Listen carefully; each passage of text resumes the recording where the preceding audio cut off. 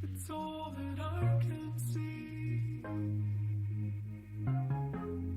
I'm convinced you've given up on me. Your innocence, it took me by surprise. 'Cause you must know that I'm leaving here tonight.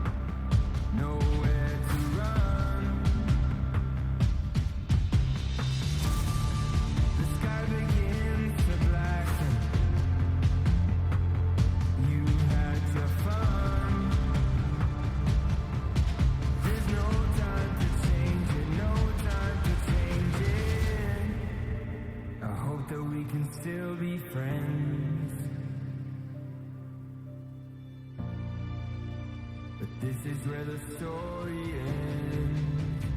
This is where the story ends. Oh,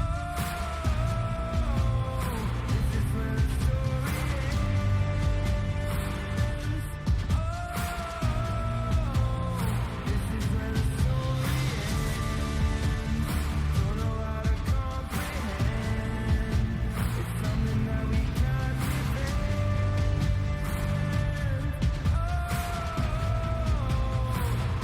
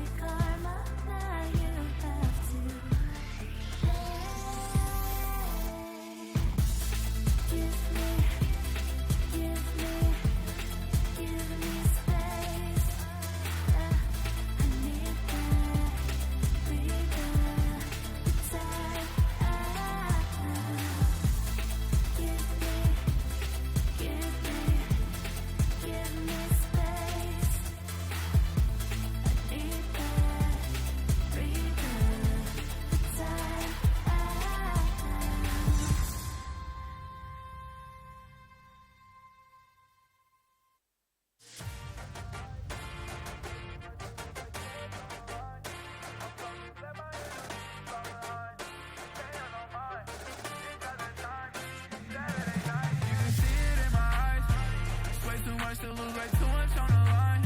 I'm focused, let my enemies fall behind. Pain on mind, it's about that time. Saturday night, yeah, it in my eyes. It's way too much to lose, way too much on the line. I'm focused, let my enemies fall behind. Pain on mind, it's about that time. Saturday night, yeah.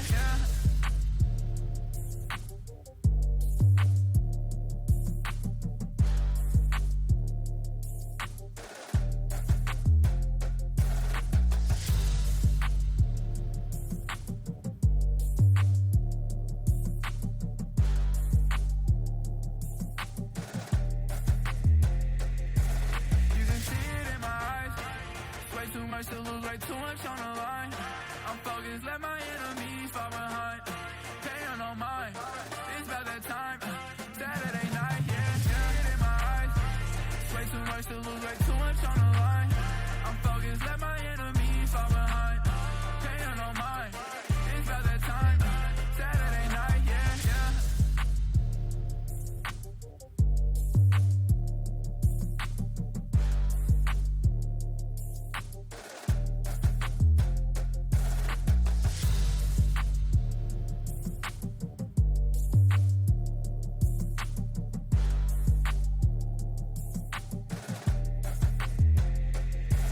You can see it in my eyes.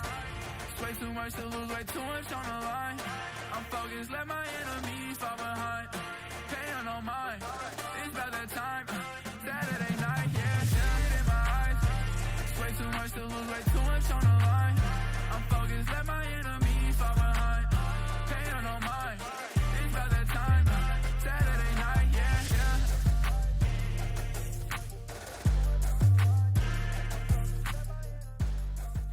Long ago, before the Ruination ended their line, the royal family of Camivore revered Imperial dragons as powerful and majestic creatures. So as one of the few Imperial dragons still alive today, Smolder is kind of a big deal. Or he will be, at least, as soon as he masters flying, and breathing fire, and being big, and scary. You know, dragon stuff. Sizzle! The fiery fledgling is an ADC who's all about scaling. He may seem like a tiny spark at first, but he can grow into a late-game inferno. So, you ready to play with fire? Welcome to the Smolder Champion Spotlight. Go Smolder! Go Smolder! Smolder's passive is Dragon Practice. Whenever he hits a champion with an ability or kills a target with Q, he learns a bit more about dragoning and gains a stack. Each stack increases the damage of his basic abilities, making them extra spicy as he gets more practice. This means Smolder gets stronger and stronger as the game goes on, so let him cook. Q is Smolder's Super Scorcher Breath. He spits the biggest, awesomest fireball he can muster at his target. Okay, so maybe it's not that impressive yet, but you just wait. You started it! As Smolder gains more stacks of his passive, he enhances Super Scorcher Breath in 3 tiers. At tier 1, it deals AoE damage around the target. At tier 2, more explosions shoot off behind the initial fireball. And at tier 3, the flame burns targets for additional true damage over a few seconds. If they drop below a certain health threshold in that time, they're toast. Don't forget that Smolder gains stacks whenever he hits enemy champs with abilities or kills a unit with Q. Focus on last hitting and poking opponents with Q so he reaches those stack tiers as quickly as possible. By the time late game rolls around, he'll be a teamfight terror with tons of AoE damage. Breathing fire isn't without its challenges though, like all that soot in your nose. With W, Smolder sneezes out a fiery glob. This blast damages and briefly slows targets and explodes around any champions in the line of fire. And you thought your allergies were bad. During laning phase, Achoo is a crucial farming tool for Smolder. He can use it to soften up a wave, then last hit with Q for all the stacks. In teamfights, it's a powerful AoE spell. Hitting multiple champions sets off explosions around each one, which scale with his passive and ability rank. That late game damage is nothing to sneeze at. Don't you just love his little wings? Well, they aren't just for princely charm. Smolder's E, flap, flap, flap, sends him into the air for a short duration where he ignores terrain and gains move speed and vision.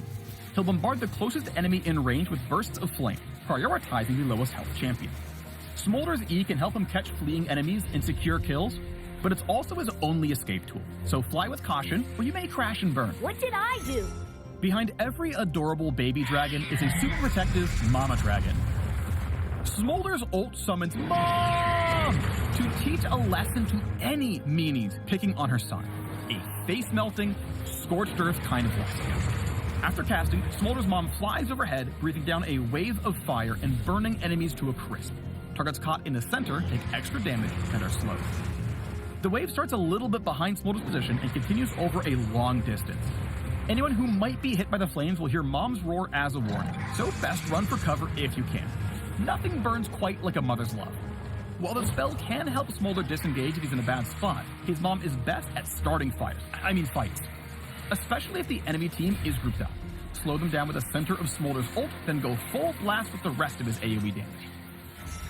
Smolder's Dragon practice stacks are the fuel for turning this glowing ember into a roaring blaze. He needs to farm safely in the early game to stack his passive and improve his Q before he's ready to take on the world. That means he'll need a more lane-dominant support looking out for him while he grows big and strong. Champions who can zone opponents off will make great lane partners for this Widow kiddo. On the other hand, he may struggle against lane bullies who can force him to retreat and lose out on stacks. Without much Dragon practice, his ability to trade is limited, so enemies with lots of poke and engage tools are blistering counterpicks against Smolder. Where he really burns brightest is teamfighting. Thanks to his powerful AoE damage, roasting grouped up enemies is his specialty. But like most ADCs, he needs to position wisely to stay safe. Fly in solo and you might just fizzle out. Smolder is designed to be a simpler marksman with an approachable kit. So if you've been looking for a reason to learn ADC, who burns hotter than ADC, consider this a warm invitation to try the fiery fledgling. Likewise, if you enjoy marksmen with their own escape tools like Ezreal or Zeri, or adorable forces of destruction like Tristana and Kog'Maw, you may want to take Smolder for a test flight. And of course, if you love getting stacks on stacks on stacks, looking at you Veigar and Nasus fans, then the scaling damage should be just what you're looking for. Whew, is it toasty in here or just me? I gotta go cool off. Learn how to train your dragon at the links below, and bring the heat with Smolder, the fiery fledgling.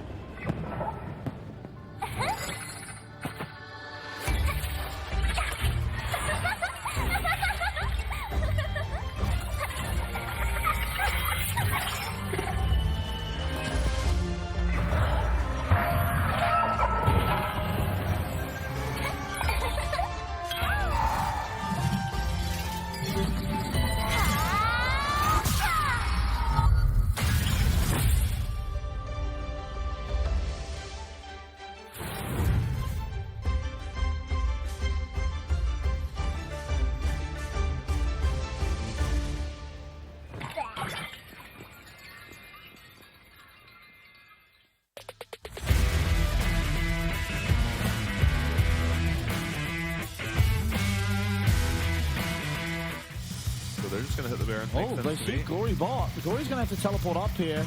Does get to the tower first of all, but this is getting absolutely annihilated. Smite fight! Gemini once again will be winning that one, and a big knockout coming out of Sword Art as Rest goes unstoppable. Pretender's going to go down. Gory find the perfect angle. Kaiwing getting very, very low as Rest does choose that all out, but it's going to be at least one kill found here for Jiang. Is Eminem going to get rooted up? Caster very, very low. Jiang not going to be able to find the kill just yet, and he won't be able to find it at all as Gory gets the penta kill. And Gory started that fight out with finding Pretender off on the side.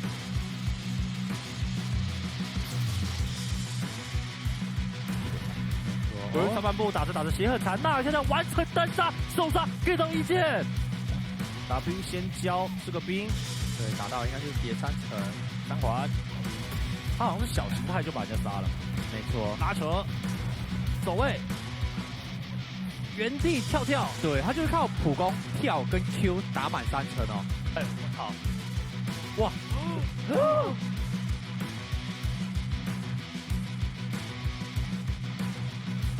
看一下又要胜败来点吗？那胜败点，胜败就要出事了，直接被锁头。爆海大绝下来，先敲，又敲到2个，胜败在正中央。有一个护盾的保护，这边卷，把3个人给卷了回来。ICU 在后排，把人给直接切走了。16一键逃跑 ，Driver 这时候开了拼死一搏，一个人在打3个，但是他知道打不太过，地狱族这波打回来了。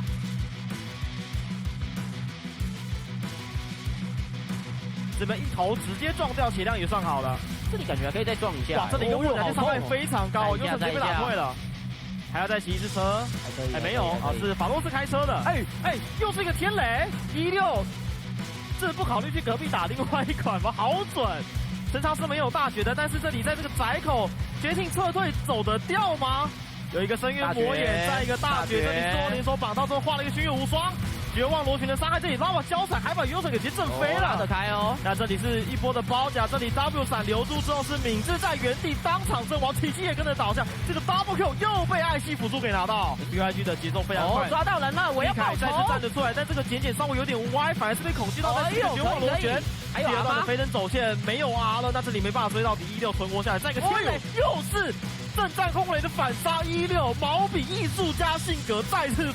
但毛笔这个 QW 是真的有料打得好准哦。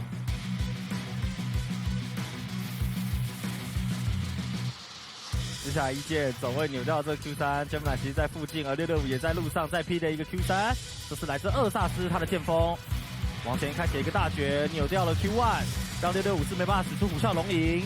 接着花大脚先把 Gemini 给踹走，但后续再一个冥府斜内搭配是破心者 ，W 把 Gemini 给推到塔下，来自塔口的超过6路再飞了回去。上野的 Battle DCG 要获得胜利吗？在这里一剑还有机会可以再砍，就在空中把665给砍死，而且还有机会再做。不过这就是一剑 Double Kill！ 哇天啊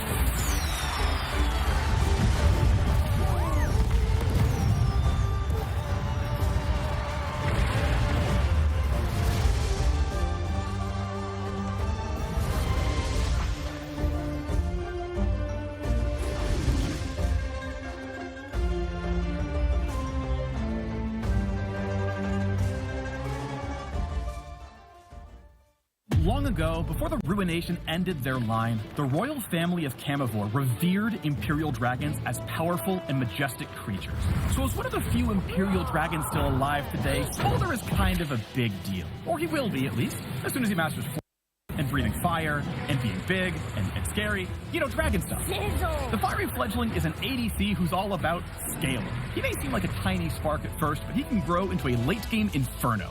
So, you ready to play with fire? Welcome to the Smolder Champion Spotlight. Go Smolder! Go Smolder! Smolder's passive is Dragon Practice. Whenever he hits a champion with an ability or kills a target with Q, he learns a bit more about dragoning and gains a stack.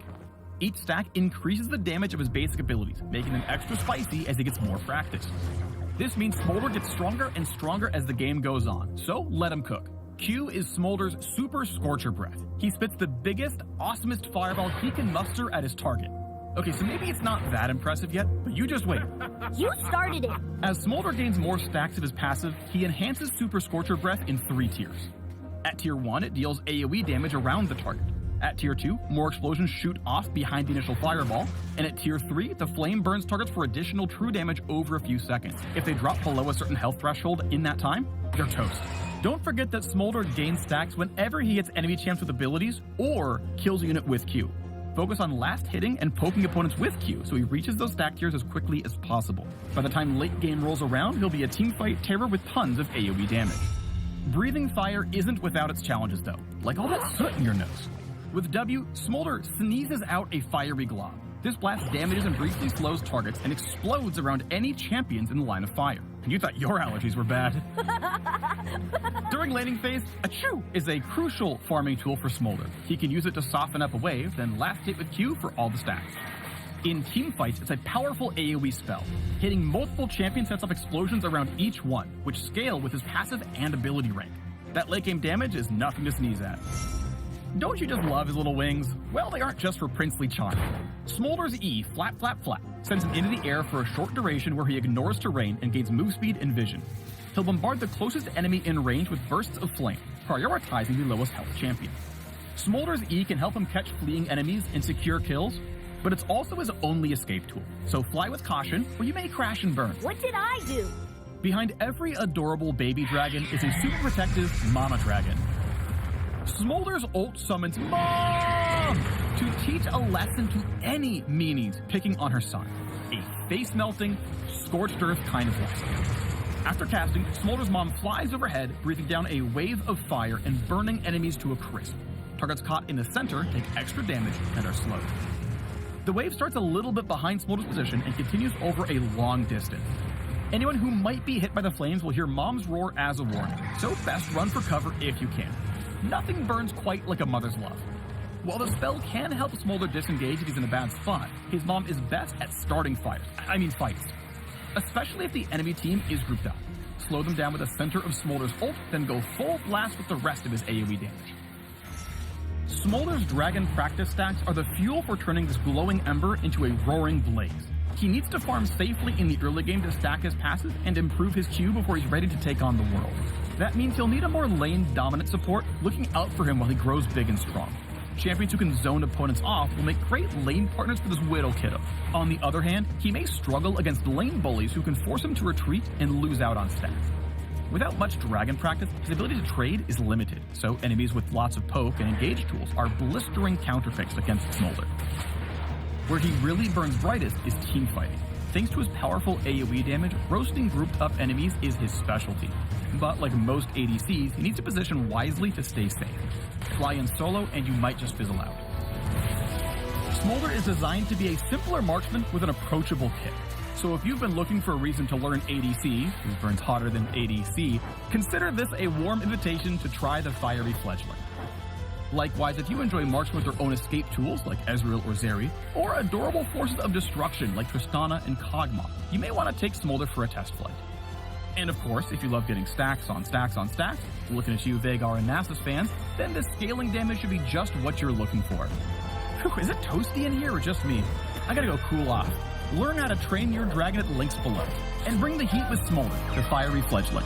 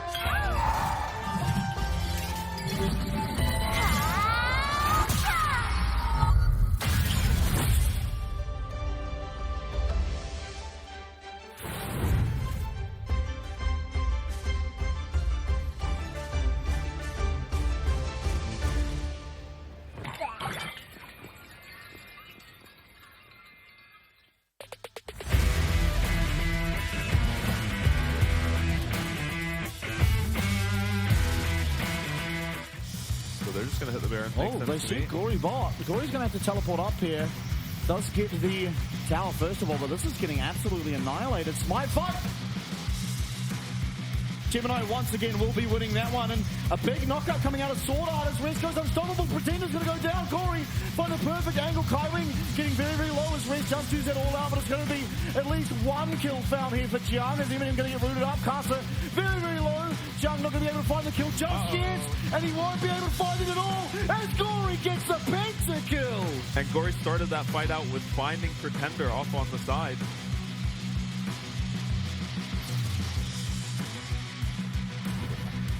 国人上半部打着血很残，纳尔现在完成单杀，受伤 get 到一剑 ，W 先交是个兵，对，打到应该是叠3层3环，他好像是小形态就把人家杀了，没错，拉扯，走位，原地跳，对他就是靠普攻跳跟 Q 打满3层哦，哎，我操，哇！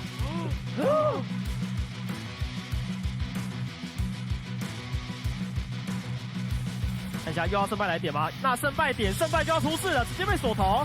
爆海大绝下来，先敲，又敲到2个，胜败在正中央，有一个护盾的保护，这边卷把3个人给卷了回来 ，ICU 在后排把人给直接切走了。16一剑逃跑 ，Driver 这时候开了拼死一搏，一个人在打3个，但是他知道打不太过地狱族，这波打回来了。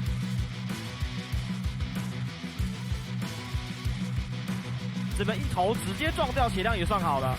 这里感觉还可以再撞一下。哇，这里一个握感觉伤害非常高，右手直接被打退了，还要再骑一次车，哎没有啊，是法洛斯开车的，哎，又是一个天雷16，这不考虑去隔壁打另外一款吗？好准，陈长是没有大绝的，但是这里在这个窄口决定撤退走得掉吗？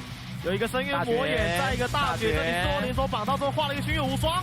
绝望螺旋的伤害，这里拉瓦交闪，还把右手给直接震飞了，拉得开哦。那这里是一波的包夹，这里 W 闪留住之后是敏智在原地当场阵亡，体系也跟着倒下，这个 Double Q 又被艾希辅助给拿到。UIG 的节奏非常快，抓到人了，我要爆头。再次站得出来，但这个减稍微有点歪，反而是被恐惧到在绝望螺旋。还有第二段的飞thân走线没有 R 了，那这里没办法追到底16存活下来，再一个天雷又是。 正战空雷的反杀16，毛笔艺术家性格再次发挥。但毛笔这个 QW 是真的有料打得好准哦。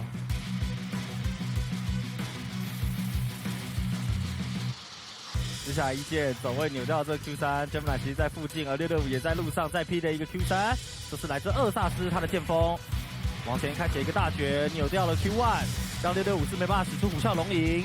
接着花大脚先把 Gemini 给踹走，然后去再一个冥府斜链搭配是破心者 ，W 把 Gemini 给推到塔下，来自塔口的操作链路再飞了回去。上野的 Battle DCG 要获得胜利吗？在这里一剑还有机会可以再砍，就在空中把665给砍死，而且还有机会再做。不过这就是一剑 Double Kill！ 哇，天哪！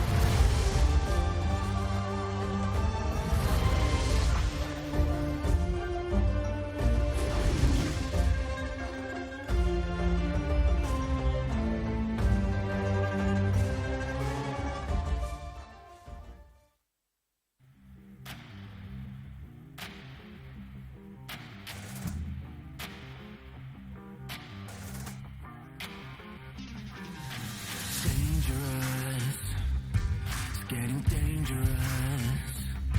It's getting dangerous.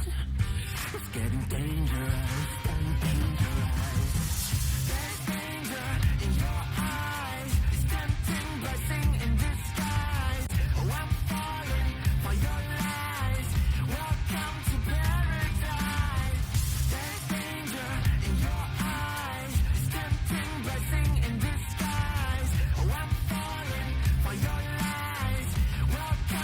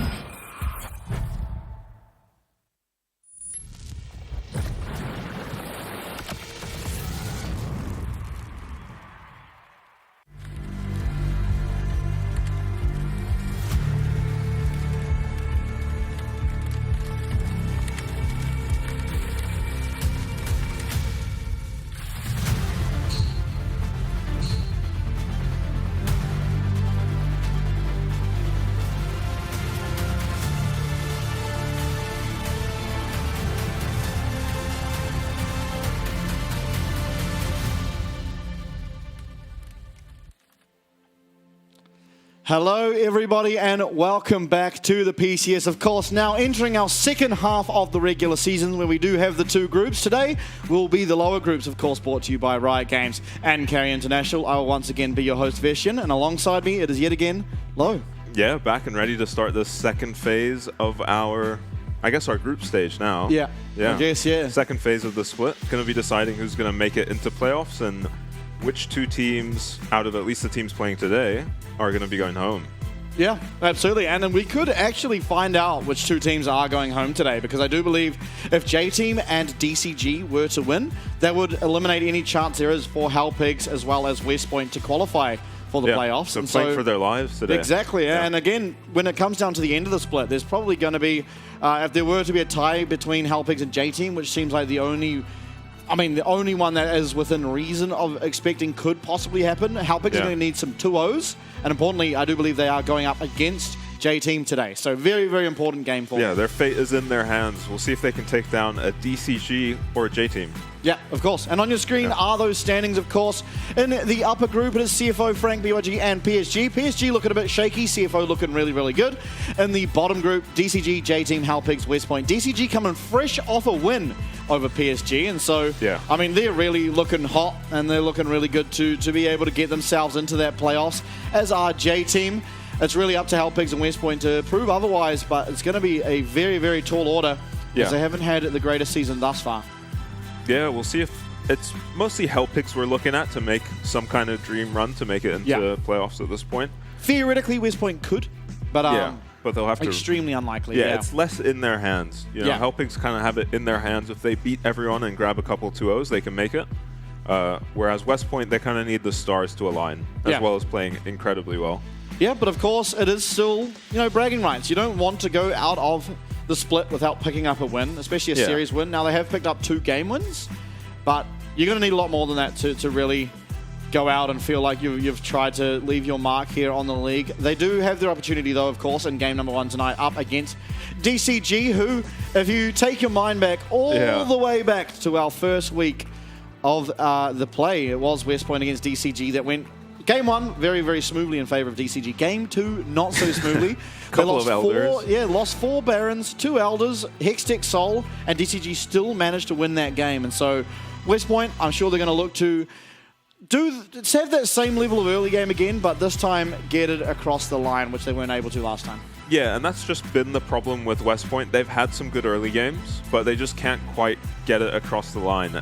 Even games where they can get Relia really fed on his carry top laners, they just aren't using the picks that well. They're not side laning enough, maybe. I'm not sure what they're doing wrong exactly, but they're just not getting it across the line. Yeah, for sure. I think, honestly, when they have picked up their wins in the games, it has come off the back of Cheng9, which I never really expected to happen. I always thought, wow, you've got this guy who loves playing carry top lane, is not afraid to lock them in. Yeah. But Cheng9 on the Varus was actually sort of what got it across the line. He had that amazing dragon fight against Hellpigs, which he found a triple kill and just took over the game from there.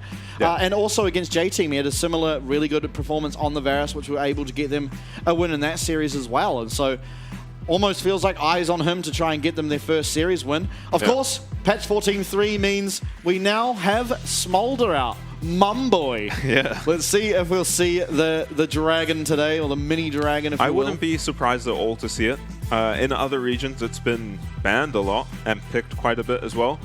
Varying results on the pick. I think people haven't quite figured out exactly what kind of compositions it fits in. So we've got Zeri buffed, Nidalee buffed. The biggest one to me is the Taliyah buffs. Yes. Already being picked. And so when you buff the champion that is already seeing some play, given it is almost always into Azir, it's more likely to sort of rise in priority, as well as Azir nerfs, which means there's a good chance that Azir's not going to see so much play, which might mean that we don't see a whole lot of Taliyah, but maybe just the buffs are good enough to get her across the line. Yeah, I'd be in disbelief to see Nidalee. Yeah. Corki is probably a goner. Yeah, at this point. They removed the interaction between his ult, Malignance, and Eclipse.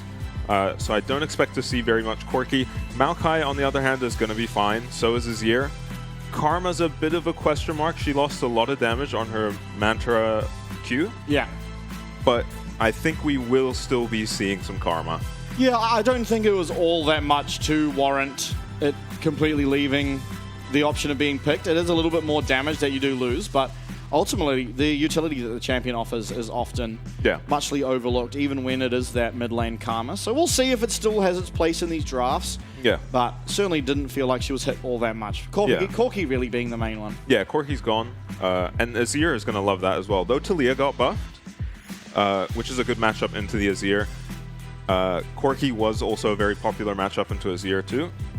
Yep, and item changes, I mean, there was a lot.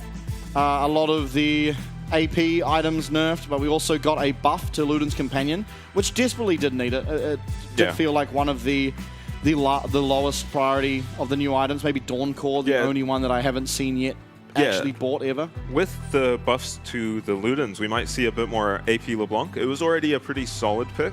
Yes. But she really wants that item. There's nothing else you can really go for as a first item on LB. So maybe we will see a bit more AP LB. Rageblade, really only Varus. I guess Callista. Yeah. But Callista usually banned.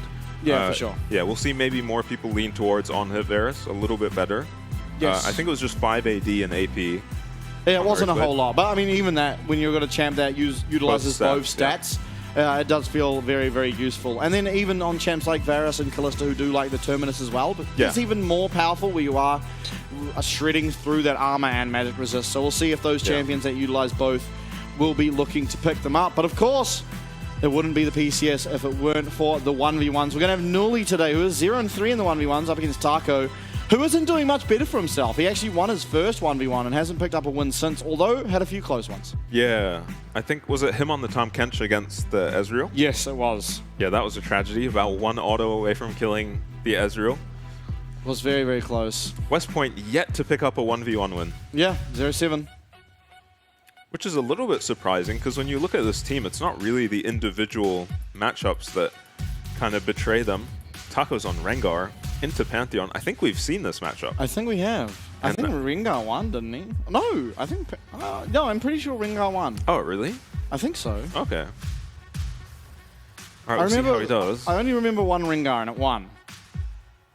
Yeah. Yeah, I'm not sure what it was into. I remember Pantheon into Kled. Yeah. Not going very well for the Kled. The Kled struggled. Not many better ways to put it. Right. Got a bit of bush lurking going on. Yeah. No one wants to step out first. Here comes Taco. Oh, we're truly brawling. Nuli getting quite low. Wow, yeah, this looks very Rengar favored. Barrier comes out. Still barrier available for Rengar. Ignite available for Pantheon where Rengar doesn't have it. I mean, this seems like it could even be a winning trade for Nuli if the... Yeah, barrier's so good against Pantheon though. He's dead. Oh, that is not a winning trade. Tragedy has struck for the side of West Point. They're down 1 kill, of course, not over yet, but yep. A lot of minions will be going down, although... Yeah, we don't usually see a whole lot of comebacks in these 1v1s. I think we saw a Cassiopeia comeback one. Yes, we did. In one of the early stages. And I guess you count Jiang's win on Riven as a comeback. Yeah, actually, that's true. It was looking very rough for him. Yeah, now, I mean, Taco's going to have a lot more gold to utilize. See what he picks up. It's going to be the Caulfield Warhammer. Yeah, a bunch of AD. Interesting to not go for the lethality. Yeah, or even a tankier Rengar build. It's already so hard for Pantheon to kill him though, I guess. And champs that do burst, it's so hard to play Rengar into Rengar because he just heals. You know, he can save his W for when you burst him. He can even use it twice if he wants to. Yeah, Executioner's Calling was the first item for Nuli, and now he's actually gone for a Chain Vest. Not sure that I like it, but we'll see. Yeah, he might just lack damage to kill Taco. Even if he gets some kind of Dream Engage.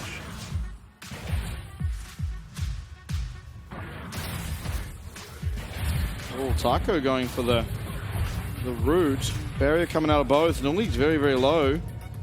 It is going to be that Rengar ultimate used here. Nuli does land the stun, but he's not going to be long for this world. He's trying to trade it back. Wow. It was very, very close, but ultimately Taco will be picking up the 1v1 win, finding his second, and West Point remain winless inside selection 1v1s. Red side, DCG selection, actually kind of strange. Maybe it's an anti-West Point strat where they pretty much always give Relia that red side 5th pick. Admittedly, it hasn't really found all that much success, but this time opting for the red side themselves. Won't leave that available.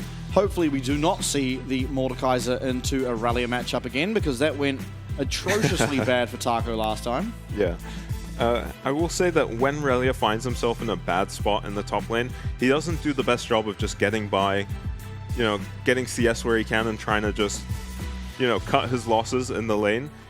He tends to just go from bad to worse and fall behind. So maybe that's an angle for DCG to he's back in Taiwan. Games. Oh. Last time he came back to Taiwan, his performance improved dramatically. So let's see if the same happens here. Maybe he was already in Taiwan, I don't know. But he wasn't in the studio for the last games.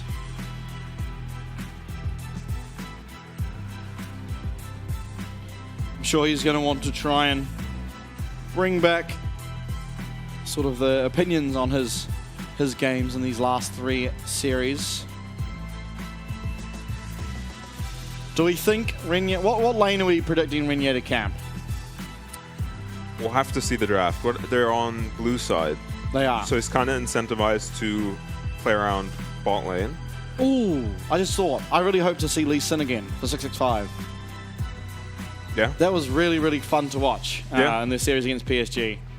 Picking up 2 wins, both on the Lee Sin. Yeah, we'll see if Kriskada's got another unique mid lane pick for us. Yeah, what were the last ones? I think he put a couple Karma games in. Oh, they had a really cool draft against PSG. Yeah, the Xerath.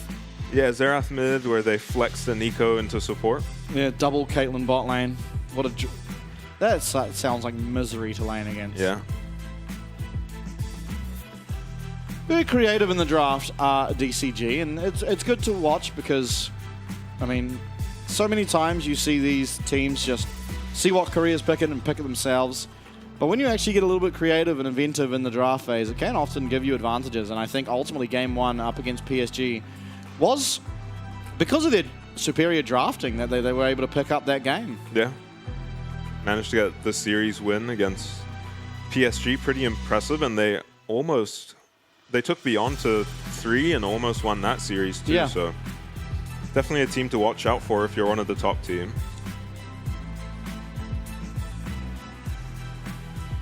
Head-to-head. Oh, wow. all right, this is a little bit of a ratio.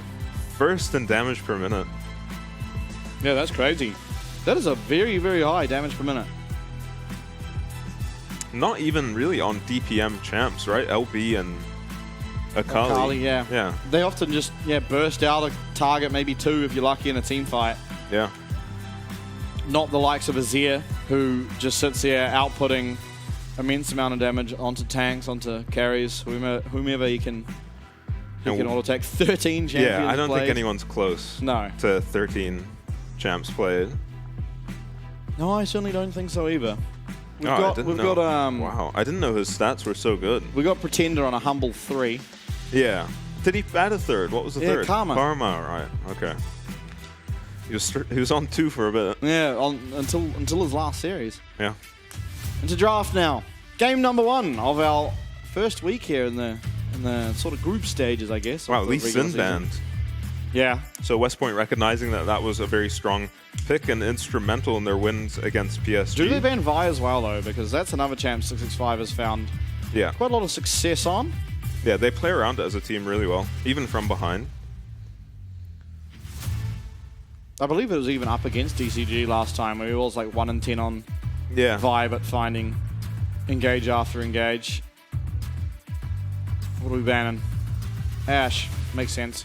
I mean, a little bit, other than the fact that you're on blue side, yeah. But with the Ashe ban on blue side, you've now kind of forced the enemy team to ban Kalista. Otherwise, you'll be happy first picking it. DCG have been a team to leave Kalista open and just draft around it. Now, Vi's open, Rumble's open. That was their answer to it last time up against Beyond, and it looked really, really good. Yep. Let's see. Uh-oh. I feel like West Point are getting baited into the Kalista pick. Yeah, we'll see. They did end up losing that game against Beyond after some heroics. Yeah, but they did win the second one, which is pretty much the exact same. Was that Callista as well? Yeah, both games were Callista. Yeah, and they Beyond only actually... just one game on. Smolder hovered. Smolder locked in. Fun. Okay, we get a Smolder pick. It is a mid AD flex, but Well, they've decided not to anymore. just... Yeah, they've decided to just lock in the Hui. Could be a Makes top sense. lane flex. When I play solo queue, if I see Urgot or Alawi getting locked in, I just lock in Smolder. And we'll see if Relia goes for Urgot or Alawi. I don't think so. It'll just be too scary into a lot of his champs, I Yeah, think. no, I can't you're not- imagine it does well into like Yone or Akali or No. Irelia. Now, there is a problem, of course, now that Vi has been locked away from DCG, so won't have that answer into this Callista. Yeah, but this Callista looking a little harder to deal with. Pharrell makes it even harder. Rumble is open. Yeah, I think the draft's currently put together by West Point. You'd really like the Rumble yourself, but we haven't seen Relia play it just yet.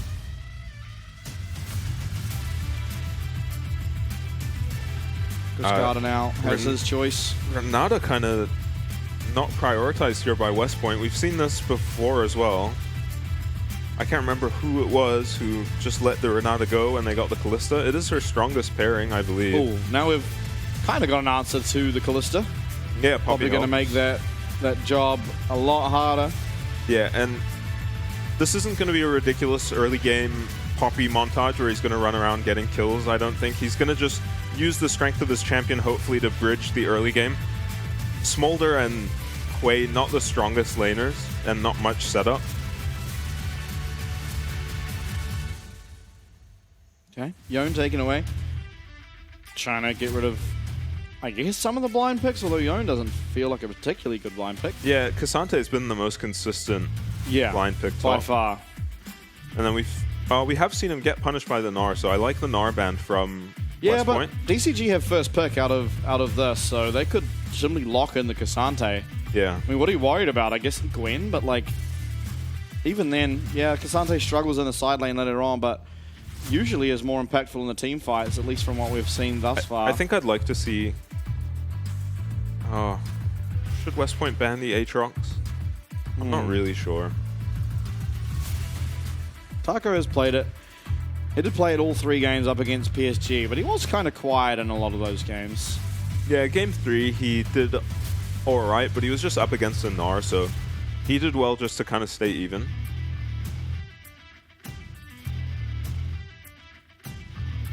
Okay. Last Clear ban band now away. for West Point. Darius. All right. Kind of saying they want to play Udyr or Cassante with these bans, West Point are. So I wouldn't be surprised to see DCG pick it, but then if you're West Point, the Rumble becomes a really nice pick. Senna Smolder. Okay. Alright. Probably worried about picking a melee champ. What if it is just going to be Smolder top? Yeah, they do hold on to the flex. I mean, it should be alright into Udyr. Oh, it'll be fantastic into Udyr. Smolder has enough wave clear that he doesn't really care if Udyr's shoving him and he's farming stacks off him all game. He's not going to kill the Udyr. And Udyr's never going to kill him either, importantly. Yeah. If Udyr ever tries to run at Smolder, you just flap, flap, flap. What an ability name. Just run on out. Yeah, just fly off the map. Oh, okay. Who's going with... Oh, okay, so it's Rel, Callista bot. Got the Xerath, which was actually what Cascada picked into the Hui, I think. Yes, it was. So we'll see if Nully can perform as well as Cascada could on the Xerath. He had a great game. And Damn, I was hoping for the Smolder top. it might be Smolder mid. Wait a second. Yeah, We've cooked. it could definitely be Smolder mid. We've cooked. DCG have drafted once again. All right. 14 unique champions played. Yeah, Cascada cannot help himself. I'm surprised they didn't flex it into the top lane, but maybe you just have some comp issues. Nah, that's when you lock in the Cassante mid. Yeah, seems fine into Xerath. I don't think you're ever. You're never dying, but first strike could be pretty potent as the Xerath in that lane. Yeah. And Kanik Recurn did get This is nerfed on the exciting. patch. Yeah. Seeing Xerath versus Smolder mid game 1. Not exactly how I imagined our first Smolder matchup to be looking like, but, Yeah. you know, we take those. Yeah, both hyper-scaling champs. We're going to see if Orca has put as much practice into the Hui as some of these other Yeah, true. mid laners have. So I wonder if we're going to see Fleet Footwork or Arcane Comet out of Smolder, because Fleet Footwork would make laning easier Yeah. in the sense that you can dodge out of these Xerath abilities a little easier, a little earlier on. Yeah, and whereas, sustain back when you do yeah, get hit. and it feels like Arcane Comet, while yes, it gives you a little bit more pressure in the lane, you're probably not going to have that much over the Xerath anyway. Most Yeah. likely just going to be shoved into your tower, Yeah, I'm expecting Fleet Footwork. as am I. Makes it a lot easier to dodge out of pretty much every single ability of skill shots that come Yeah. out of Xerath. And It'll it be is- interesting to see how the junglers decide to play this game, because both mid laners are kind of useless. It is the Fleet Footwork on Smolder. So Poppy, we've seen Poppy put a lot of pressure onto Vi in the early game. Even we've seen some Poppies just kill their red buff or kill their Raptors and just run at Vi's Gromp if they're starting at the same side of the map. And Poppy can pretty easily kill the Vi at level 2. Yeah, so I guess this was why they left the Kalista open, was the Poppy and the Hui. This is what I imagine. I mean, also, Kalista doesn't have the easiest time into such long range in the bot lane. Yeah, this bot lane could get very out of hand very quickly for DCG, though. If they make a mistake and Yeah, they're just this Kalista dying. gets a kill, or they even just lose a flash on a bad play, it gets really difficult to play as... Okay, a little bit of aggression early game. Yeah, Nully will spot it out, though, so should just be the Yeah, I like this from opposing 665. side's jungle. Vi, I don't think, has the option to match and cross into the enemy jungle. They don't have any vision to spot it out. They should already know, though. Nully seeing Poppy walk in there. Okay, so it's farming Hui. Oh, yeah. So Renier doesn't feel like he can go to the enemy Oh. jungle. He's going to run at Poppy at red. Poppy does usually win these, but his lane... Yeah, his bot lane is so much weaker at this point in any skirmish. So they're kind of getting beat up. I don't think Vi wins this ever. Isn't at the moment, but Nully's on the way. We'll land that slow. Seems like Renier is going to be content to just walk back and do his red. Bit of a chunk onto 665. But, oh, and White coming out bottom. Ching9 finding a bit of damage, but actually taking quite a lot in return. It is going to get Yeah. that flash heal, though, out of Tide, so... Yeah, he's definitely a target, but at least they got the Rel Flash. Yeah. Hex flash available, though, so they're not necessarily out of... Engage options, yeah. Yeah.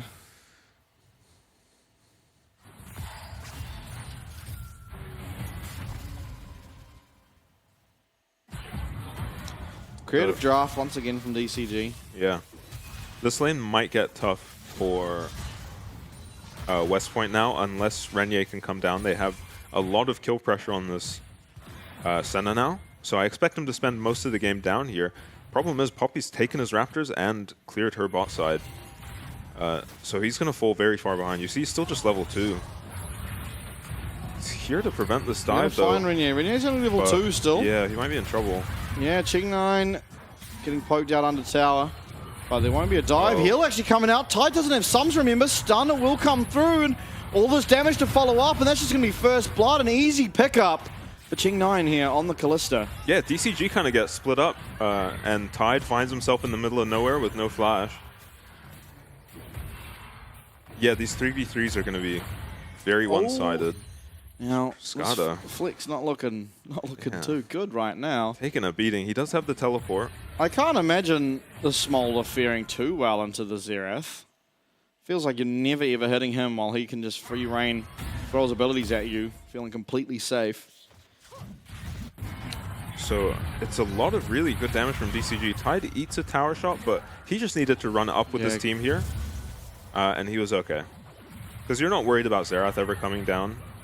Yeah, his team's just nowhere to help him. Poppy can prevent those engages pretty easily. So can Hui, honestly. That's right. And it's kind of something we've seen with a lot of the Sennas in the PCS. Just positioning errors on the champ. As Rene is walking in. Oh no! Oh, that was very close call. It was on a ward too. Yeah. Pretty lucky for 665 to get his red there. Oh. Well, So he's got double buffs. Yeah, Renier does have smite, so should be able to pick that up. Relia is 1 HP. Does actually use the Volt Breaker forward though, so won't have that for a little while. See if we can land this wall bang. Flash coming out of Renier. Flash also from 665. Taco as well, matching. A lot of sums being burnt, but Renier's in no man's land. It's Cascada. He flap. Will he chew? He won't at the moment. Renier should be free. Oh, gets slowed up. This might be problematic. It's a long time on his Volt queue. Breaker 4, 3, 2, but Rally is here now, so Wow. we'll be okay. Okay, what an escape by Renier. I thought he was dead for sure there. I'm surprised Cascada didn't commit the flash just to finish him off. No flash on the Vi. Taco hasn't been back yet, and Rally just returning the lane has picked himself up those plated steel caps. Tide, once again, he does not have his flash available. Nice CC landed from Orca, but it's going to be Tide who gets taken out in quick fashion. Ching9 with a quick 2. Yeah, this might become a problem now for DCG's bot lane. You see how vulnerable they are without their flash against a Kalista and an engaged support. Relia is putting in work on this tower. Yeah, things going fantastically for West Point. Yeah. So far, up 1k gold. 6 minutes in.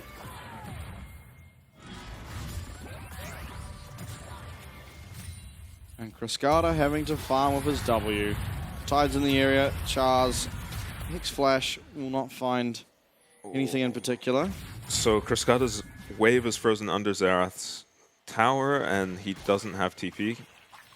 He can get some Senna heals and pick up the plant. Any fights around your bot lane. Renier, no flash. Oh my god, that's a loud dragon. Yeah, a lot committed. Well, just the Smolder ult really committed onto the Vi there.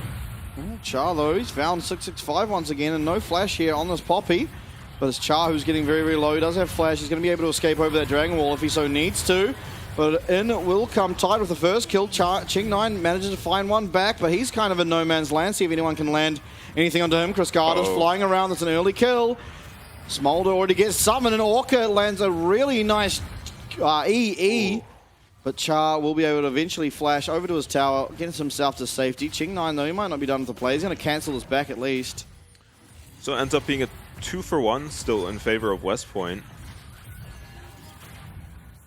I'm surprised it even went that well, to be honest, with Renier a level up on the Poppy. So Cha engages here.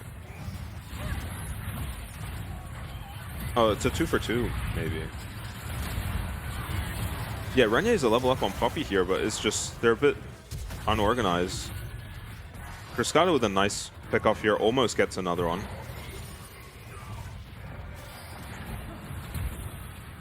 Yeah, it was actually a 2-for-2, and Orca not landing snipes like 1116 was. But he's got plenty of time. No, I think if you missed one, you're no longer allowed to hold up the 3. Yeah. The 3 symbol. Yeah, it didn't really feel like he was missing. Void Grubs picked up for 665 here on the Poppy. Gonna Hex Flash over that wall. Yeah, it is honestly such a hard game for 665 to play on the Poppy.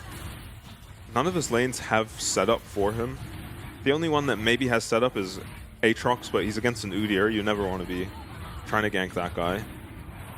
We've seen that go miserably.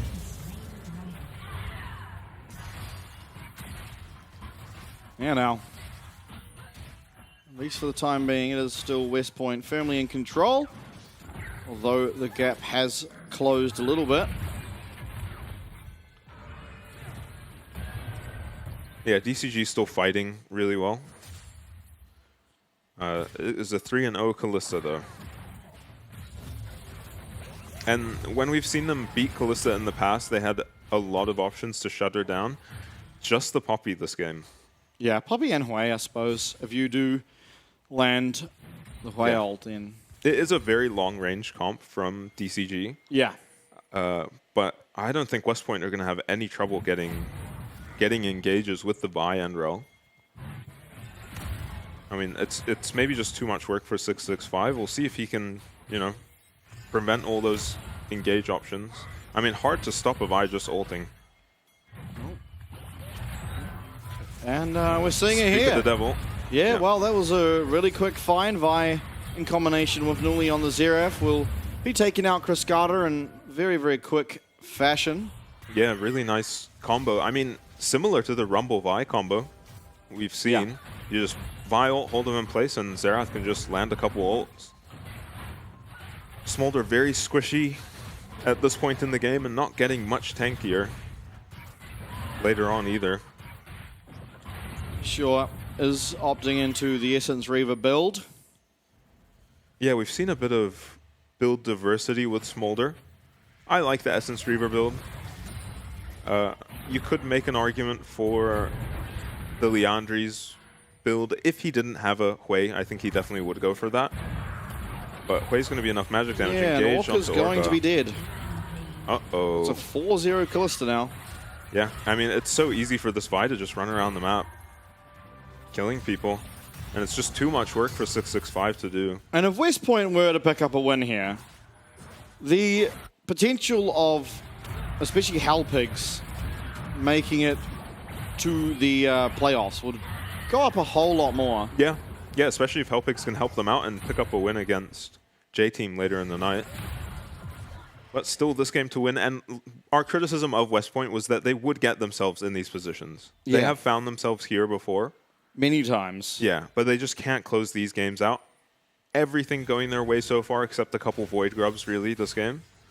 Their comp should be favored to close this out, too. Yeah, and they're not even particular on a timer, right? Well, Smolder, of course, does scale really well. And Yeah, as well as Senna. There is a lot of scaling on DCG. yeah, but there's just so much range. Yeah, It's honestly just the Zeref alone makes it really hard. yeah. And with 3 different engage options on West Point, if you include the Callista ult as well, it's just so hard to keep these backline carries safe. For sure. Now, Tide's Flash will be up shortly, as will Orca's, so the bot lane will start feeling a little bit safer. But at least for now, it's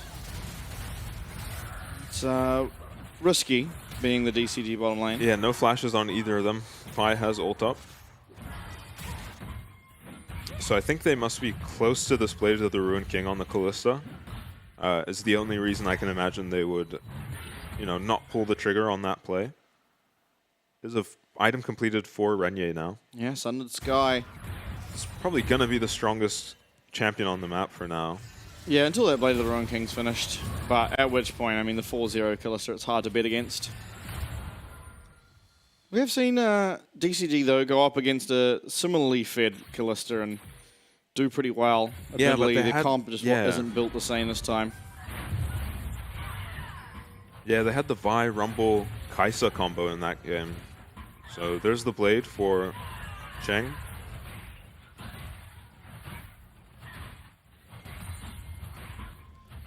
Yeah, Ching9 looking very strong. Renier picking up the 3 Void Grubs. 30 seconds until this Mountain Dragon spawns, and he's just going to walk away from that last one. Realizes that there's no chance of getting the 5. And it's not that important to get 4. Yeah, 3. and we haven't seen Smolder stacks as they're going to maybe engage onto DCG's bot lane. 665 has to constantly be here to protect his bottom lane. Yeah, but I do feel like they definitely will lose the 3v3, and Yeah. Zeref only has to walk a minute amount down the river to be able to fire off those arcane barrages, but they're going to choose against it. 665 is in position to start up this dragon. Nuli, no teleport, just backed. He's just straight on it, and I think DCG recognize they can't contest this, though 665 cancels his back. This would be... Could look for a possible steal with that Poppy ult. X flash in. Nope. Cha. Yeah, okay, that's going to be a Oh, lot wow. taken out. Nice ult there from 665 on the Taco. Poppy. Taco teleporting into the bot lane. Should be able to pick himself up a kill here. Char going down. Ching the next to be looked at. You're going to have to kite very well against this Aatrox, and kite very well. He is not. Flash away keeps him alive. But how much longer is 665's on the hunt? Flash forward, wall bang. He's going to get that Q down. That's an easy pickup. A shutdown onto 665 on this Poppy. Wow. And just like that, it's Dragon and a couple kills found as DCG pick themselves up a massive amount of gold and are in fact in the lead now. Yeah, for a second it looked like it was just going to be a bandit move, Poppy ulting Renier out of the pit and stealing the dragon, but they end up picking up some kills while they do it as well. I was not expecting that, but I didn't recognize that Relia's TP was down while Taco's was up. Relia does take a full tier 1 tower. Yeah. So Newly also not joining. Yeah, so minus the kills, maybe would have been worthwhile for West Point, but with these kills going down, you know, you have to feel like DCG are pretty happy with that. You never want to lose your tower for free. As Cha is just maybe way too aggressive there. Really nice Poppy ult. Having to use the Kalista ult defensively when you've got Aurel sucks, and you've got Taco on a great flank. He'll be needing to, you know, find a lot of those TP flanks onto the Xerath if he's going to have impact this game. Oh, goes from Relia. Taco really low. Wilding is going to be committed, and it's just going to be Relia ghosting away, but he's going to be able to look to re-engage. Yeah, later on. It is ultimately an ult traded for a summoner, which is usually good, but Udyr can put in, you know, a lot of work while this Aatrox ult is down. Here's Leandris once again. Relia opting for a little bit more damage. Yeah, so after that dragon fight, items pretty even across the board for DCG now. Opportunity first for Tide. Yeah, we usually see the Youmu's. Youmu's did get a small nerf. I mean, it wasn't a small nerf. It lost 20 move speed on ranged champions. But I'm still surprised to not see it first item.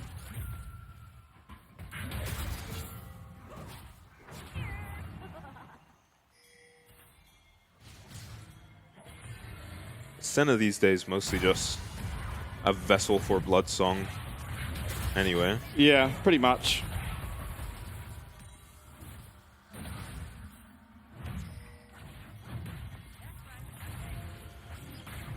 Now, I mean, all things fairly even.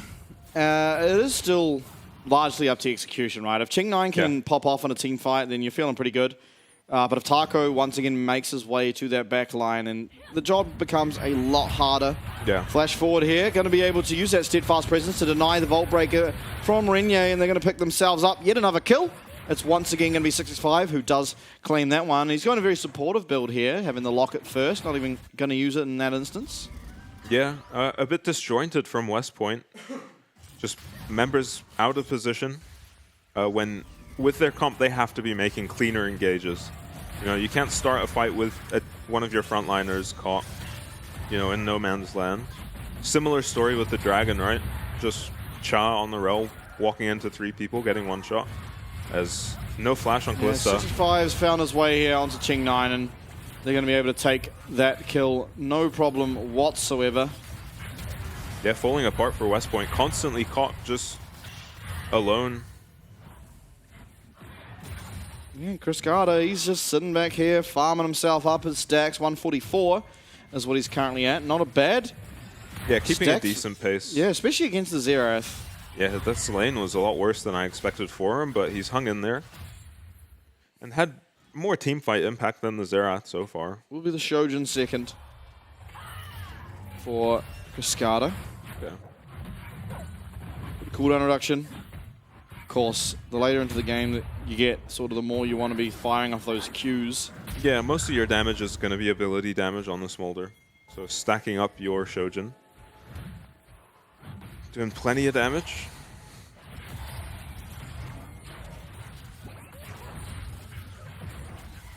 Looking to pick up this mid tower, There you although go. the flash engaged. Magnus Storm fantastic. Chris Carter's in no man's land. Flap, flap, flap, used. The heal will come out of Mother's Dragon as Renier does go forward here. He's going to be immediately taken out though. He is trying to find a trade back onto 665, who is running away as slowly as possible with that Phoenix stance upgrade on him, but it's going to be ultimately 3 going down from West Point and 0 in return as DCG continue to pick up pace after a very slow and honestly tragic start to the game. Yeah, a great engage found by Cha, but they just weren't in position to follow it up. They just had people scrambling from all over the map as... Yes, Vi is here, but Relia is far away, and I guess Xerath can follow up from far away. Doesn't manage to connect the Xerath ultis on the back line. And yeah, Renier, once the engage fails and you don't pick up any kills, you're just sitting ducks. 665 just getting away on a sliver of HP. Yeah, I don't actually think he needed to flash, but I don't think many people know how long the Phoenix stance actually lasts for, because I certainly don't. But yeah, when you're that low and the only thing doing damage to you is that Phoenix stance, you just want to get out of there as soon as possible. Yeah, and that's the type of engage that would have worked if they maintained the lead they had originally. We're looking for Ching again. Mum will come through, and Cascada finds some damage. Doesn't have that execute or burn yet, so Ching9 will be able to live, but not before losing his flash. And oh my god, that is a 1 HP Callista. Yeah, Tide finds the ward snipe onto Cheng, but it doesn't quite finish him off. And I mean, this Callista is suffering now. After I think a 4-0 start, he's just died 3 times in a row. 2. He lived that time. He's 4-3 though. Is he? Yeah. Oh. I don't remember the 3rd death either, but there's the one in the dragon fight, in that last team fight. Oh, and then he was just caught bot without his flash. True. 3v1. Oh, he was flashed on by Poppy. Or was that after the dragon fight? It doesn't matter. Either way, he's died 3 times in a row, and yeah, West Point. It's not even that difficult of a comp to go against. I mean, it's not easy. I mean, Poppy's always annoying. Oh, here's an engage. Magnet Storm. It's going to be denied. Fantastic steadfast presence once again from 665, and he's just in the middle of everyone. Orca. That Hwei ult is doing numbers, and through will come Mum, but it's not even needed as it doesn't find anything on the backside. Orca will find himself a kill onto Char as well, and 3 dead. Rally of Renier and Char. It's now going to be the Baron. It was almost certainly picked up for DCG, as Nuli and Ching9 have nothing they can do about it. Yeah, well played by 665, denies the rel engage. Renier isn't able to find an angle with the Poppy W down. By the time the Poppy W is down, I mean, the fight's already over, essentially. So ideally, you get the Poppy ult with one of your engage tools here, or the Poppy W rather, and then Renier can find an angle onto the backline. But by the time Poppy W is gone, I mean, Orca's just one-hit the entire front line. Taco following up nicely. I wonder if there's any way we could make that Smolder ult a bit louder, because I never can work out when it's coming. Yeah. You know, the thing is, that's on every broadcast, by the way. I've watched the LCK, and it's like 10 times louder than anything else as well. I think it's just something with the spectator, maybe. Yeah, when it comes to Smolder. Because it doesn't sound that loud in game. I'm sure of it. No, I don't think so either. I've put plenty of games on the Smolder. Plenty of losses. Yeah, not as successful as Cascada has been, but my laning phases have looked about the same. What? Getting violed and died? Yeah, and just getting owned in lane. Taco, he's going to be taken out. A lot of ults used, though, but it is a shutdown over onto your Xerath, who is probably the best champ at dealing with the comp that DCG have put together. 665, he's waiting in the wings there. Renier going to be denied any way in. Poppy just standing menacingly on the outskirts of the rest of DCG. And 4v5 with Baron, they're going to be able to pick up this mid lane inhib. Charles trying to look for a flank. He's actually on a pink ward. It's 4v5. Yeah, steadfast presence still does exist as Tide. Oh, I was a little bit worried when he started walking down that small corridor. No Viol, no Rel ult. Yeah, no Xerath ult either. It would just be the Callista ult, and you'd kind of be throwing Cha in to die without much follow-up. Cascada eating a chunk here. Yeah, eating a massive chunk. Cheng way through up. come the ult, and Cheng has walked well outside of his lane as he gets absolutely annihilated. Yeah, just impatience from Cheng, I think. Recognizing that they're in a 4v5, this might be their only chance to, you know, do something. But just walks too far up. Nice flash from 665, instantly punishes him. And maybe regretting not taking the cleanse this game. I think a couple times it would have come in handy. Sure. Now, Baron's still alive, of course. Taco back on the map. Has teleport if he needs to join the rest of his team. Char, he's going to have to use that crash down, but not the way he'd want to if he's looking for a fight. Rallier, turtle stance is empowered, and it's going to let him get away, but with that, it should just be a second inhib now. 24 minutes in after a really bad start.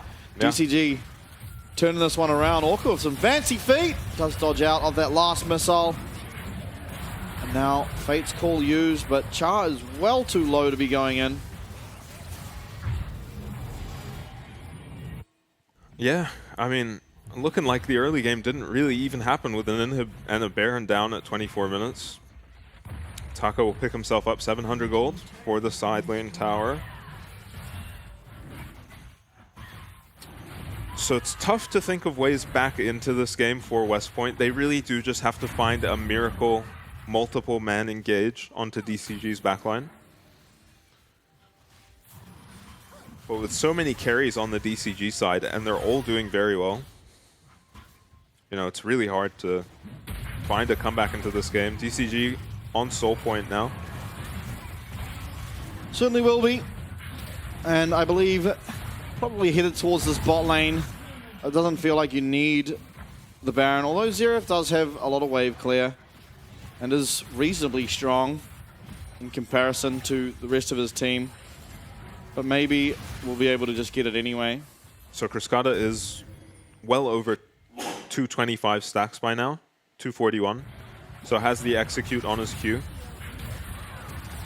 Pretty much giving your whole team a mini Elder buff. You know, which when you're behind is a nice spike, and when you're ahead is very oppressive. Yeah, Steadfast Present comes out. That's sort of the main disengage tool used. See if West Point can find a way in before losing this third inhib, and maybe it's from Ralia, who's teleported behind. He uses that Ghost, comes on in. Mum will be coming down, and Ching9's free hitting, but in will come Taco with the teleport on the back. Ralia goes down, Hui picking up a double kill. Continuing on forward, it's going to be another snipe landed. Taco not going to connect with that Q3, despite the flash, and despite the Q3 missing. Inhibitor 3 will be going down as 4 members strong here for DCG. Cascada backing, does have teleport, but coming back immediately. Nexus Tower number 1, Nexus Tower number 2. Tide just wailing in on these members of West Point. They find one last kill for good measure, and we'll be taking down the Nexus in 26 minutes. Yeah, nice to find that flank from Relia, but at this point, as an Udyr against 4 fed carries, you're just running into a blender at that point. Not enough impact on Udyr. A champ that we've seen a lot of teams just shy away from. For sure. Honestly, this is yet another game where we've seen the bot lane, specifically of West Point, get ahead and just have it turned around on them immediately. I remember against PSG as well, the bot lane of West Point actually had Ching9 start 3-0, and a very similar fate where they lost in about 25, 26 minutes, and so... Yeah.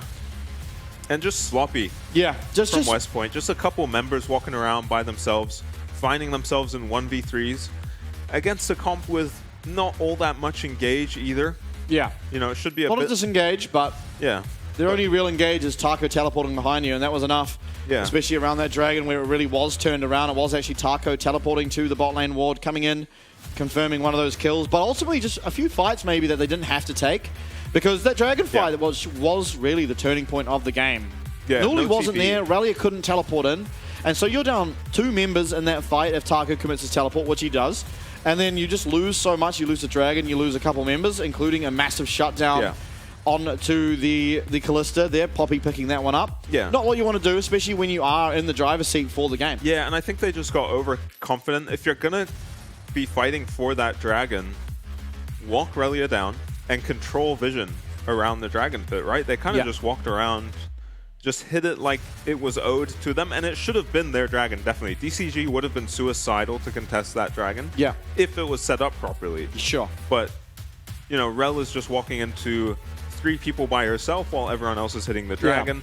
No one is marking Poppy to stop her from just ulting your jungler away, so DCG just get everything. They get the dragon because of the nice ult out of 665, and then because of a nice flank out of Taco, they're able to clean up a bunch of kills, and the game just never looked like West Point really had a shot after that. Yeah, You're just seeing people get picked off. Ching9 just chain getting killed. I mean, just walking too far past his tower mid, walking too far past his tower top.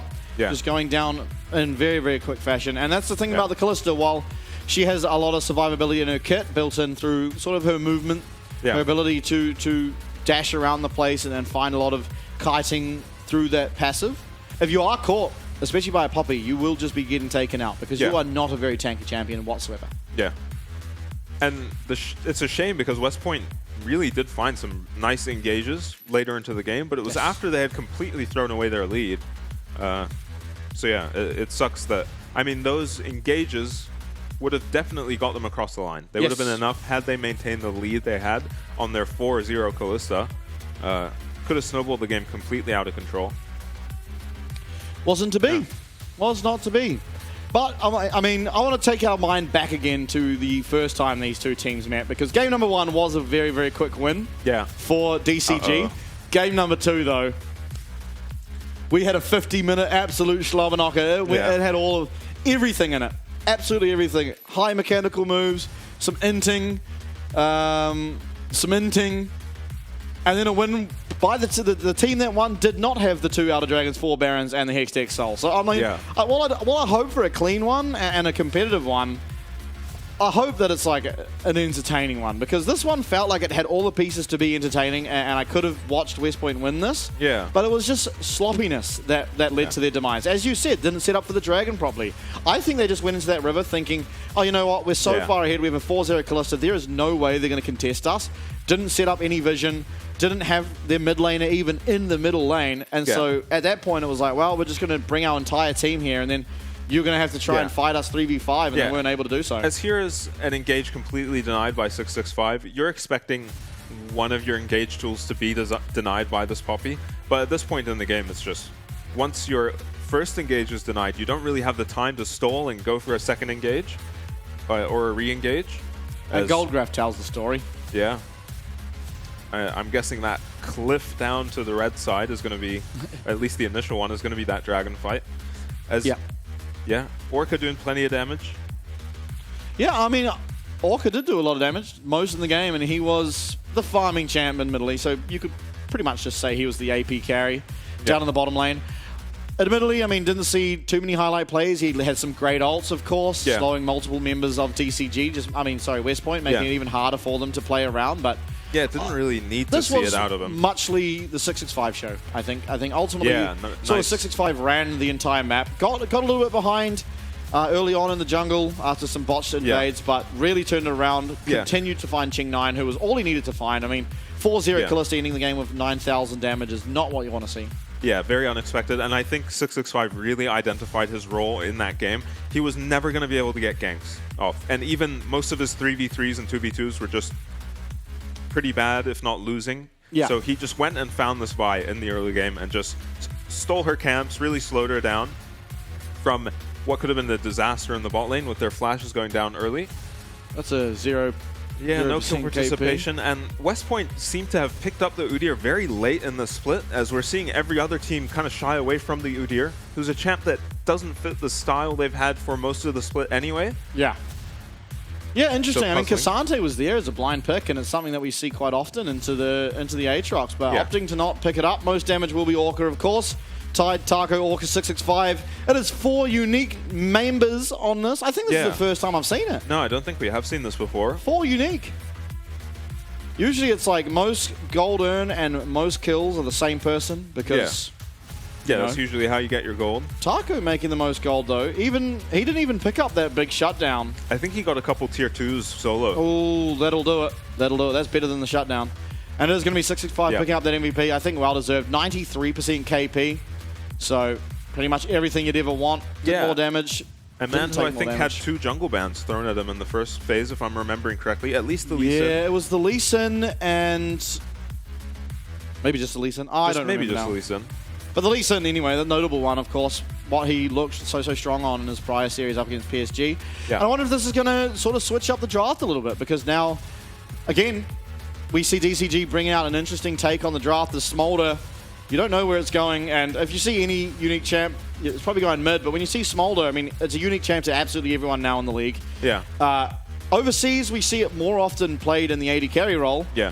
And I don't think that Zero should be a very good matchup for it. I don't think you would have a very good time stacking up at all there. And in fact, we saw him almost get killed multiple times. Yeah, it seemed horrible. And honestly, Xerath is maybe one of the better champs you want to be against as a Smolder. I mean, Orianna is just going to run through you in any lane as a Smolder. So yeah, very niche mid pick, because you have to already see the enemy mid champ. I know you're going to get away with it. 665 just flashing past the Vi here. And this was the Dragon fight that just really turned the game around. Yeah, he waited for that Vault Breaker to be used by Vi so he couldn't cancel his look there onto Ching9, and ultimately meant that he got the kill shut down for him. And went a very supportive build, but I quite liked it because you had ultimately 280 carries, if you will, in the center, as well as Smolder, and then an AP carry. Four carries on your team. And a Poppy. So, I mean, you can build tanky and be that frontline tank, or you can build tanky that also has a little bit of utility like that Locket that he did purchase. But game number 1 now, done and dusted. It was a strong start for West Point, but not a strong close. Can they get it done in game number 2 to take us to game number 3? We'll find out after the break.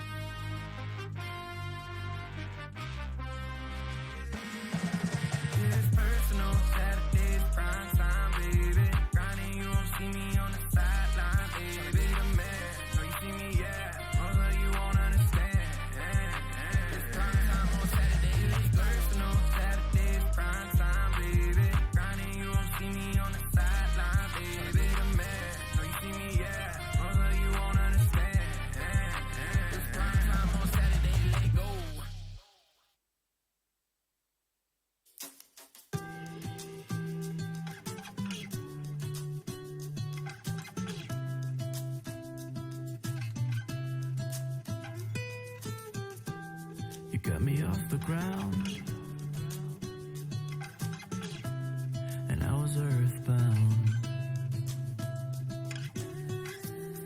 When my mirror was invisible, 'cause I was waiting for a miracle. Hey, you got me off the ground when I was earthbound. Hey, 'cause I was waiting for a miracle. Like a fire, I feel safe in your wildfire, in your flames, in your barbed wire. You're wild, like a fire. I feel safe in your wildfire, in your flames, in your barbed wire. You got me off the ground, and I was earthbound. When my mirror was invisible, 'cause I was waiting for a miracle. Got me lost for words, and it might sound absurd. You're like dope and adrenaline. It's like both well and genuine. Hey, you got me off the ground when I was earthbound. Hey, 'cause I was waiting for a miracle. You're wild, like a fire. safe in your wildfire, and your flames in your barbed wire. You're wild, like a fire. I feel safe in your wildfire, and your flames in your barbed wire.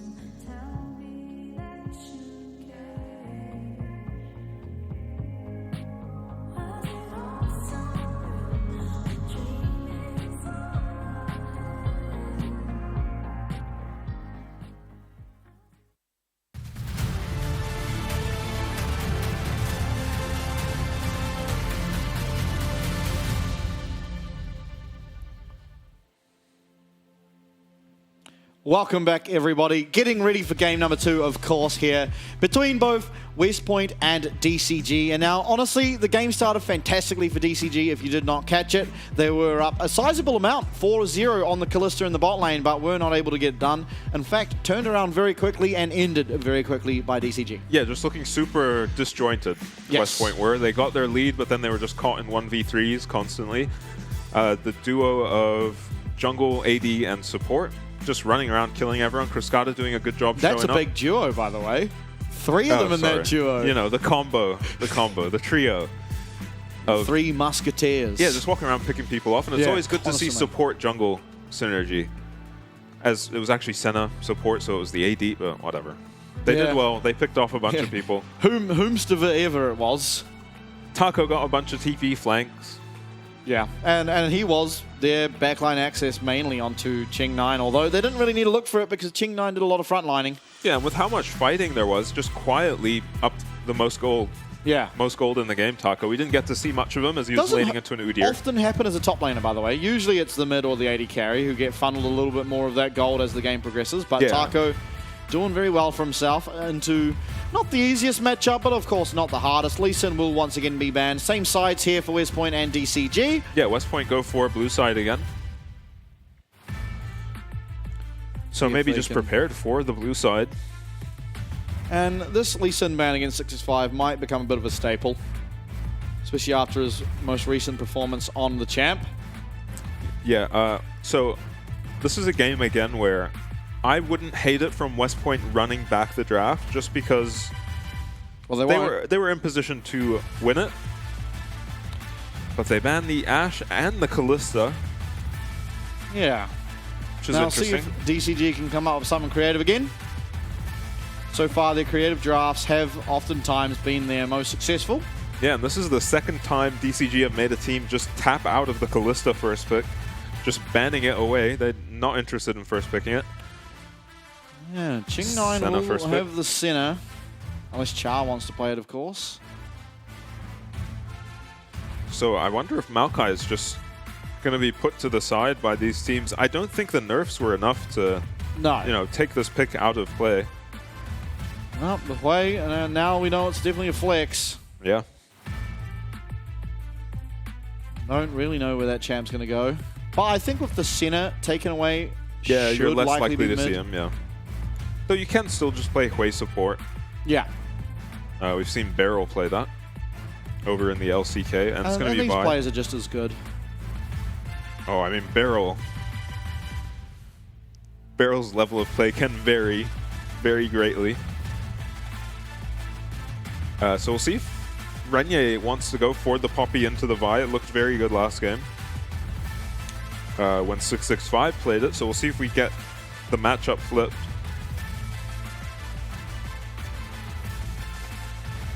Karma, all right. Karma is a flex, and you are a little more incentivized to run it in support now just because of the AP ratios getting nerfed on the Mantra Q. Yeah, I still tend to think it's probably going to go mid up against Wei. Yeah. Gonna have a lot of It priority. certainly will now. Yeah, Tom Kench going for the Tom Kench over the Maokai. Yeah, don't hate it. You're against Vi, so makes it really hard to want to press R on center. Yeah, good point. So, Okay, well, we once again do have a flex. yeah, such tricky drafts from DCG. Feels like they can just flex all the way to last pick.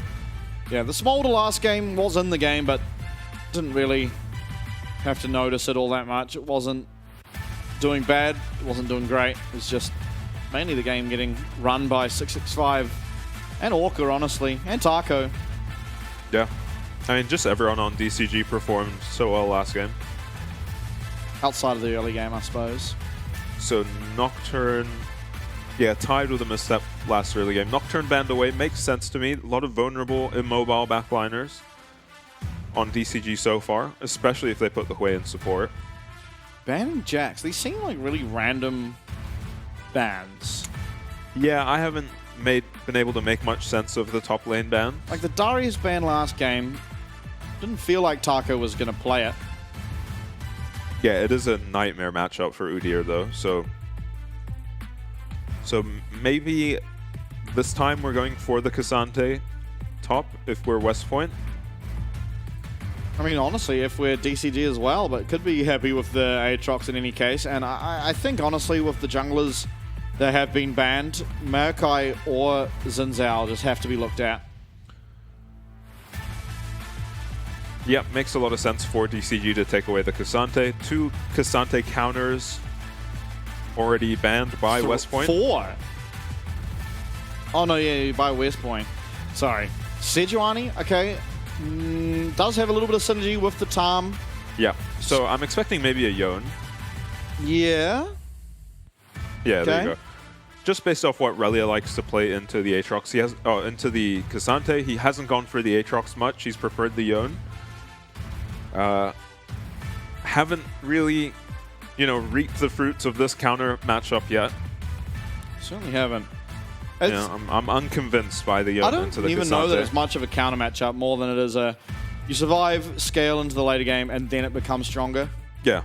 But even then, I mean, K'Sante always has so much kill pressure over these squishy top laners. Yeah. And even then, wouldn't you rather be a Gwen? Bars. Yeah, but okay, so looks like we are going to have Hui mid and Smolder as the AD carry. Bard, Smolder, okay. A bit of lane pressure, but a lot not lane pressure. I think this is just going to be a Smolder being left to her own devices Yeah. and a Bard zooming around the map. Yeah, especially if you go for a Smolder build where you're putting 3 points in W. Once you've got your Q evolved, you can essentially one-shot the wave. And then, you know, you're not going to be in too much danger. Just on your own in the bot lane, have to maybe dodge a Tahm Kench W. And you'll be fine in the 2v1. For sure, but ultimately both can be left alone. Senna can roam around the map as well. Obviously not the same level of impact that a Bard generally has. Yeah, but Smolder's going to love being left with Tahm. Yeah, for sure. Going to be getting a lot of stacks off of him and has much more wave clear. We do have our drafts. It's another creative one from DCG. Yeah, we got a Bard. We got a Bard. We have seen Bard a couple of times to varying success. Although generally the level of Bard play is pretty high. Hasn't always won. Yeah. Sword Art, I think, having a great game on Bard, which they did end up losing. Yeah, it was against BYG. Welcome to Summoner's Rift. Not able to get that one done. Not the strongest champ at the moment, Bard, and I mean, he's not really setting up a whole lot with his ulti. Maybe some Hui combos. Yeah. Could look for that. I mean, ultimately, it could just be used to deny. You see someone get Sejuani locked ulted. up. Yeah. Yone just ulted. Ult them. Taco, 100 games down the PCS. A very good player. Okay. 1 for 1. Minions have spawned. So I guess Taco could be in trouble in this early game up against Sejuani Yone. Yeah, it shouldn't be, though, really. Yeah, when you've got one form of CC in the Sejuani permafrost, you know, realistically hitting you, you know, it's pretty easy to know what to do with the K'Sante. You just hold on to your W. Yeah, make some paths was the path maker. Starting in lane will the bot lane of DCG, and that should mean they do get that shove early on. No Doran's Blade start here for Ching 9 on the Senna. Last game we did see Tide starting with it. Yeah, anticipating a much easier lane than last time.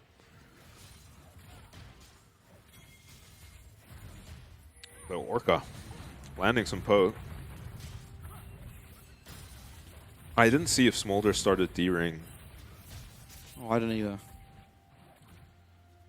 Was initially really popular, and I think people have started going for the Blade a bit more. But it'll kind of tell us how he wants to play this lane out, whether he has the D-Ring or the D-Blade. DCG with massive priority in the bot lane.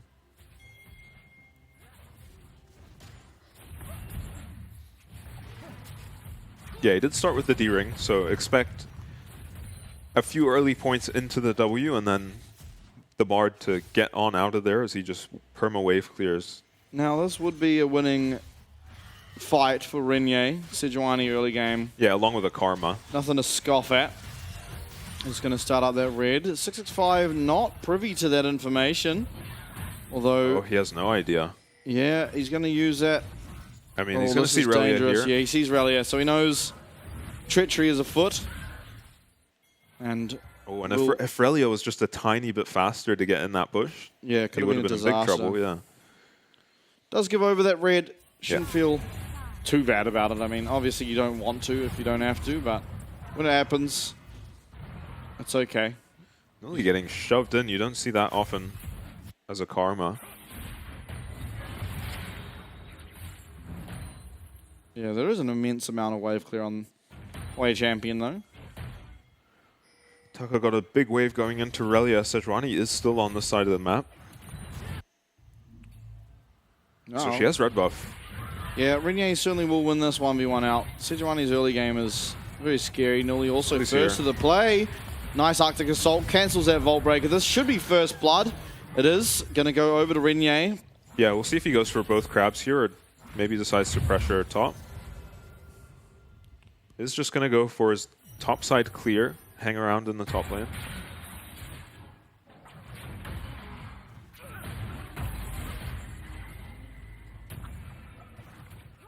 I honestly would have liked to see him take the bot crab. Only Vi's bot camps are up.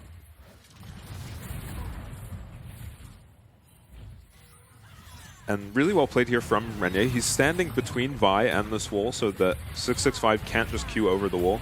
As soon as he starts channeling the Q, immediately interrupted by the Sejuani charge.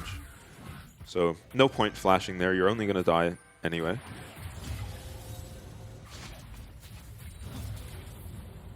Nuli making some sacrifices in his lane to set the Vi behind early game. But we've seen 665 on this Vi get a lot of work done from very behind on the Vi. Yeah. So I'm not too worried about him. But he has got that 0-1 start. Yeah, the notorious. 665 a very, I guess, momentum-based player where, if he dies early and is off to a bad start, that often just gets worse. And if he gets to a good start, we can see some ridiculous games out of him. Okay, Dragon started from 665, but with Renier as well as the bot lane of West Point coming over, will give over that pressure and should be picked up ultimately by West Point, although they're not going to start it. Interesting. Yeah, you can definitely stop the Dragon there, but maybe starting it is ambitious. Your bot lane does need a recall. And I don't think you're in a rush to snowball Drakes or anything as West Point's comp. I think as the game goes longer, you're feeling better and better. 665 gonna pick up the Void Grubs though. Nice move from him. He just immediately runs topside. So Renier is gonna get here. I think he's onto him. Yeah, but there smite is a smite available. up, Should be able to pick up one of these and then... Yeah, manages to get two. Yeah, should be able to get out now. Relio's first on the move, but he's got Taco on him. We are getting very aggressive. All Out comes out over onto this Yone. Taco, he's looking for it. Won't land that Q3, but will confirm Void Grub number 3.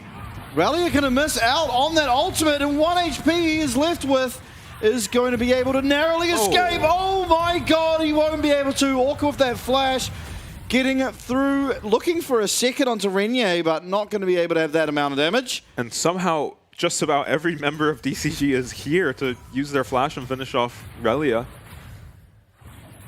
Unfortunate for him that the ult does whiff on the Cassante, otherwise they might be able to have picked up a kill, but at best it was going to be a 1-for-1 with how many members of DCG are here, and as expected, this Bard is all over the map.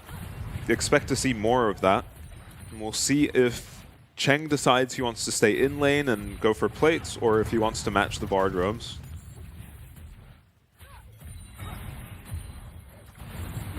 It's very surprising that Kriskada can get to that play before the Karma, who should have prio in the mid lane. So maybe just bad timing on the play by West Point. As they will start the Dragon. Yeah, I'm not so sure this is theirs though. Level down on Renier. Yeah, 665. He's got level 6 as well. That's 2 levels down now. Through will come Smolder ult. Char is in no man's land, does flash away. But in will come that cease and desist as he is going to be able to get here on to that Tarm. Goes down, Nuli getting very, very low as well, but it's going to be traded back as 1 kill also found. Ching9 picking up that one. It's a 1-for-1. Dragon stopped and back to lanes we will go. Yeah, nice to pick up a trade there. They do get the Vi ulti. I think his flash was used top. Cha loses his flash, but that could have been a lot more disastrous when you're 2 levels down in the jungle out of nowhere. After such a good start for Renier too. Picking up a kill and the crab.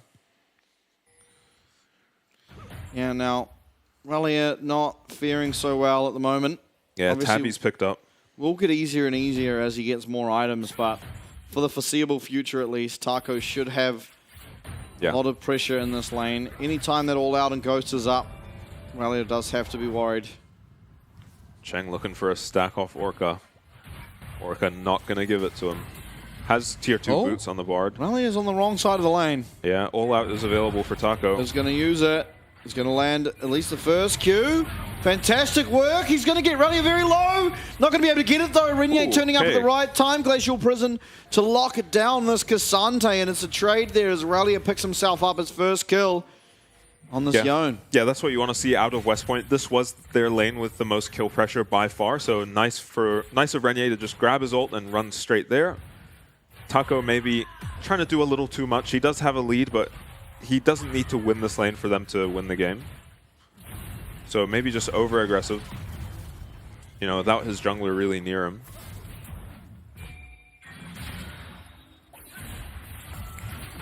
As, yeah, Taco's got such good position on Relia here, he just can't help himself. And you see the difference here is Renier is walking straight to this fight and 665 doesn't recognize that's even happening. And notice Karma on the minimap too. You know, your mid laner wasn't even on the map. So it's very dangerous to make a play downriver there. Certainly pays the price for it. Yeah, as there's a massive CS lead. I mean, massive considering that it's a Karma mid for Cascada. Cha catching up in CS now due to Bard moving around the map so often. Yeah, but you're fine, I think, as Smolder here, as long as you're getting your stacks. It'll be interesting to see how many stacks he does have. Cascada looking for an early roam here. Yeah, you see her very early. Tom Kench ultimate is available. Nice tip of fate. Now they're going to land some CC onto Ching9. They're not able to yet, but they are able to land a lot onto Char9, who is very, very low, but not low enough. If he does make use of that time shield to get himself at least back. And Nuli, they're going to be looked at. Cease and desist comes through. He's going to shield himself up. Cascada's trying to find some follow-up damage. Will be able to do so as 665 confirms that kill. And Nuli trying to answer the roam is going to find himself paying the price. Yeah, pretty risky to try follow the roam there when your jungler is just making a cross-map play. I think Nuli might have been a lot better off just shoving mid, but I mean, when you see them botch a dive, you maybe just get a bit greedy and think that you can clean up some kills as West Point's bot lane is West dead. Point have pushed way, way too far. Stun comes through. It's a fantastic cosmic binding, and Tide, as well as Orca, pick themselves up a kill each for that nice play out of DCG's. Yeah, well played by DCG. You can use this Bard really creatively to just gank from angles, you know, they might not be expecting. And that pink in the Tribe Rush of West Point's Tribe Rush bot lane just sets up that gank. And yeah, West Point just not really playing respectfully enough when they're making cross maps and when their top Prison lane is misses. A nice path maker to keep himself nice and safe from that knock up of Rallia's Yone. Won't be able to land that third in the top of his strikes, but the mini wave so low. Renier and Rallia looking for a re-engage. Taco, he's trying to clear out this minion wave. He will be able to do so. Does he have to be scared of this next wave? There's still 3 members around. Orca slowly making his way up. He's going to leave this tower. It's going to be okay. Yeah, well played by Taco. Dodges out of the Glacial Prison and Bard ulti. Yeah, teleport from Cascada too. He's going to find Renier. He's going to fear up that Sejuani, land that ultimate, and that is 1-1 dead. Boar Cosmic binding onto 2. 665 does not have that ultimate just yet, but Taco sure does, as he does use it all out. Looking for Rallia. Q2, won't be able to land that. Q3, not enough movement speed. It is just going to be the 1 going down, but a fantastic roam from the entirety of DCG. It's not done. They're looking for the dive, and they will find it. Ult now is available if he's going to be able to find it, but will not be able to do so. Ching9 too far away. But 2 kills now found for DCG up at the top side, and this game quickly running away from West Point. Yeah, and it's kind of the story of this series so far, that it's West Point who are making the play, but DCG have more numbers in the fight. Oh my god, and somehow we did find the ult, but it's going to be answered back by Ching9's. Renier. Going to be Renier coming in. Nice route onto Cascada, but Orca blocking up anything that can come out, and the fear should mean that Cascada's okay to get away. Although, yeah, Rallia now coming in. This fight's been going for a long, long time. 665, he's going to dash out, looking for a nice Bard portal. This is not an easy angle. He finds it though, but it's a nice ult. Double flash though means that everyone will survive. No, they won't, as Renier flashes on forward. and secures that kill with the flail. What a messy series of events, but still won by DCG, but turned around a little bit at the end there by West Point. Yeah, really nice TP in there from Relia. If they didn't have flashes up on the Bard and the Hui, that would have been a quick double kill for him, but Cha's going to pick himself up some plates, and I mean, it's a play kind of half salvaged by West Point as they're making a play on the Tide. He will lose his flash here, maybe. Flat. Wow, okay. Just walks on out. So probably an overstay from DCG. As, yeah, especially if they're going to be TPing mid as you're making this play, this is very risky. They do pick up Cheng, but Renier recognizes that even though he's 1v3 here, they are so low on HP and mana that he can just continue chasing, try keep them around. And Relia finds himself, you know, in a dream situation here behind 3 low HP targets. And this is a very unfortunate Mantra Q coming out from Newly that ends up forcing Renier's flash out. He was blocked by the wave.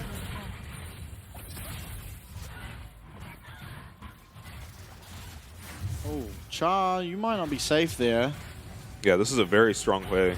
Oh, that Krug spawning on the other side of the wall means that Cha will be very privy to the location of 1665. Yeah, DCG is still happy to just pick up a tower without much resistance.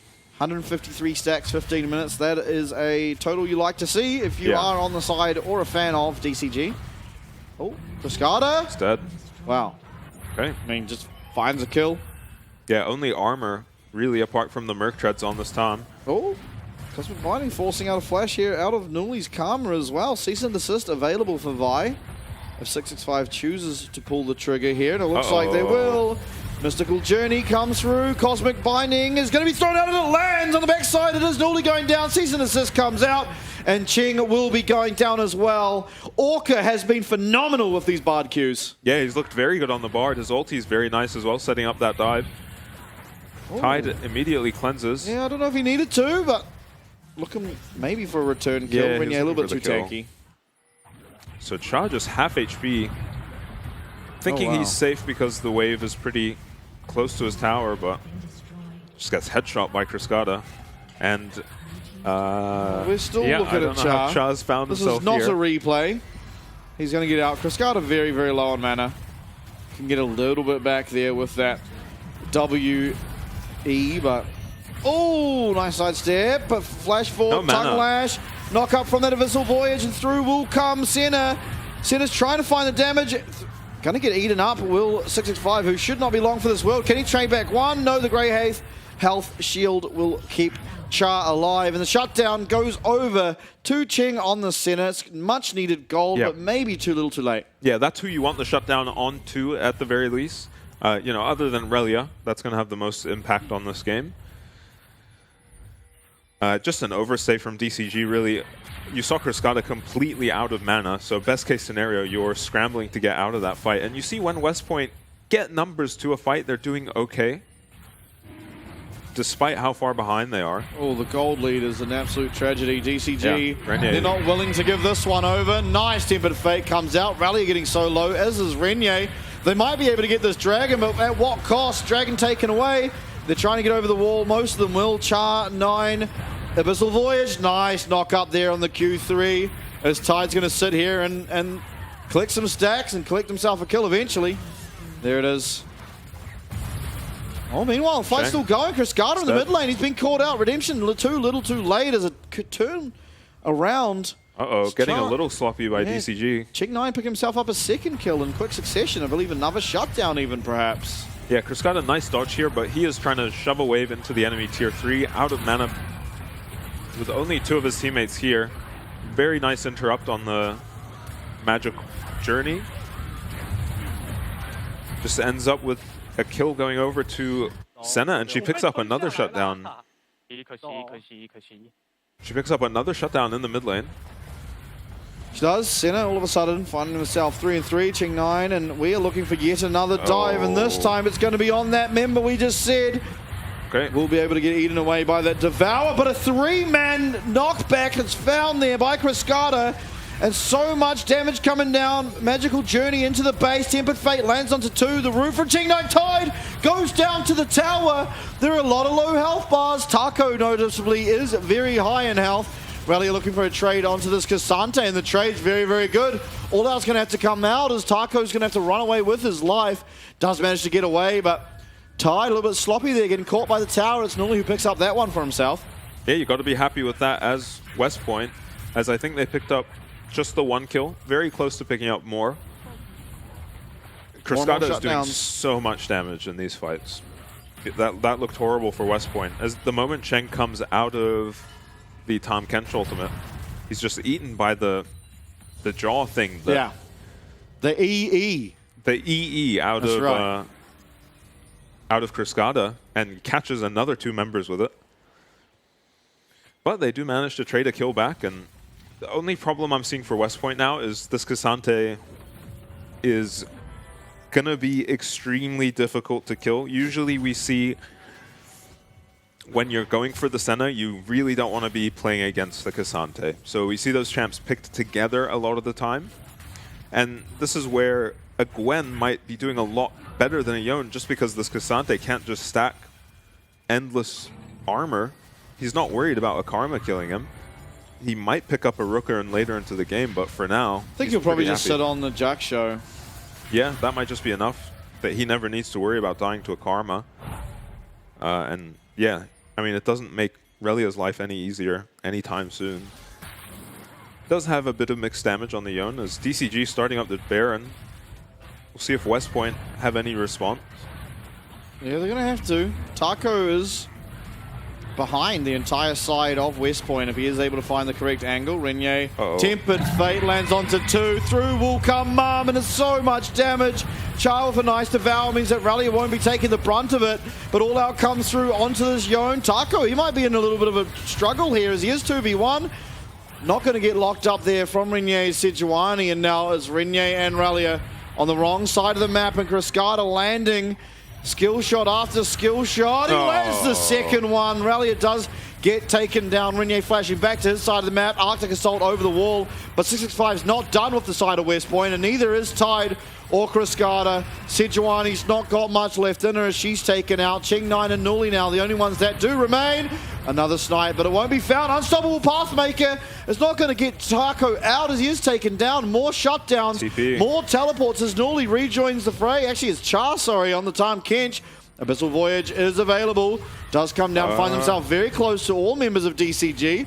Ignite and Cosmic Binding should mean, as well as a Mystical Journey. The Flash Tongue Lash wasn't going to find much but a slow anyway. But ultimately, 4 members of DCG do make it away with their lives. They're getting so much value out of this Bard pick. He's there engaged in that last fight, and they're disengaged from the TP, but they're hitting this Baron. They have a pretty fast Baron. Krskada has teleport. Taco does as well. He's spawning in 2 seconds. They don't have a jungler. He's on his way. Yeah, they're looking for 665, but won't be able to find him as he just used this Vault Breaker to get himself out. Through will come it's coming down, but the Tempered Fate lands as well. Char looking at Taco, he's getting very low. Krskada's landing a lot of CC, but Rally's found 2. He's found Tide, he's stunned up. Fantastic work from Orca means that Tide will not be taken down. Gets the return kill there onto this Yone. Now it's going to be the cease and desist. It's onto Nuli. This Karma is not very strong. She's getting taken out. Taco's on the back line. They do not have the damage. Q3 lands. It's a double for Taco.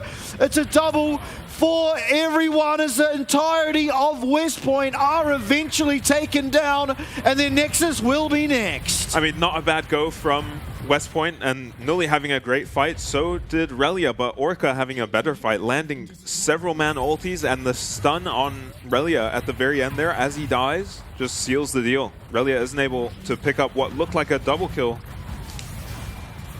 He's looking now, but he gets fed, and he is very, very low. Flash forward, won't find the execute. Everyone does respawn now, but as their Nexus goes down 2-0 for DCG. Yeah, I mean, pretty clinical from DCG. Orca having a great series. Yeah, for sure. Much better game here in game number 2 for DCG, although they won both. This one was just a lot more calm, collected, and straightforward. Yeah, they were just winning from the jump and continued Yeah. on. Apart from that one death in the river Yeah. from 665, it was just all DCG the whole way through. Very, very well played. I mean, yeah, I think player of the series goes to Orca, but I mean, maybe even player of the game for this one. Probably Yeah. between him and Croscada, but Orca, 665 had a good game too. yeah, for sure. For sure. But I mean, I don't think this game looks anywhere near as good if not for the Bard. Yeah, right. So many times they stayed and we were like, wow, this Yeah, could have just been an bailed them overstay, out, but yeah. yeah, there was Yeah, quite a it's lot of gotta be bailing Orca. out. Yeah, it's there was a gotta be lot of Orca. bailing out. Even that last team fight, keeping Tide alive, he was able to pick up another kill from Yeah. there. And it was on the just as he died, gets his Q out, lands it as Yeah. a stun, means that rally does go down. I mean, there were so many fights where it went from 2 or 3 people dying, overextending on DCG, to no one dying or just one guy going down.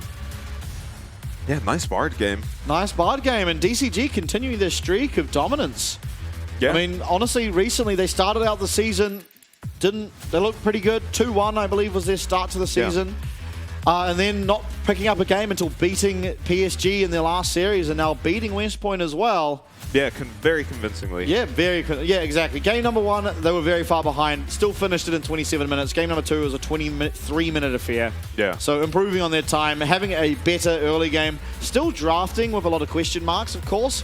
Don't really know where this way is going or the Smolder when it's locked in, and so Yeah. keeping these flexes alive going into the second phase makes Yeah. drafting so much harder against them. Yeah, and normally you'd question how successful these kind of wacky drafts might look against the top teams, but we just saw them pull it off against PSG. Yeah. So these drafts are very legitimate, and they had some great drafts against Beyond too. So DCG is definitely going to be a team to look out for in these playoffs. Yeah. Yeah, and with that, I believe it's 100% confirmed that Yeah. they will now be making it. I mean, maybe... No, they are. They're 3. I guess technically Halpigs could get to 4 if DCG lose everything Every else. game, yeah. But now I do believe, depending on the results of next game, we may have West Point as our first eliminated team. If J-Team win, they won't have any way to get there because both the first and second teams will be on 4 wins. Yeah. Where if you're at 0, it's impossible to reach it. Yeah. But, I mean, DCG looking hot. I'm excited to see how they do. I'm excited for these playoffs. I mean, we're still 2 weeks away, but by God, these teams, except for PSG, are ramping up. I think Yeah, every team's getting better. except PSG, who, Yeah. again, I think they will get better. But for now, at least, J-Team, DCG, the lower end of who we think will be our playoffs team, they've been getting better. Even Halpigs, who aren't likely to make it, they've been getting better. I mean, CFO have just, they've raised the roof of this place. Yeah. Even Frank, I mean, obviously they were undefeated, lost to CFO, but I think ultimately they've been continuing to play fantastically. Even against CFO, maybe a rough game too, but... Yeah, it's just hard to look like you're improving a lot as Frank when they just look like by far the best team. Yeah. From the beginning. Slowing down a bit, but even Frank, you know, picking up all the new champs and picking up new strategies and, yeah, looking really good as well. You think they're picking up the new champs? Tell you about a little team called DCG who are just Croscada. picking up both the newest champs. He can't 2 keep games getting in a away row. with it. He's going to have to just pick some duplicate champs eventually, as you're going to see another one of the many great Bard ults from Orca, as a little bit of uncoordinated play from West Point there, as Cha and Relia both use their ults at the same time. Relia maybe needing to trust his Tahm Kench a bit and hold on to his ultimate, and you saw Taco that fight. They don't manage to kill him, but even if they did, it would have taken so long that the fight is hopeless. And here it is. And there's another snipe. Relia, you're just not ready for this champ to be nuking you for 400 damage from off your screen. No. And this was another one of those fights. I don't know if we'll continue to see it. Maybe we will, but it looks like at this point, okay, it's a good fight for DCG, and then we see a teleport coming in behind them. Yeah. So, ooh, Really bit nice iffy. from Cheng to pick up that kill, and it looks like he's about to kill Tide too, but flaps on over the wall. As, yeah, Cha, and we're going to see Orca putting in work on this Bard again. It looks like you're losing 2 members, maybe more here. But Magical Journey, and they're just gone. They get Cha's flash on their way out too. Yeah, for good measure. Even in the middle of that, obviously Tide sort of lacking a bit behind. Gets the speed up from that Hot Cocoa. Yeah. Gives them just that bit needed to make it to that magical journey. Sorry. Yeah, another game where a Hui is topping damage. We've seen a lot of that. This is starting to be a bit of a trend. Yeah, Except for Maple, he did not top damage. He almost bottomed it. Yeah, he sprinted it. I think he went like 0-4 or something. Yeah, 0-5, I think. Yeah. But I mean, another good game for Hui. Another good game for Smolder. Yeah. Obviously, no one's really found an answer to this Hui. I wonder if we're going to see some lane matchups. I think the Zeref was a good answer. I mean, Chris Carter did find the good answer, and I think that was what Nuli attempted to do in game number 1, but after seeing it get put down in that support role, it was like, well, DCG have just bested another draft. Didn't know that they had, to be fair. I think Zeref ultimately very good into the Smolder anyway, but... Yeah. Let's see. It'll be 2 different members, but... Tied most kills, Chris Carter, most gold and damage. And tied most damage taken per death. Yeah, you don't see an You ADC don't see an getting AD carry get that one very often. Yeah. Death being deathless does help. Yeah, for sure, but... I think Taco maybe went down twice, but I'm not sure. Yeah, good. Orca very much deserved MVP. I'm not sure if it's the first Bard win. I don't think it is, but this was probably the best looking Bard we've seen. And just its versatility, right? Not only is it finding good engages, it's finding fantastic disengages. Yeah. It's roaming around the map at perfect times, allowing Smolder to just solo lane up against Senatam, and even found that kill up against Rallia early on. Yeah, a kill that they definitely weren't getting if he wasn't there. Yeah. I mean, they even lost 665 Splash trying to snipe him with the E, the Vi E. Yeah. What is that called? Oh, I can't remember. Steam Punch or something. It's not that. That's what I'm calling it. Chop picked off by a really nice ulti from Orca into the stun, and then here's the magical journey, just not only saving them, but allowing them to get in position to maybe follow up on this engage onto Nuli. And you're seeing the power of Vi here. Anytime you have a numbers advantage, you just have a point and click go button. Even the power of Hui there, it wouldn't have been possible if not for that speed up coming through on that water path. And and then West Point spot lane. Yeah, they knew that DCG were behind them. Yeah, just getting a little crazy here. Double Cosmic Binding, one of the many we saw this game, by the way. Yeah, beautiful stun. I mean, with how far West Point were up, he probably didn't even need to land it, but makes it easy. Beautiful game, beautiful series out of DCG there, and I mean... Yeah, you got to be happy with that if you're DCG. Looking to cement themselves in that top 6 and then make it to playoffs. I think they only need one more now. One more win would mean they 100% get it. So, I mean, we'll see if they can get that done. I'm sure it's possible because after seeing them today, it does feel like they are perhaps our strongest team in the contenders group. So, most likely we'll be saying them, but... That'll do us for the first series. We are now going to go to an interview with Patty alongside Orca with that fantastic Bard, so do enjoy. We'll be back right after. As Orca, say hello to the fans first. 欢迎来到今天的赛后采访。今天来到赛后采访的是 DCG 的辅助选手 Orca， 请 Orca 先跟大家打声招呼吧。大家好，我是 DCG 的辅助 Orca。 Congratulations for winning today. Winning today means your team is most likely going to the playoffs. How are you feeling right now? 恭喜你们赢得今天的比赛。今天取胜之后，你们几乎已经确定晋级了季后赛。现在心情如何？就等着晚上去开 party 了。对。Now I'm just waiting for tonight. We're going to party, so I'm really happy right now.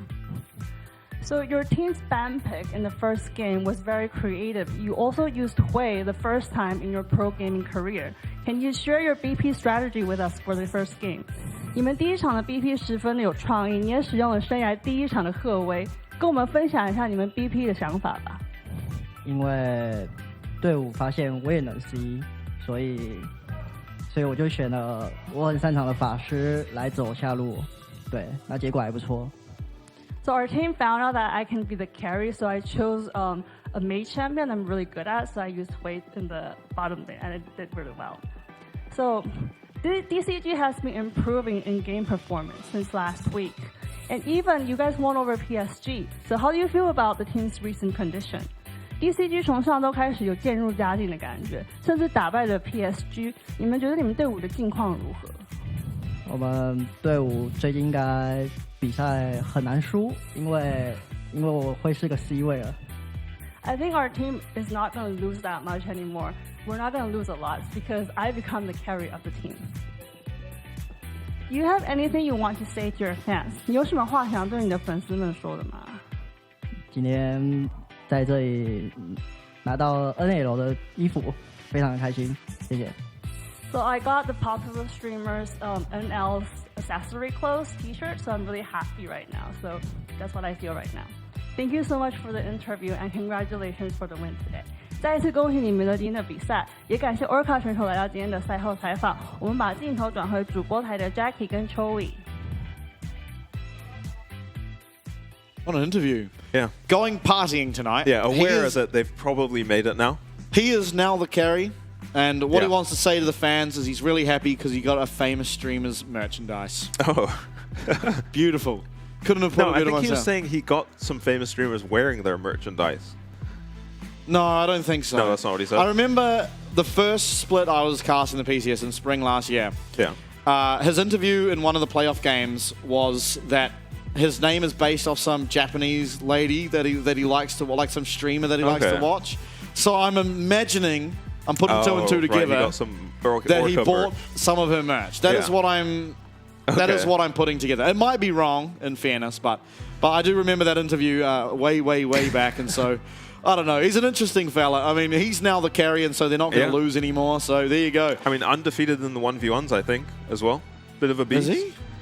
I just remember him. He ended Lakai's winning streak, remember? He did. He has been a bit of a beast in the 1v1s. I'm not sure if he's undefeated, but I mean, I'm sure we'll see it in the future, maybe in their next series. That will do us now for the first series of the night. Of course, once we're back, it's going to be J-Team up against Halpig, so do join us.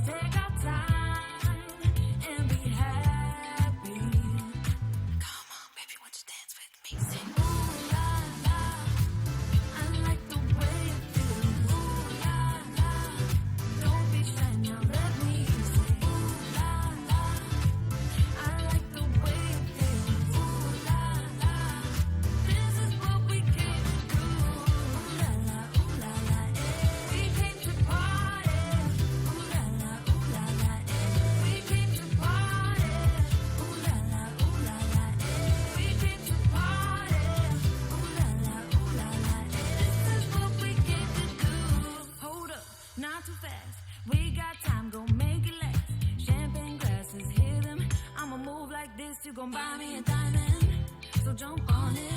Come on, I know you want it. Raise them glasses to the sky.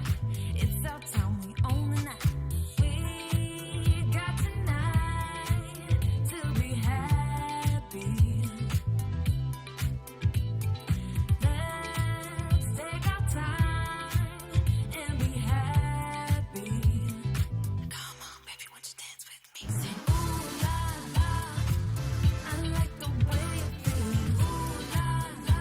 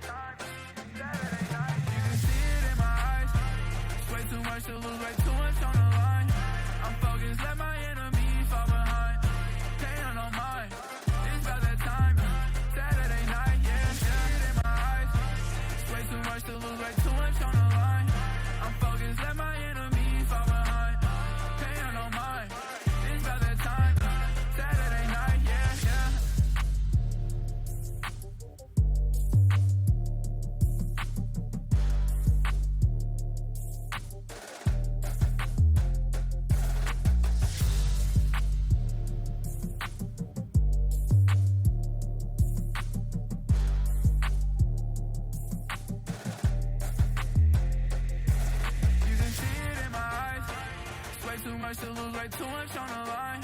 I'm focused, let my enemies fall behind. Paying on mine, it's about that time. Saturday night, yeah, in my eyes.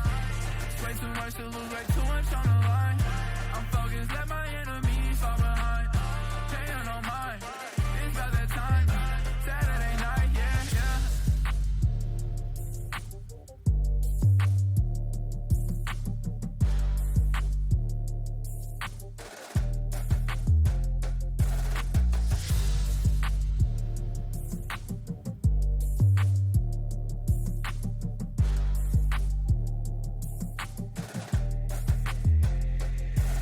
You can see it in my eyes. Way too much to lose, way too much on the line. I'm focused, let my enemies fall behind. Paying on mine, it's about that time. Saturday night, yeah, it in my eyes. Way too much to lose, way too much on the line. I'm focused, let my enemies fall behind. Paying on mine, it's about that time. Saturday night, yeah.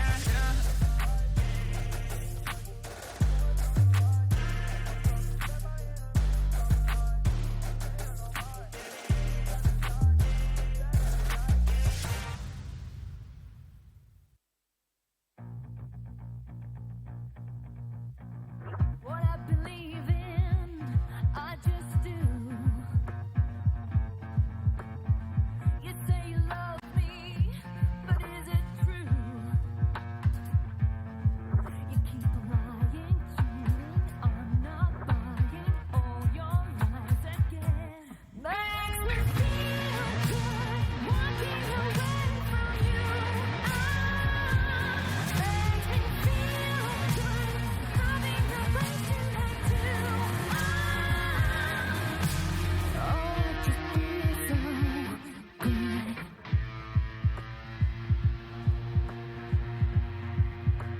Oh, it just feels so good.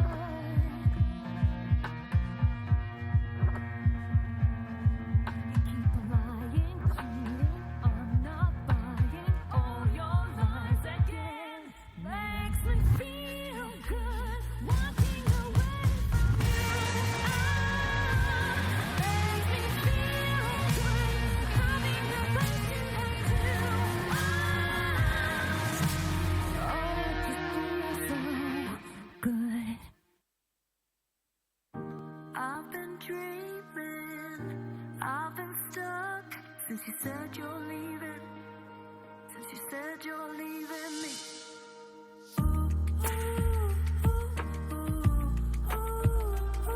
Since you said you're leaving. Since you said you're leaving me.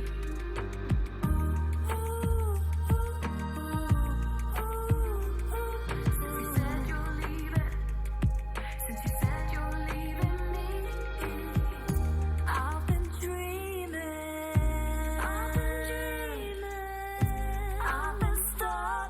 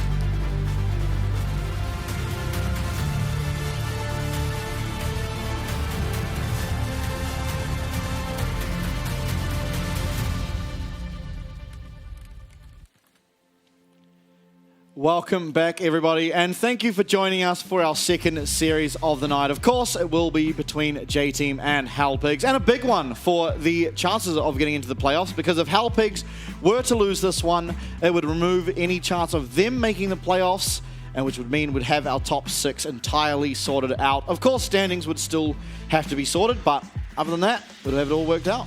Yeah, and I think West Point are already... They have been eliminated. Yeah. Assuming J-Team win. Yeah. If J-Team win, then both Halpigs and West Point can no longer make it. Yeah.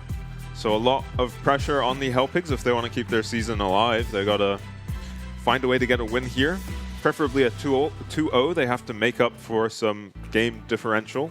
Yeah. Yeah.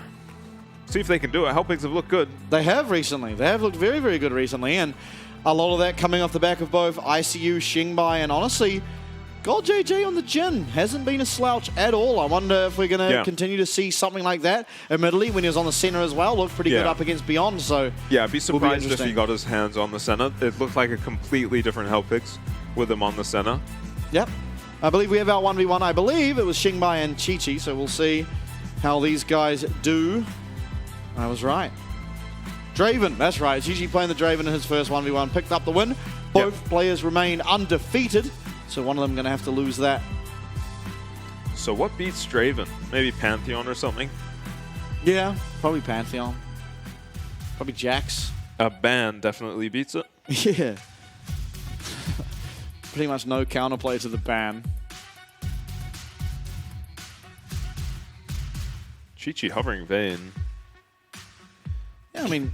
I can't imagine that has a great time into Orianna. Neither can I. See how he does this game, though. Double D-ring starts. Boots make a lot of sense for Chi-Chi. Might be able to dodge some of the Orianna poke. It's actually Airy instead of Comet on the Orianna. Yeah, I think that's just because you can tumble. Yeah, dodges the Comet damage. Makes sense. Xingbai got to be a little bit careful here. He has Ghost Barrier. I guess Flash doesn't do a whole lot against Vayne. Chi-Chi will dodge the first. Bit of poke coming out of the Orianna. Get himself prio in this lane. I don't think he'll hold on to the push for very long. Vayne not very good at killing waves. Yeah, it is a little scary to walk up though as the Orianna. If you really only have that one trade, which we're seeing there, bone plating, means that it won't be all that effective. And the shield a little bit too late to block the auto attack damage. But yeah, just holding it like this, auto attacking the wave, not using your Q at all, and only using it as a response to trade. Yeah, he tried to Q aggressively there and just ate an Orianna QW. And it kind of feels like for Chi Chi, it's only really viable to trade when you have bone plating active. Resist a bit of that damage, but yeah, he's going to need to maybe just let the Orianna shove him in, which is just inevitable. I don't think he even has to let it happen, and then once he's level 6 with the Flash Ghost, he can look for some ridiculous play. Out of mana now is Xingbai, which of course is the hardest part of this map, especially in the current rule set and how quickly towers do go down. Big trade. By big trade, I mean a single empowered Q. Ooh. Okay, Chi-Chi doing okay. Okay, Chi-Chi. Eats another W from the Orianna. Oh, close to stunning there. So Chi-Chi's going to get this health pack by himself. Has a bit of an HP lead. Is level 6 first.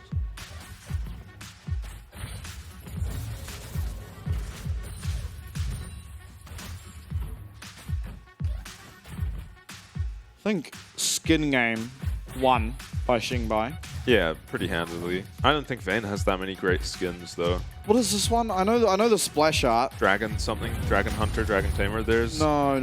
Is the it? Orianna ult. Dragon yeah, Slayer. yeah, Dragon Slayer.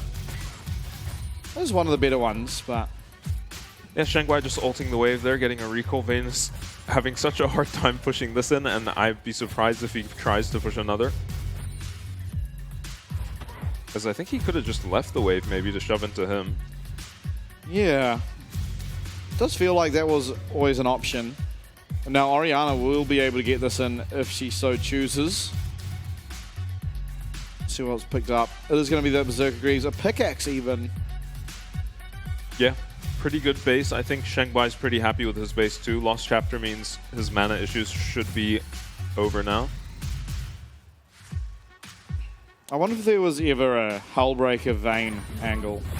Yeah, maybe. Obviously, it's a little bit worse than it was in prior seasons, but buffing up your cannon minion and constantly having push, as well as that empowered damage every 5th auto, can help a lot. I guess maybe you don't have the option to. We'll see if he goes for a really high magic resist. We are popping it. Oh, won't land that stun, and yeah, Ghost trade. That's what Chi-Chi has to look for, but Xingbai a little too close to his tower. Smart take on the Ghost, I guess. Yeah, final hour down now. Xingbai should feel pretty safe. Nice dodge. Oh, -1.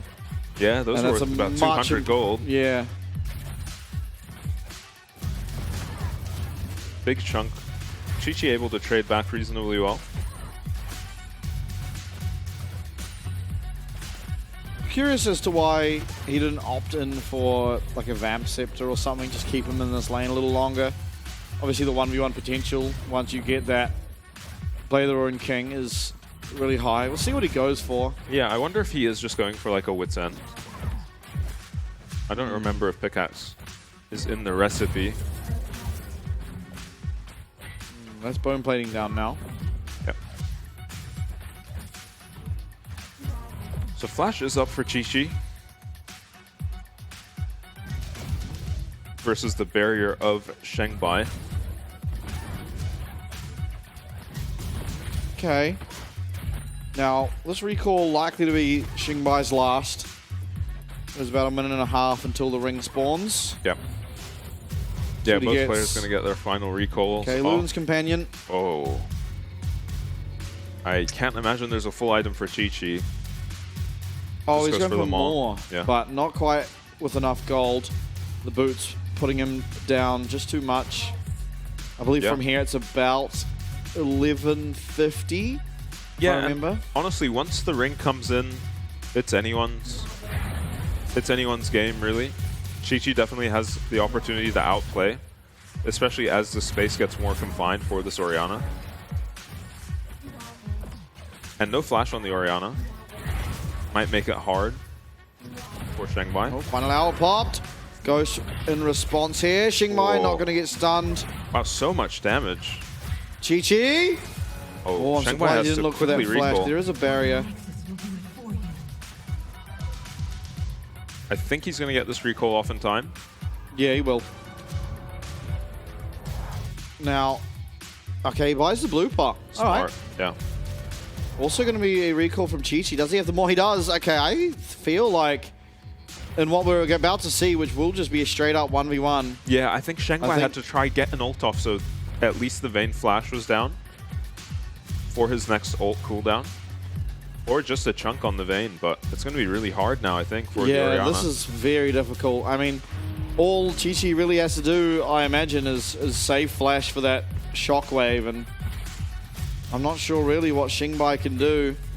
Maybe look for some aggressive trades now while final hour's down, but even then, there's a lot of consistent damage that comes through from this Vayne. It's not 11 on the Orianna yet either.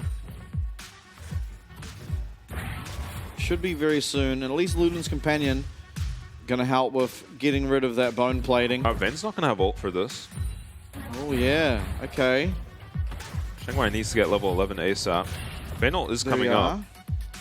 Vayne ult very near for being up. Gets himself one last health relic.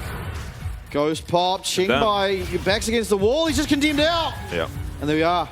It's just a clean kill picked up. Only the one, but it's the only one that matters. Oh. As Chi-Chi is going to confirm that he will remain undefeated. And gain his team side selection here. Definitely something that J-Team will want, but something the Hellpigs certainly won't. Yeah, pretty nice from Chi-Chi. I thought that would be a much harder matchup for the Vayne. Just playing very well. Yeah, and it's a long lane maybe. Yeah. Ultimately, though, these things don't often matter all that much, as noticeably there is a jungler missing from the seat, possibly away with sickness or something. Not sure, but Chi-Chi on your screen gets himself the win. Happy about it.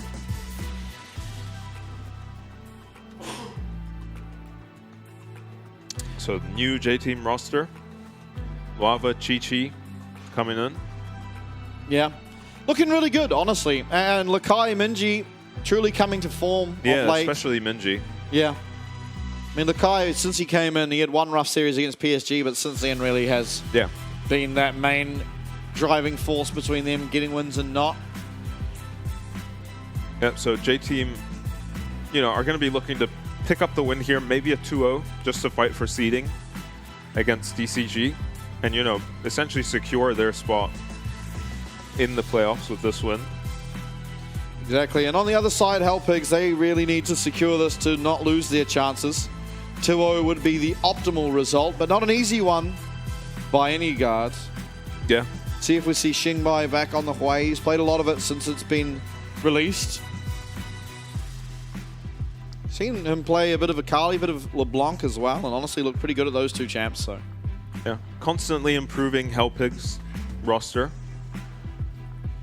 And Gold JJ, after their win, had that interview, said ICU's the main carry because top lane is broken. Yeah. Essentially. I'd agree with that. A bit of paraphrasing going on there. I'd agree with that. We've seen some really strong mid lane picks. Yes. As of late. Hui just stands out as the OP mid lane pick. Yeah. Depending on who's playing it, I suppose. Yeah, and Orca reckons he's the carry.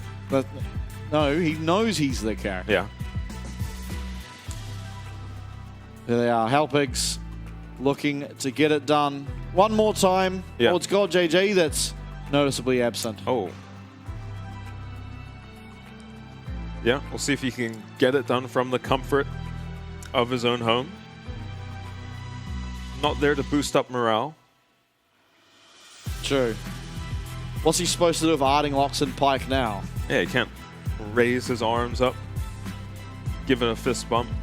Lakai ICU truly have been the more solid foundations of their team, honestly. Yeah. But it's Lakai winning out on The near all the stats. yeah. 7 solo kills is still only 4th in the league for top laners. Yeah, it is just such a stacked top lane lineup. I mean, to be 4th after coming in week 2, so he's missed an entire week and he's still 4th, not doing too bad for himself. Yeah. And that week did have 3 solo kills for Rallier already, so, you know, definitely doing well for himself. Only 1 for ICU, but he has honestly been looking pretty good. Yeah, definitely a solid point in the Hellpigs lineup. Oh, here And we go. Hellpigs usually have a curveball in draft. And with the meta as it is, yeah, we're still going to have to wait for the Rengar. I'm thinking maybe West Point Hellpigs. Well, Surely we leave the Rengar up. well, Let I him- think the let him problem see. would be if Hellpigs were still in contention for making it into the playoffs at that stage, then it might be considered a bit too happy gaming to Yeah. just throw the draft. I don't even know if it is a draft though. We haven't seen the Rengar. It's just been banned every game. It is nerfed. Like, pretty heavily on this patch as well. As was needed. Yeah, it was a Otherwise- nerf for solo queue. Kazma would be running these dudes. Yeah. Now, what have we seen Kuzma on lately? I think he had a great Lee Sin game. He did with that one fault in the Dragon Pit, but aside from that, it was very good. I think he played another one and looked really good on that one. Yeah. And it was last series. Was it Vi?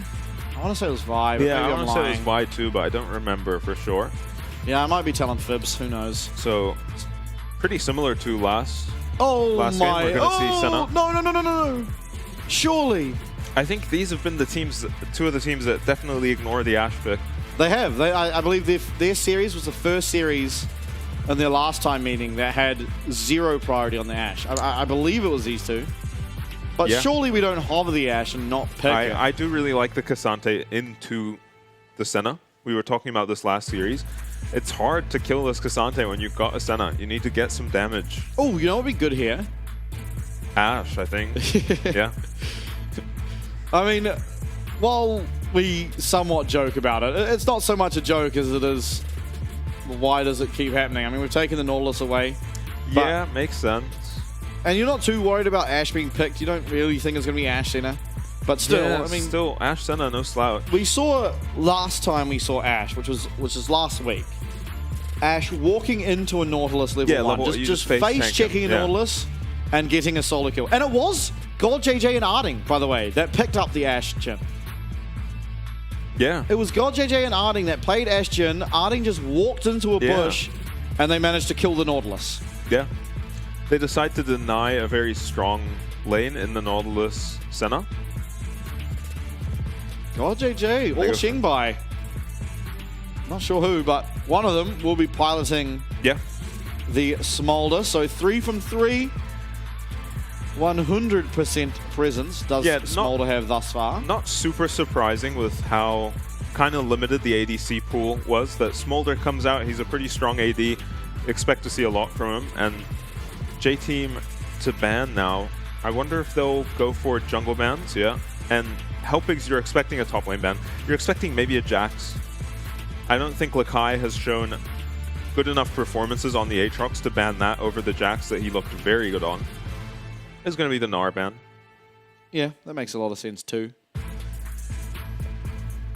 Now, at least from my experiences in solo queue playing the Cassante, you're Yeah. really worried about a Vayne top here, Oh god. Yeah, that would be a nightmare. but not very good for the comp. I don't think we'll see the Vayne top. Does very well in the isolated 1v1 though. Something does need to kill this Cassante. Yeah, it won't be. So far, we don't have much for him. You know, Yeah, I mean, we a top laner.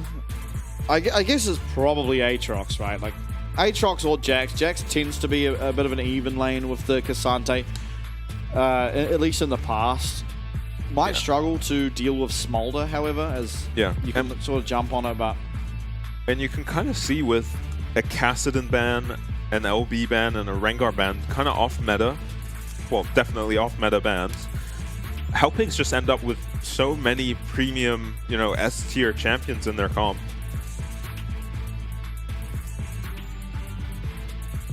We did see one game of Yone out of Lakai. It was against DCG, and it was probably my favorite game I've ever watched that was of ridiculous. the PCS. Yep.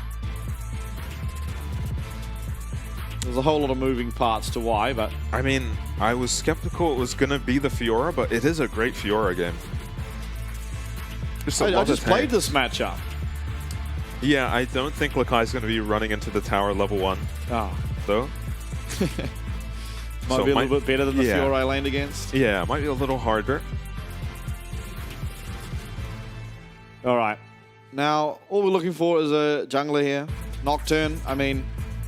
Honestly, I've seen a lot of Nocturne into Smolder, and it doesn't do that well. Yeah, I mean, because this is you can't actually lock down the Smolder at all. Especially if there's a wall nearby. Yeah. You can just fly over the wall. The Fear never will connect, and now Nocturne's just in the middle of your team. Yeah, so far he has one target that doesn't even feel that good. I think it's maybe deterring. Wow. The okay, Xerath we pick. have a full AD team comp on our hands, but Smolder can build AP. I think it has to be an AP Smolder coming out here. We do have Xingbai most likely on this Yone into the Hui, which is a matchup we haven't yet seen.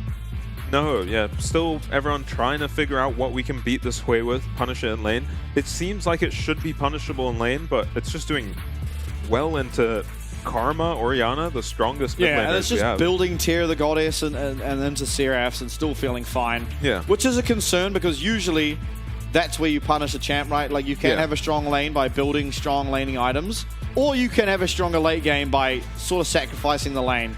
Whereas it doesn't feel like there's a whole lot of sacrificing the lane that goes on for this way when they do opt into the Seraph's build, as opposed to the Luden's Companion, which often we see in solo queue and at the start of the season was the preferred build. Yeah, I think the Seraph's Horizon focus build definitely seems better. Yeah. Even with the Luden's buff, I'm expecting to see. I mean, we saw it last series as well. Yeah. I actually don't remember. I think Orca might have built the Luden's Companion. Obviously, being that bot lane AB carry makes it a little bit different. Rather than being in that isolated 1v1, you do need a little bit more pressure to force back the 2 members rather than 1. Yeah. Yeah, so I am really worried about this Nocturne pick. It doesn't feel like he has that many great targets. And his follow-up is essentially... What was it? A Senna? A Tom. Tom. Yeah, Tom doesn't really want to be following up engages too often, though. Yeah. Kind of wants to sit next Hui to and then Senna. Fiora. Yeah, Hui is great follow-up. Admittedly, he just has so much range. Now, early stages of this lane top isn't the easiest for the Cassante, but once you get sort of the Bramble Vest or whatever you choose to go first, Bramble Vest, depending on the Fiora build, can be very good. Of course, already healing in the kit, if they go for the Ravenous Hydra, it means that a 1v1 is a lot easier to play because they're just not healing as much. Yeah. But as you get sort of the Bramble Vest or you start to work towards your Iceborne Gauntlet, it actually becomes a lot easier. Lakai, obviously, pretty easy to riposte any of the Cassante CC. Yeah, very telegraphed. Except for maybe the ult. Yeah, the ult's a little bit harder, but of course, generally, you can see the Cassante doesn't usually just dry ult. He wants to walk to a position and ult you, either further away from your tower, through a wall, or what have you. And so you can kind of telegraph it that way.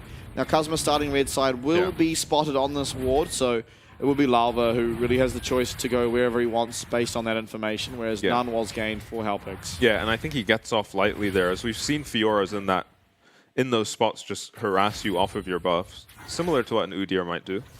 But Lakai wanting to prioritize his lane phase is very strong in these early levels, so wants to take advantage of that.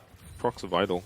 Gonna get another one, maybe? No. Trade's not going too well for him. Yeah, nice dodge. ICU dodges out. And this is entirely just off minion damage that Lakai's found himself at half HP, because movement was the first ability taken by this Cassante. Now, he is going down in CS as a result, of course, but that's to be expected in these early stages of that top lane matchup. Yeah. Yeah, only really worry is the lane state for ICU is kind of pushing away from him. But maybe he's fixed that up now.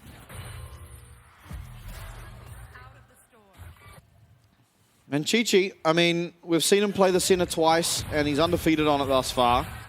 Yeah. It certainly looked like what he's performing best on. Lakai just getting a bit of poke there with the riposte. Yeah, making ICU suffer a bit. Second win as well as Dawn Shield, though, for this Cassante means he ultimately should be pretty fine. You're not really looking to dive as Fiora and Nocturne, so...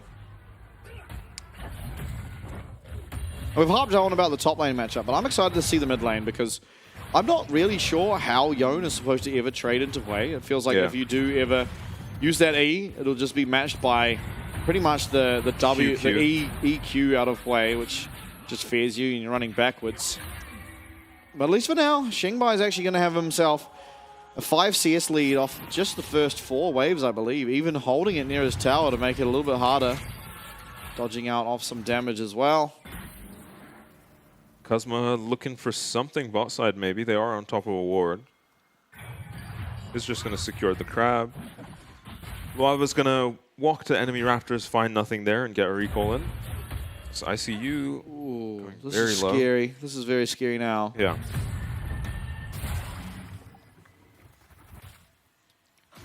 Yeah, not the easiest lane. Now, once again, it's Kazma walking into this bot try, but it was spotted. That ward still exists. ICU getting very low, as is Lakai. Nice dodge of the riposte. Minions doing a lot of damage there. Oh, that's terrifying. No one using a summoner yet. Xingbai. And Xingbai getting so low in this mid lane as well. Minji's got plenty of mana too. He's sacrificed a lot of CS by the look of it to get these trades off. If he can't translate this into a bad recall for Xingbai, it's just advantage Xingbai. Looks like Xingbai will hang in there.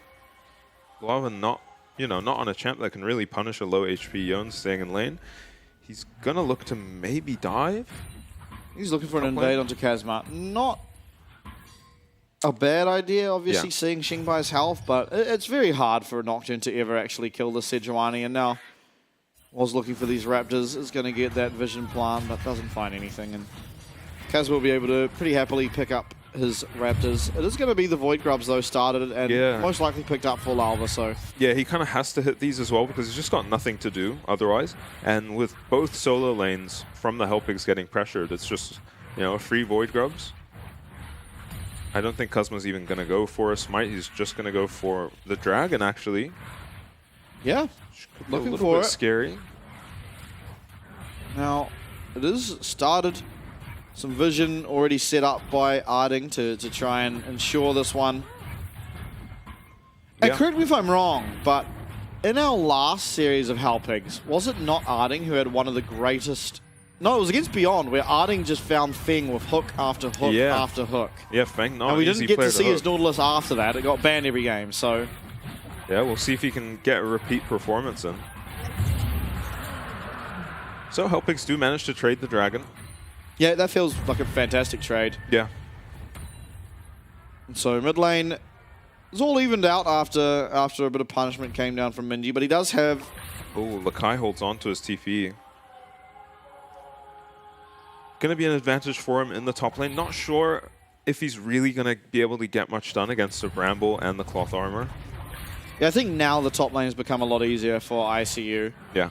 Lakai, of course, just constantly has outplay pressure. If he ever dodges a couple of those Natofu strikes from ICU's Cassante, then the trade should definitely go in his favor. And yeah.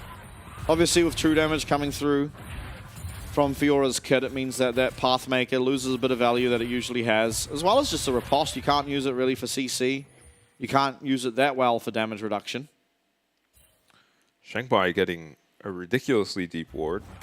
As you sometimes have to do with a champ like Nocturne, you want to know which side of the map he's on. It's going to help ICU quite a bit. Yeah, it's definitely hard as well to ward River for Nocturne, because he can come from... It's just straight down the lane. Yeah, he can come straight down the lane or anywhere else. So knowing what camp he's at usually works the best. Flash forward from Lava. They're going to be able to find this kill. It's first blood. Picked up nice and smoothly. No questions asked for J-Team. Chichi being the one that gets that 400 gold bequeathed upon him. Yeah, and I like that God JJ doesn't bother flashing there. It's pretty impossible to survive that gank. you know, from that spot in lane as Smolder. So gets the Nocturne flash, goes down. Not the end of the world. Maybe a plate as well going to J-Team. So yeah, Nocturne with one ult target really this game finds it. Yeah, for sure. You know, it's going to be a lot harder for this Nocturne to play later on in the game. Oh, nice. True for this Fiora as well. You know, it's not the lane phase for the Fiora we're worried about. It's going to be whether she can have impact in this game. Is up against a lot of melee champions.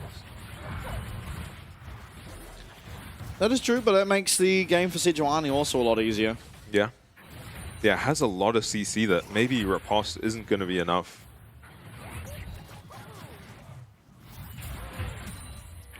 So, massive wave shoved in. Ursun, no TP. This is going to be a couple plates maybe for GodJJ. Probably just the one, but certainly good. And it denies 1 minion wave. Smolder, despite going down early, has picked up 50 stacks, or 49 as things stand. Yeah. Has gone for the D-Ring and Dark Seal. So a WQ now will one-shot the wave. Shengbai always in the enemy jungle. Doesn't look like he's having much trouble getting prio. It was the 2 plates. GodJJ staying quite a long time. Yeah, well played by him. He has to just get out of here. Does use the flap very early. A little early. Oh, nice. Flash forward. It's going to be answered. Oh, my. Oh, maybe an overreaction with the heal. The flash in response. Pretty reasonable. Nocturne coming too. You may have been able to get out, but the heal certainly was overkill. But as long as GodJJ can just stay safe, he has no one near him, though. Yeah, I mean, you're going to lose a lot of plates. So maybe Arden can get down in time to defend. He doesn't have ulti yet, though. And dives are very easy with a Nocturne Time combo. Lalba did sit there for a while, ends up going away. Through will come. Okay. Okay, that is reasonable to me. If they can get GodJJ in position under the tower now, he can kill these waves very easily. Yeah. So it'll be hard to dive him. Still playing very respectful. Yeah, Minji quietly get himself a CS lead. Yeah. So maybe Yone, not the counter. Yeah, but feels okay, right? Skirmishing will be more powerful for Yone as long as you're able to find some angles. Nice hook lands on the Chi-Chi, and he's so low. Devour going to be used. Tail dive going to come out. There's no sums here on the Smolder. Remember, it's fair. Will land. Arding, though, is trying to find as much CC as humanly possible. Wow. But it's not going to be enough as 2 kills found for J-Team on that bottom side dive. Wow, and I thought once Arding found such a nice hook onto the center, into the tower, that they wouldn't be able to go for this dive anymore. But GodJJ, no sums, just goes down so easily. And I think, honestly, Kazuma overstaying on the top side of the map just way too long. Taking both camps up there, you know, just leaving his bot lane hanging for so long. As, you know, you saw a very shaky dive coming out. Yeah, it wasn't the cleanest, but they certainly get it done. And now we have a 2-0 center as well as a 1-0 Nocturne with that experimental Hex plate. But it's going to be Hellpigs once again aggroing this dragon. No Nocturne Senna or Tom ult probably means you're getting this as Hellpigs. Yeah, Minji very far away. Teleport very close to being up. So we'll see if he commits it. Yeah, I feel like if they're going to want to fight it, the time has to be now. But it seems like they're okay to give it up. And so WinCon certainly on the table now for the side of Hellpigs. They're 2k gold down, but they have themselves those first 2 dragons. And it's going to be the Chem Tech Dragon. Yeah. Now, I mean, ICU desperately wants to get a recall off.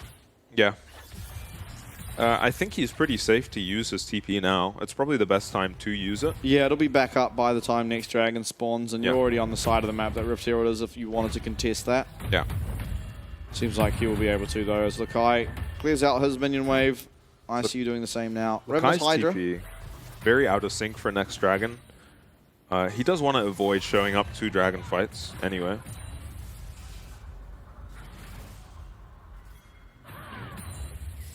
And I want to see a bit more prioritization of the bot lane from Kazuma here.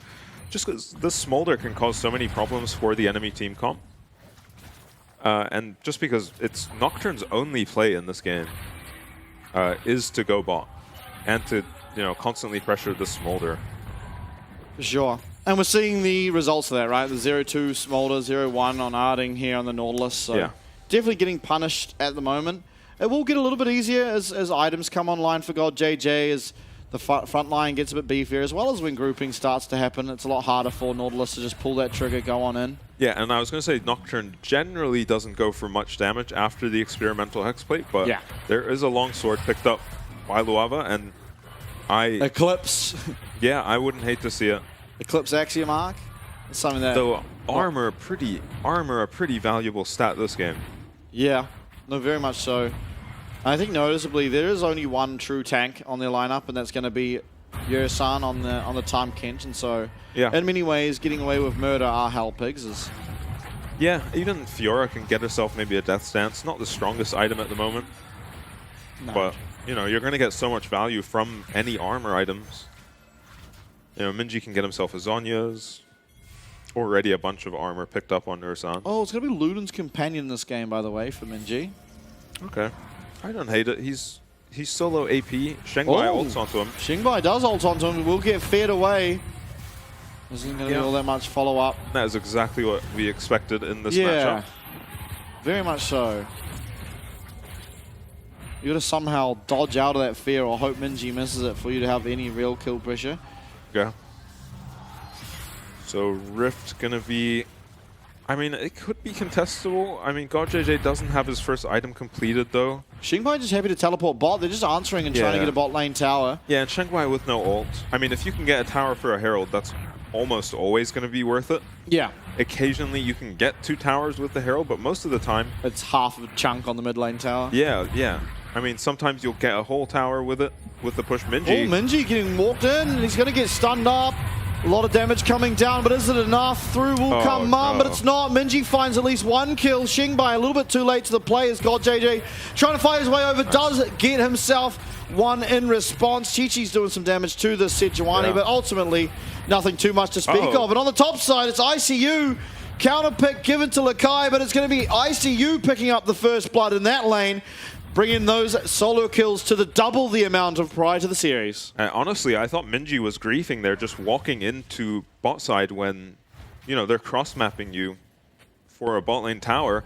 He face checks Sejuani Nautilus, but you see how much damage is coming out of the Senna, and no item Minji on the way just manages to kill Arding instantly.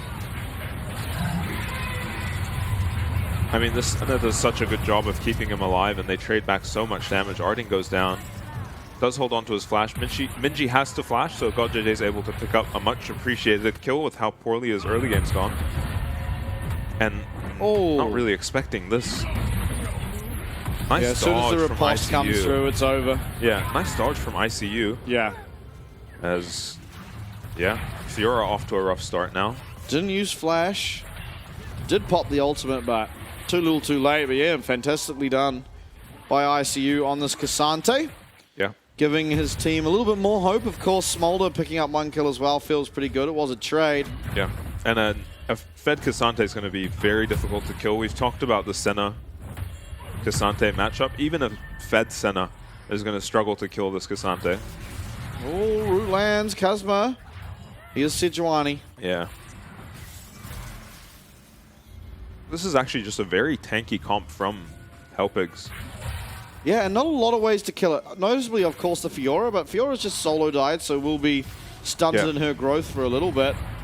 Minji at the moment.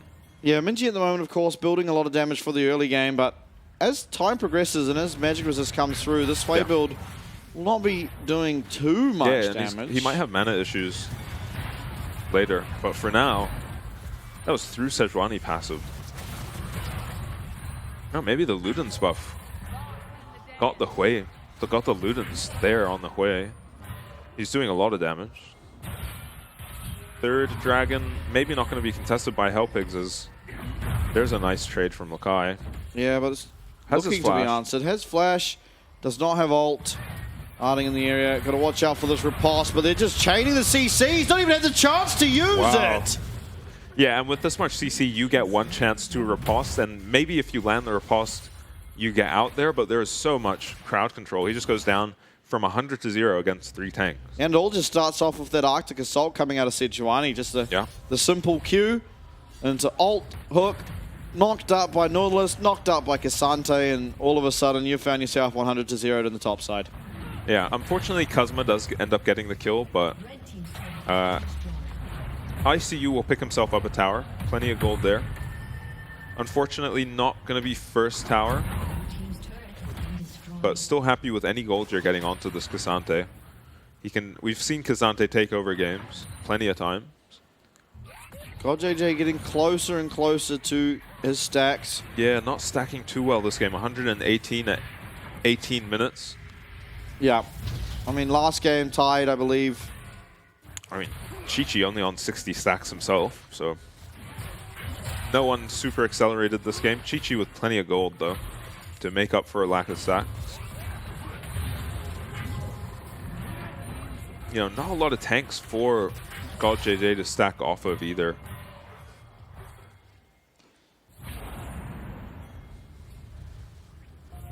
Now, I mean, ultimately a minute until Baron spawns won't be likely looked at by either team, as the damage is kind of lacking for now.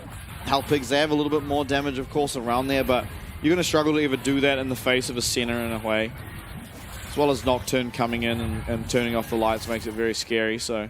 Yeah. I think for now you're happy sitting back, hoping GodJJ can get some of these stacks, get up to his 225, which is really where the power is within this champ. Yeah, especially on such a tanky comp where you don't have all that much damage. Just a percentage HP burn and an execute, you know, is going to get you there for a lot of kills. So Minji's got a second item. He accelerated into that second item so suddenly. Horizon focus. And they're going to push this advantage. See if they can find anything. It's just going to be GodJJ answering with an ult. Yeah, so Clearing much out wave clear on wave. Smolder. He's at 142 all of a sudden, so... Yeah. Yeah, the stacks do have a way of just accelerating. The more stacks you have, the quicker you can get stacks, especially once you hit the 115 threshold. Hook lands. Hook lands is going to be landing onto this time Kench, and a lot of follow-up is here, of course. Ooh. Nice ultimate coming out of Minji, as well as the fear onto the Sejuani. So it's ICU running up. Another fantastic fear. This Cassante made to run backwards, and Chi-Chi trying to look for damage himself. In fact, sending this Cassante tail between legs, running back to the rest of his team. Yeah, and I really like that Lakai didn't overreact there and teleport. His team knew they could get out. They're telling him they can get out, and they just, you know, get away from it. He's able to take a tower in the top lane, and Hellpig's just overzealous maybe. They already used Smolder ulti to get away from, to clear a wave. And I think ICU was fine just defending top, and, you know, they've kind of let Fiora get a bunch of gold now and make up for the couple deaths she's got. As no one on Hellpigs was anywhere near Arding when he shot that hook. Sure, landed onto Yusan, ults Chi-Chi. Pretty ideal combo in many ways. It means that the Devour can't come out, and hopefully you can kill the center in time. But when it's only a Nautilus, you're certainly not going to be able to do so. You really do need this Yone and Cassante around to make it more likely. Yeah. And a cool interaction that can happen in these fights, although it's like very hard to pull off, is if Cassante somehow makes his way to the Tahm Kench or the center before the Devour comes out, then you can split the combo. Split the two up and make it a lot easier to take down the center. Either way, if you ult the center, yes, Abyssal Voyage can come down, but oftentimes you'll have enough damage as this Cassante to just take her out before the Tahm can make it there. And if you take the Tahm, it's going to be very hard for him to rejoin through the CC. Out will come, once again, Mum. It actually misses everyone. As Minji burning them down. Engage really not connecting by Hellpigs. They're not willing to pull the trigger on the Sejuani or the Nautilus ult. And these Smolder ults are truly not finding their mark as well. Yeah, his ult sucks, though. It honestly isn't too bad. Minji way he's looked at. Yeah, he's been found. He's going to get stunned up.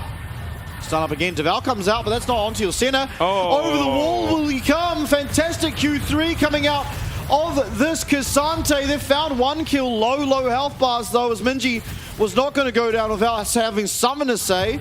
Flash away from Lalva. Chi-Chi walking forward. It's a little bit dangerous. Got to be careful of Cassante turning around. And Lakai, once again, he's not going to respond. He's just going to stay up top. Picks himself up a massive amount of gold with that top tower, and now Xingbai's coming to answer. Yeah, no ulti on the Nocturne means they're probably getting this dragon, and this is kind of where you want to be as Helpigs. The pressure is getting a bit much from the Fiora, mostly because he's just sitting there in lane, refusing to teleport. But you've got the 3 dragons, so he's eventually going to have to show up. As Minji's just way overextended here, does manage to get to the wall for Ursan to eat him over, but look at this Q3 from ICU, salvaging the play. And you see, with just the Senna on him, this Kazante's never going down. You know, he's confident to E forward when there are 3 people onto him. Yeah, and it's only going to get harder for the Senna. Even though Chi-Chi's going for the LDR, it's not going to make a difference. Minji gets plenty of damage out. Yeah, absolutely. Got so much. Yeah. And that was trying to salvage the fight, but yeah, ultimately... and that's a fight he started in melee range of a Sejuani, Nautilus. Yeah. But ultimately didn't find a kill in return. It was a lot of gold, of course, traded up in the top side. Yeah. But this is given more time now for Smolder to scale. There's 3 dragons in favor of Helpigs, and so ultimately if they want to give over 1 dragon, it should feel okay. Giving your Smolder a little bit more time. So I am glad to see God JJ has the quick blades on Smolder. Just for my sake, because it seems like everyone else stopped building it and I didn't get the memo, but God JJ didn't get the memo either. As we're usually seeing Shojin second into maybe an RFC, and we even saw Leandri's, you know, squeezed into the build too, but pretty much everyone shying away from the quick blades.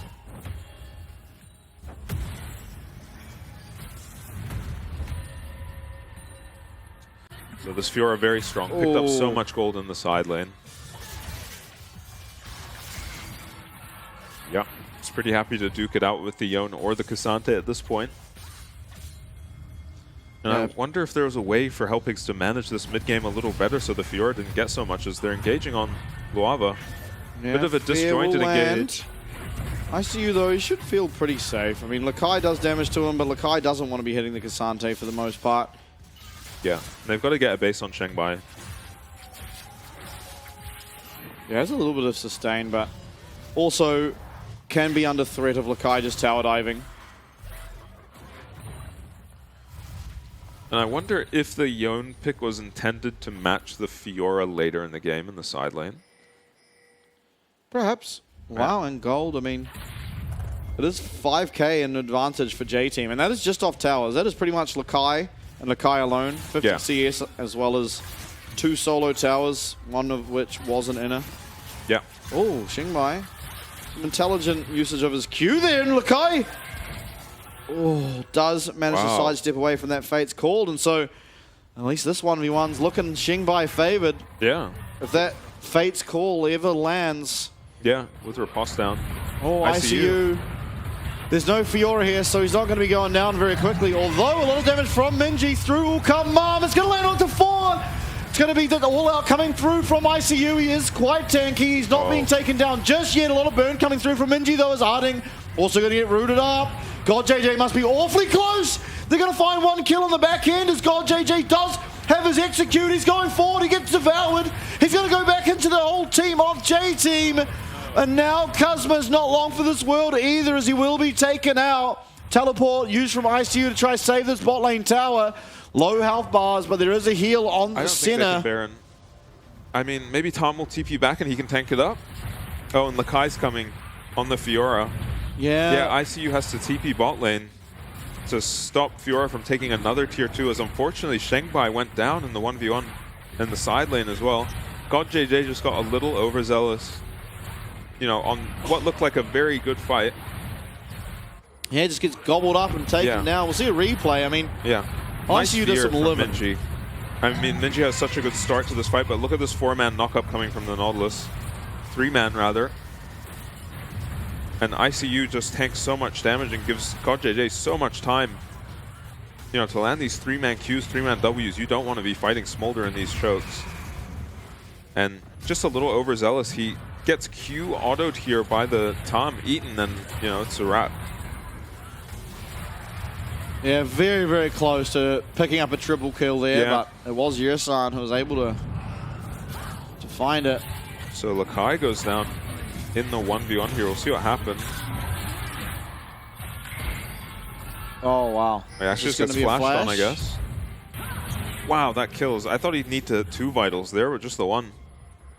Kills him. This is a very strong Fiora. 3 items now. Yeah, Xingbai working his way towards the Iceborne Gauntlet. It is still Ocean Soul, so while Baron is on the side of J-Team, they absolutely have to fight for this dragon. Lakai's found himself a flank, but Arding and God JJ should be privy to the idea. Through will come this Nocturne ult, flash forward, there's not enough to peel. It is going to be one found, Lava picking up that kill. Another one as well as Xingbai gets taken out. ICU next to go down. It's only Arding and Kazma left alive, and they won't be alive for much longer.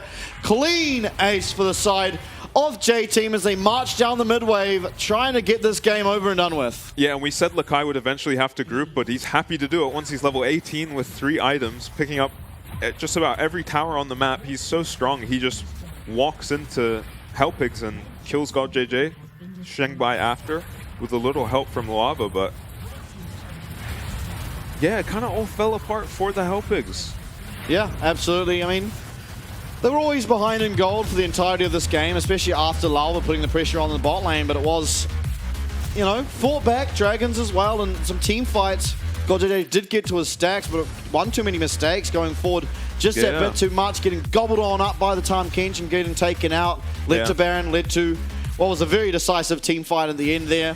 5-0 in favor of J-Team, and they pick up game number 1, which is very important because now they are 1 more game away from sealing their place into the playoffs. Yep. Yeah, and Hellpigs have got to, you know, switch it on now. I think they really felt the pressure from the Fiora that game, thinking they had to group, and I think they just overgrouped. All you have to group for is the Dragons. Yep. That is the clock you're putting the split pusher on, and yeah, it sucks to be ICU just sitting under your tower the entire time, but he was fine to do that, you know, for most of the game and just prioritize the Dragons.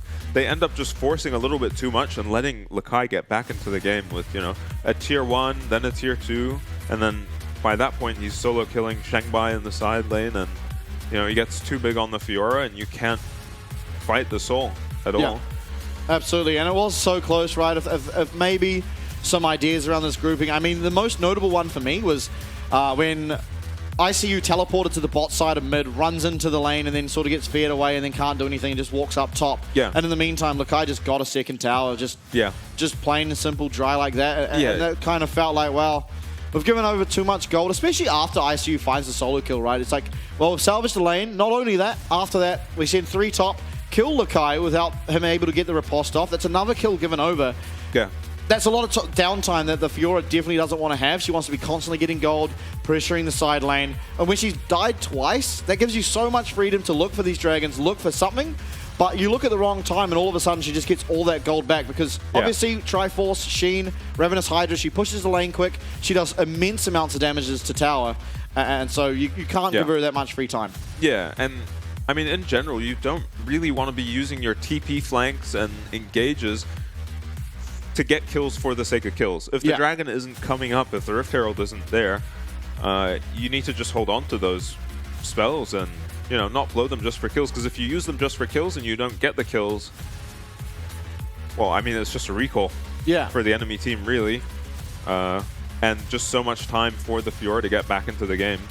You end up inventing an objective for the enemy team to take that wasn't really there. Yeah, I mean, shaky performance from Hellpigs, and I think the early game as well by Kazma. He just spent too much time on the top side of the map in general. Yeah. When he should be protecting his Smolder and his Nautilus, you know, a little bit better. You're not going to get anything done in this top lane. It's so hard to kill the Fiora with these champions, and even if you do, we saw, you know, solo kill for the Cassante and another kill on the Fiora. It's not like Cassante's ever snowballing that matchup, really. Not the matchup, but definitely the game. But yeah, you don't really care to gank for the Cassante. He's pretty self-sufficient in the fact that maybe he can't look for solo kills on Fiora the entire game, but he can sit in front of a wave, press W, and then press Q and clear it entirely, which means that Fiora can no longer pressure the tower. And the problem was, again, we spent too much time topside. Got Chi-Chi 2-0-2 very early on into the game, as well as your Smolder so far down in stacks, because not only did Smolder die, Smolder died with a wave crashing, which means not going to get stacks on the Tarm or on the wave, which we saw, right? We saw at one point it was like 18 minutes and Smolder only had 118 stacks. Yeah, that was which is really, really bad. I mean, credit to Lakai the whole game, he is just not responding. As we see a pretty good engage, a very good engage, honestly, from the Hellpigs.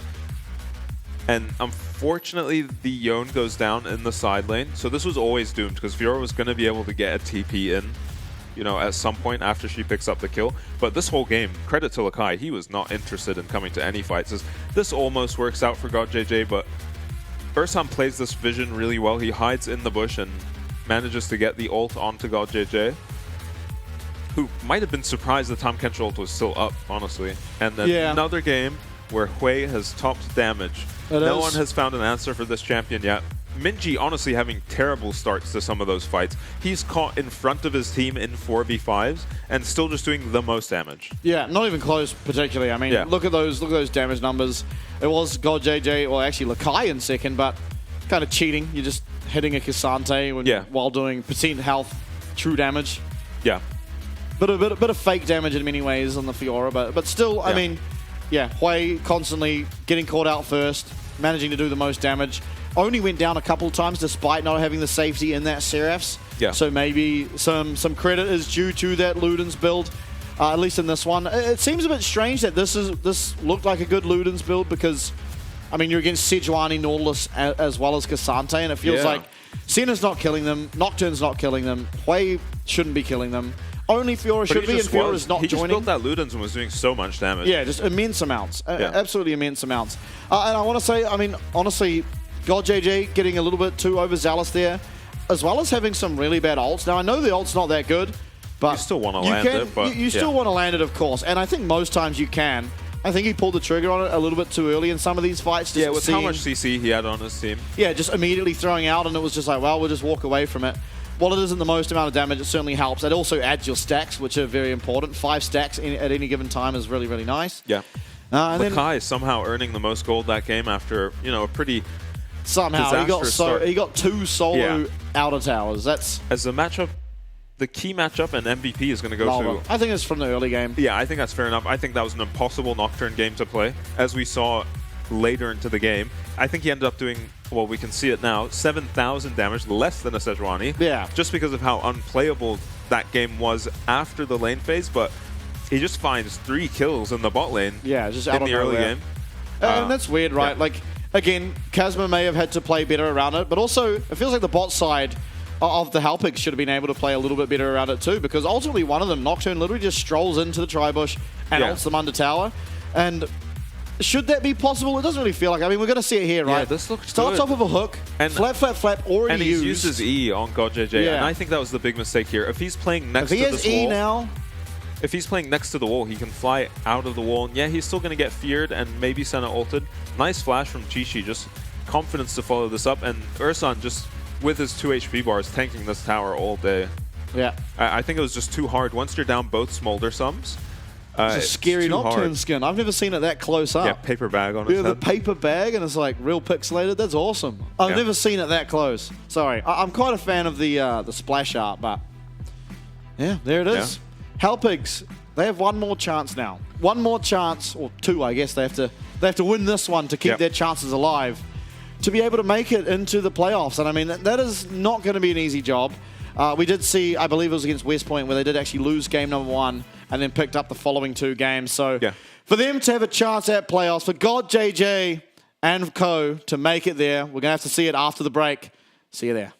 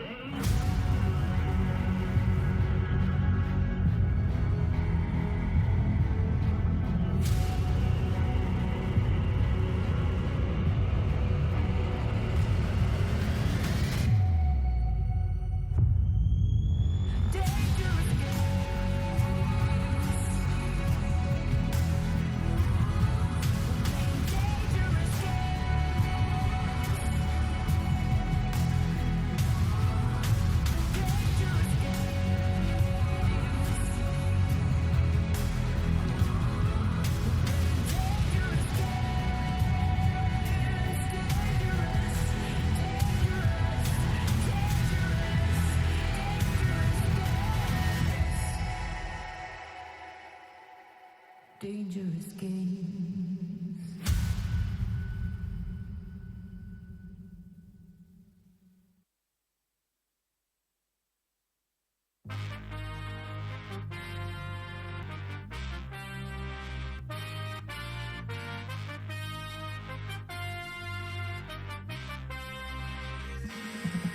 It's personal, Saturdays, prime time, baby. Grinding, you won't see me on the sideline, baby. The man, know you see me, yeah. Although you won't understand.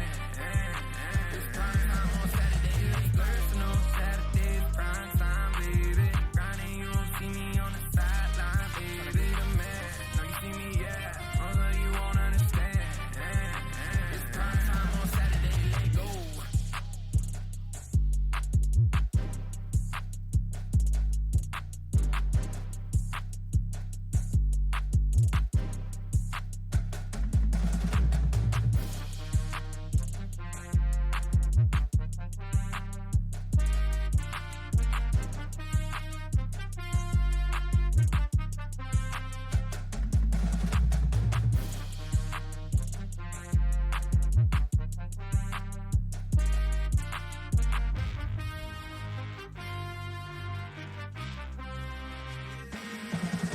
It's personal, Saturdays, prime time, baby. Grinding, you won't see me on the sideline, baby. The man, know you see me, yeah. Although you won't understand. It's prime time on Saturday. It's personal, Saturdays, prime time, baby. Grinding, you won't see me on the sideline, baby. The man, know you see me, yeah. Although you won't understand. It's prime time on Saturday. Let go.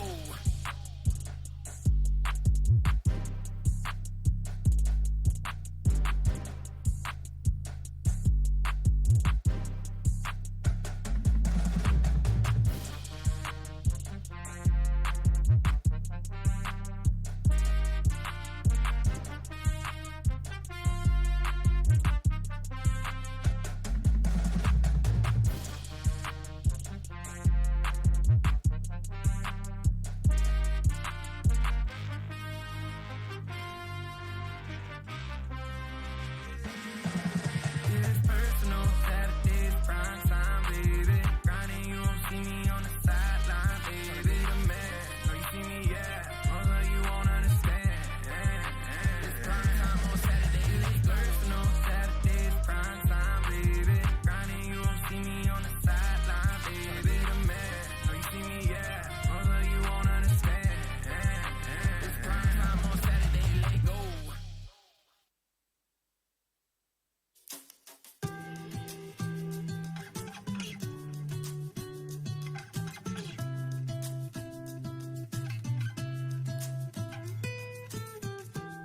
You got me off the ground, and I was earthbound. When my mirror was invisible, 'cause I was waiting for a miracle.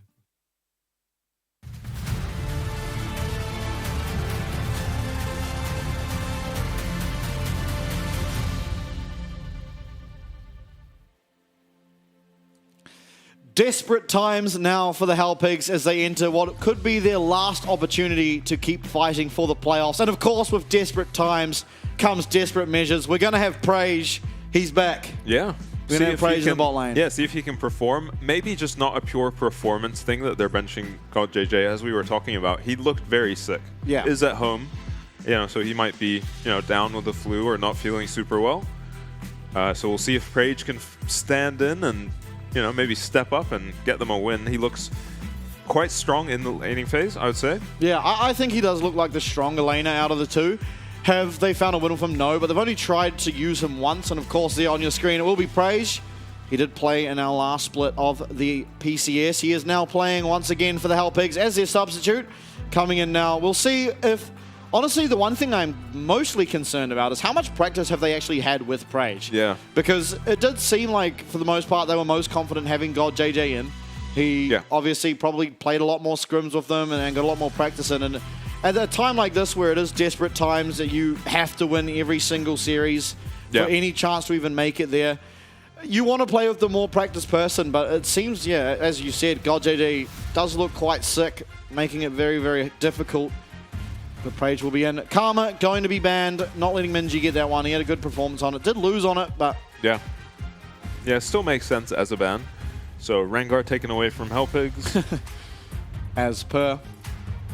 I think if there's a role you're going to be swapping in without too much practice with the player, it's going to be AD. Yeah. You know, there's not, unless he's maybe on like a Senna or an Ashe, you know, there's not too much to coordinate with your team. Yeah, you're kind of just sitting there and auto-attacking, following up on what the beefy boys do, or maybe a pick that Xingbai has found, or something along those lines. Now, So- TF and Orianna will be banned. I believe things remaining the same thus far. Yeah. We'll see if J-Team decide to leave change. the Ashe open. I like the center ban, Chi-Chi picking up wins on the center and nothing else thus far, so Yeah. get rid of it. Yeah, Don't want to makes see sense. it anymore. Especially if you want to win the series. Ashe remains open. Ashe, a pick that Arding did play in their last series. Walked into a bush, killed the Nautilus. Yep. And let's see it. Let's see it. It's hovered. It is. It was hovered last time too, and it swapped to a Cassante. I like it. Lock it in. Yep. Why not? Yeah, they won with it. They did. They won quite hard with it. Okay, Varus. No. Varus. Ashe. Varus. Oh, please. Varus. I mean, this could be... I'm going to do a little coping here. They may be confident that J-Team just aren't going to play Ashe. I don't Okay. think we've seen J-Team pick Ashe. They barely ban it. Okay, they're going to answer with a Smolder for themselves. And if the Smolder is going to be playing against Varus Ashe, I would not want to be the Smolder. No. Going to be very reliant on your Achu. Okay, Smolder will be locked in eventually. Now, second pick for J-Team. What do they look for? I mean, I guess Maokai is just not really prioritized very much anymore. I swear the champ's still busted. Oh! Oh, there he is. Yeah, I think the champ is still strong too. He lost a lot of early game power. You know, does a little less healing, has slightly higher mana costs, but yeah, I was never watching Maokai and thinking he has too much healing or too much mana. We did it! Yep. It is done! Varus Ashe locked in. Cassante locked in. Cassante looking good last game. What will be the answer here for Minji? Will it be Hui again? It's looking like it might. Will. Yeah. Hui has a lot of squishy targets to hit this game. He was doing a lot of damage up against tanks, and if he's going to land those same spells onto an Ashe Varus, it's going to be tough going for the bot lane of Hellpigs. Xingbai's Assassins is the name of the game now. Might just be an LB Kassadin ban for J-Team. Yeah, Akali was something he picked up a win with against West Point. I think you just ban Nautilus. No, you just walk in on that guy. Yeah. No, I agree though. Taking away the Nautilus feels pretty good. Gwen, okay, they're banning answers to the... Oh, you could get rid of the Fiora. Yeah. But low-key, the Smolder is a flex into the Cassante. That's right, that's something I would do. Just stack completely for free.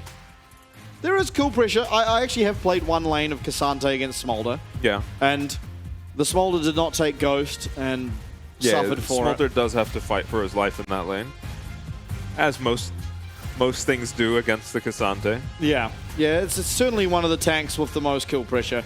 Fiora is going to be the ban. Yeah, I don't think this Smolder is going top. I think the Smolder has to be going into the bot lane. And Na remains open. Now, again, it's a hard matchup for Cassante, but the Na isn't quite as good at split pushing. Is going to have to join the team for team fights. Unless they just lock in Nautilus. I mean, you're not in any rush to pick the Na. Yeah. And to be fair, you're not in any rush to pick the Nautilus either. Yeah, just reserve it for last pick. Now Prage, he gets to lock in for one of his other roles. Looking at a jungler. That would be a jungler. It's a jungler that, while there's not a whole lot of dashes to deny now, and does it deny... I mean, Flap, Vi flap, is flap? open. Yeah, I'm surprised to not just see Vi. But does Poppy Steadfast Presence No. deny flap, flap, flap? No. It doesn't? No. I mean, I'm not 100% sure. I've I not think it seen will. the interaction, but I don't think it does. I think it will. Maybe not. Who knows? But you know what does? Ramming him into a wall. Yeah. So it's just Syndra. Okay. Syndra, as we're still searching for the counter to Hui. I kind of like the Syndra in many ways, though. Now, it is very scary to be a Syndra up against Maokai. Yeah. I mean, no matter what. And a Nautilus.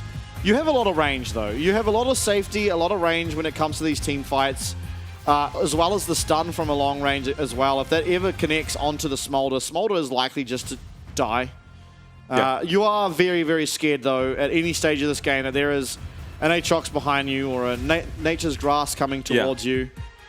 That is something you always have to be scared of, as well as, honestly, the depth charge. But honestly, it's not the safest game to be a Hui. No. Either. You got Ashe arrows coming at you, Poppy, Chain of Corruption, yeah. Yeah, there's a lot for both these mid laners to try and withstand. Yeah. We're really yet to see a good answer to the Hui. Outside of, I will admit, the Xerath. The Xerath seem to do very, very well. Yeah. Krishkada fighting that one through some drafting, I have to say. Yeah, some draft maneuvers. Yeah, to make that one happen, and was phenomenal. It looked really good. Punished the Hui. Maple never really found footing in that game. Yeah. Yeah, we'll see how the Syndra does. Not as strong of a laner as she really used to be. No, but is stronger at team fighting. Yeah. Has a lot more utility. Has true damage now on that W, as well as an execute that comes through. Yeah. And so while it's not always easy to kill things like the Aatrox as well as the Maokai, when you do have the execute coming through on the Syndra ult, it actually does give you a little bit more leeway. Kind of like an Elder Dragon in many ways. Once you get that 120 stacks, it's a... Yeah. No, 100 stacks, sorry. It is a 20% execute, I believe, so... Gives you just that little more room to punish. Yeah. And we'll see how Lakai does in this game, too. We've seen Aatrox completely take over games, and he's against an entirely immobile team comp on the enemy team, which is usually where this Aatrox can really get some work done. Plenty of CC to set him up, too. Plenty of CC to deny him, though. Almost certainly going to have to be the Merc Treads, which does stunt his lane a little bit against the Cassante, and Cassante should have a bit of kill pressure over Lakai, especially when it comes to sort of that level 6 mark if Bramble Vest is finished. That's really where you can look for kills. We've seen it many times before. Even when the likes of, I mean, I'll use Driver for an example, fell 2 kills behind Jiang. Yeah. Still managed to turn around a kill. A really nice ward from J-Team. We've seen this play so many times from the Ashe support. On the blue side, you just walk into this bush, pop Ghost. No Ghost this time for Arding. I mean, we are just strolling in. We've seen this before too, and it works. Yeah. So you can... I mean, they can path aggressively here, but they decide not to. Both wards gone, and you are against a Poppy. Now, obviously, Ashe Varus wants to push. Yeah, I mean, you're also just against Ashe Varus. Not having a ward for the lane brushes is going to be torture. Yeah. Yeah, this is a bit scary, honestly, as both junglers will be on opposite sides of the map. I do expect Kazuma to show some presence towards the bot side. Honestly, even early levels, because of how much pressure this bot lane can output, you do feel like a dive is well and truly on the cards, especially when you have a Poppy with phase rush. Yeah. Okay, Hook going to be the option. Yusan with that aftershock means he's not going to take as much damage as he otherwise would, but still certainly takes a sizable chunk. Is going to now lose that potion. He actually started Doran's shield. Yeah, that makes sense to me. You just take so much poke in this lane. You know, anything to survive, really. Now, Kazuma should be hitting level 3 very shortly. We'll see if he's able to get towards this bot side before J-Team are able to. Some nice poke landed by I'm imagining Prage. he's going to run straight there. And yeah, here we come. There's no wards. Not getting his wall. J-Team really need to try and hit level 2 before this dive comes through. It will be coming through. Maokai in the area. Is Lalva going to get here in time? He's going the wrong way, though. Through we come. Chi-Chi going to flash away, but he's still not safe necessarily. Wallbang comes through. First blood is going to be picked up. Kazuma flashing out. He's going to get flashed on, though. He's going to get flashed on. This should be a kill found in response, but there's a lot of minions lost. This is more time away from Smolder farming. Arding being looked at. Flash will be responded to, and Prage picks himself up a solo plate. Yeah, well played to Helpings. I think that is overall very worth it. You interrupt Maokai clearing his jungle. He does get a kill for his troubles, but you don't really want the kills on the Maokai, especially when your Smolder, your scaling champ, misses a massive wave under tower. Loses both sums, still dies, loses a massive wave, and a plate going over to Varus. That's serrated Dirk to Doran's ring now on the bot side. Yeah, disaster. Prage still with his flash up too. Arding still with its barrier up as well, so all things considered, an amazing play. Yeah. And Kazma, he knew the win con. Yeah. Hellpigs, I think, hit level 3 off of this wave as they shove it in. So we're very early on the replay. Okay. All right. Oh, they didn't know Maokai's there, maybe? Yeah, maybe not. But Maokai didn't expect this at all. Going... And nice flash from Chi-Chi. I think... Yeah, I think maybe Kazma could have eat him into the wall on the right-hand side rather than the tower. Maybe. Yeah, I think he just didn't know if there'd be the damage without the... Follow-up. Yeah, without the 280 carries. Yeah. Either way, a great play from Hellpigs. I mean, not much J-Team can really do to avoid that. Maybe just a read from Lava had to come through. Yeah, well, he did his Gromp and then went to his Wolf camp, so... Yeah. I think it was able to be stopped and chose not to. As we're going to replay, but what happened here? Yeah, I wasn't paying attention. Someone lose a flash or... Okay, trade's going really well for Syndra. Yep. Oh, Hex Flash. Oh. Menji's losing Flash here for sure. Menji going down. Oh, I didn't even see that. Wow, Xingbai. Nice roam from Arding and God. Chi-Chi no sums. Guys. We're red side and we're against Varus and Ash. Oh, Chi-Chi being looked at, but it's going to be Arding tanking. Oh, the Q misses. This is a disaster. It's a double kill, but it's Yursen who picks it up. Oh, no. Oh, that was really, really poorly played. Yeah, that's very unfortunate. Well played by Ursan to just disrupt that dive, but if the Q had landed, it was still a 1-for-1 and perfectly fine. Lava gonna get the grubs now. Oh, disaster for Hellpigs. Don't play it again. And yeah, Arding just autos before he's past the tower here. Gets autoed by Ursan. Really nicely played. Another auto from Ursan. Picks him up the double kill. Nice moves from Chi-Chi. Happy feats his way out of the Varus queues, still very behind, and the kills all went to Nautilus. Yeah, that's the saving grace, right? Is that it wasn't actually Smolder picking up those kills, otherwise you'd have a big problem on your hands. It was. I mean, the saddest thing is that he gets to pick up that wave, really. Yeah, no, you were trying to deny that. And it looks like, honestly, Chi-Chi's been playing very well around the Poppy. Yeah. Both times, meaning... I mean, honestly, if Poppy was able to find an earlier sort of in, we wouldn't have seen Arding tanking up the tower and... Yeah. May have looked entirely different, but well played. Yeah.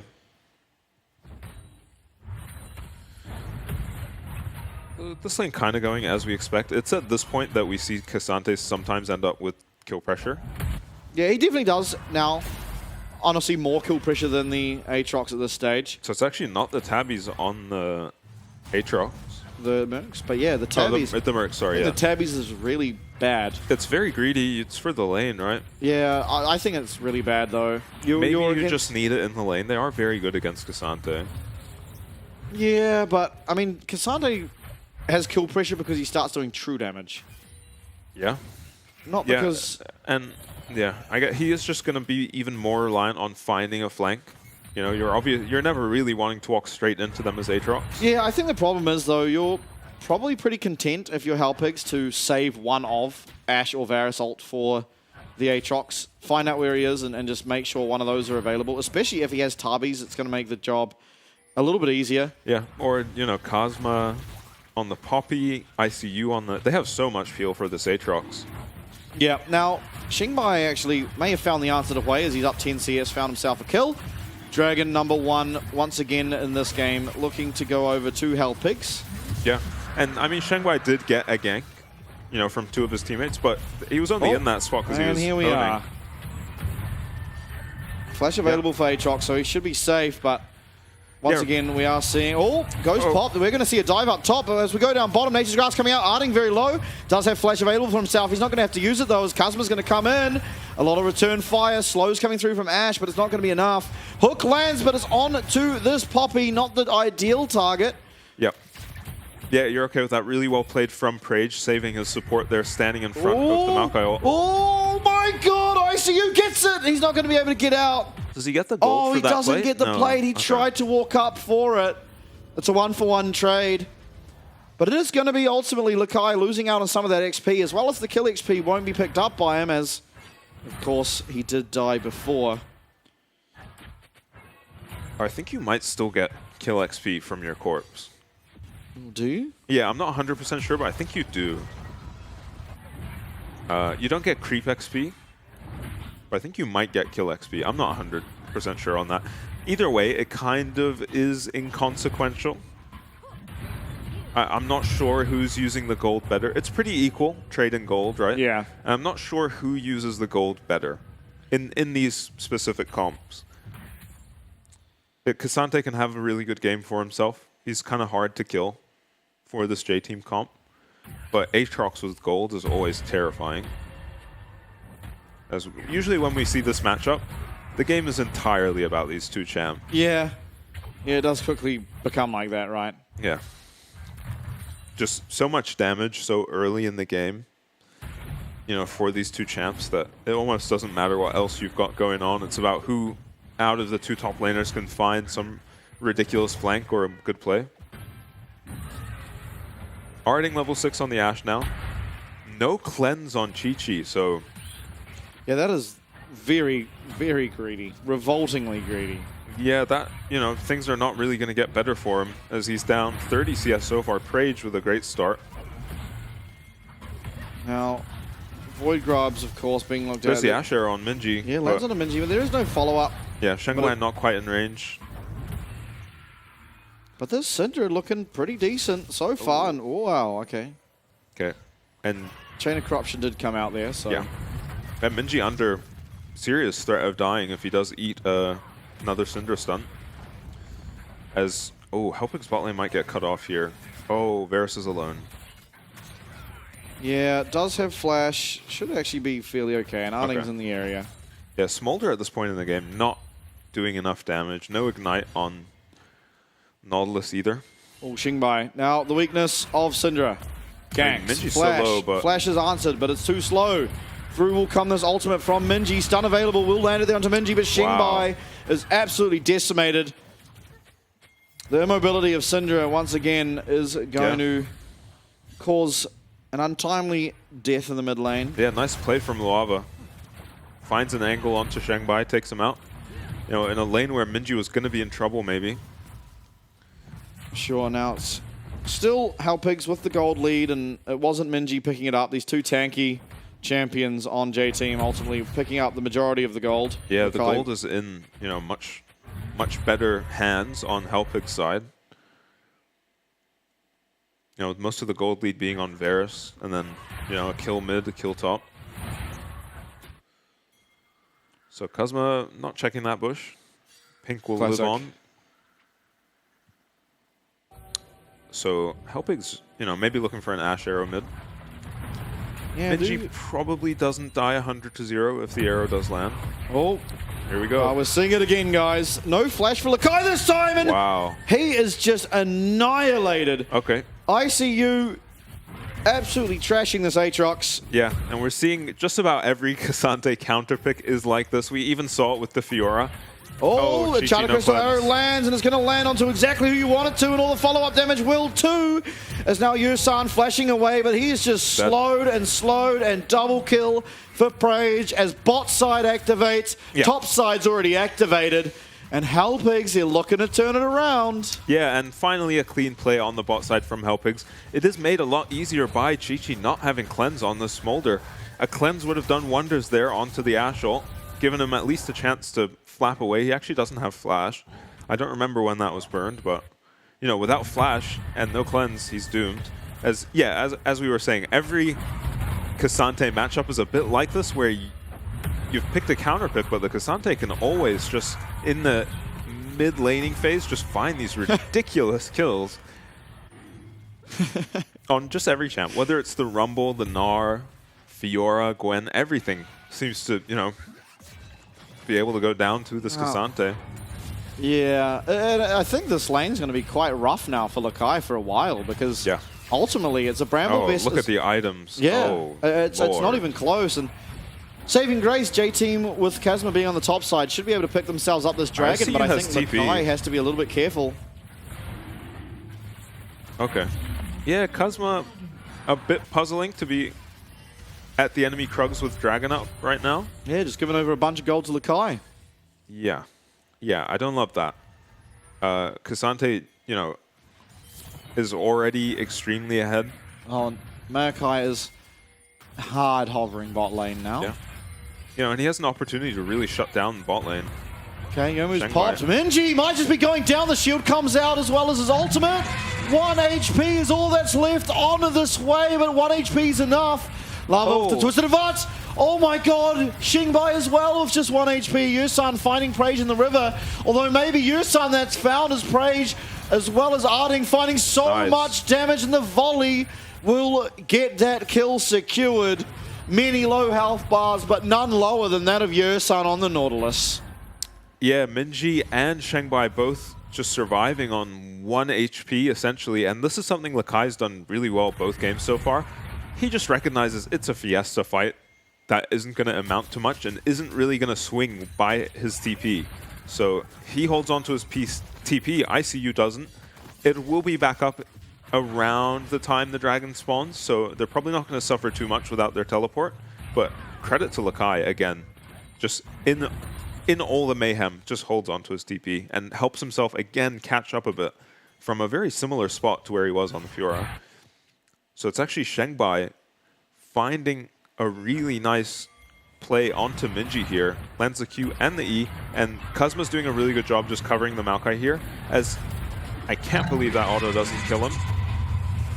And then Shengbai almost gets sniped here as well in the corner of your screen, and Prage does eat a chunk, but Chi-Chi realizing they don't win that 2v2, even with Prage chunked out, and just runs for it. Ursan goes down. Yeah, things are looking up for Hellpigs here in game number 2. We'll see if they can get this one across the line. I think so far looking to do so. Yeah. I mean, I think this matchup's only going to get worse for Hui. Yeah, it does feel like it, right? Hui, while outranging with one of his abilities, certainly doesn't outrange for the rest. Xingbai, though, this is the problem you have with Syndra. Once again being felt. He's looking for the trade, though. He's going to find it. Yeah, nice. It's a 1-for-1. Minji staying just too long. And you see this Hui is so scary when he's got any lockdown on his team. He can essentially get his full combo outside of your range. Shengbai, you know, puts on his dancing shoes and dodges, I think it was the Hui ult. Yeah. And in the middle of that, with how much CC was coming from the Maokai, pretty impressive that he can just trade a kill back there. For sure. And his team gets a Rift Herald while he's, you know, distracting 2, getting a kill. As, no, Prage doesn't pull the trigger on his ult there. Neither does Arding. Yeah, this heal is preposterous. Yeah. I don't think it really made a difference in any of the dives that they fell victim to. Yeah, I just think, I mean, you see not only the Varus Ashe, even the Syndra. You know, she can absolutely stun you from very far away and just one-shot you.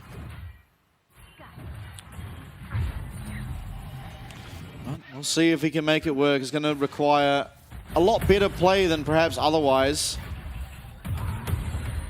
Yeah, ICU completely in charge of this lane. Item finish now for Lakai. Yeah, Profane Hydra. It's going to feel pretty good in team fights, but still will be losing in the isolated 1v1. Importantly, just has enough wave clear, though, that he's not going to fall behind in CS. He is going to be lacking prio. ICU is going to be able to kill the waves first because he can just stand on the wave, whereas Lakai kind of has to wait for him.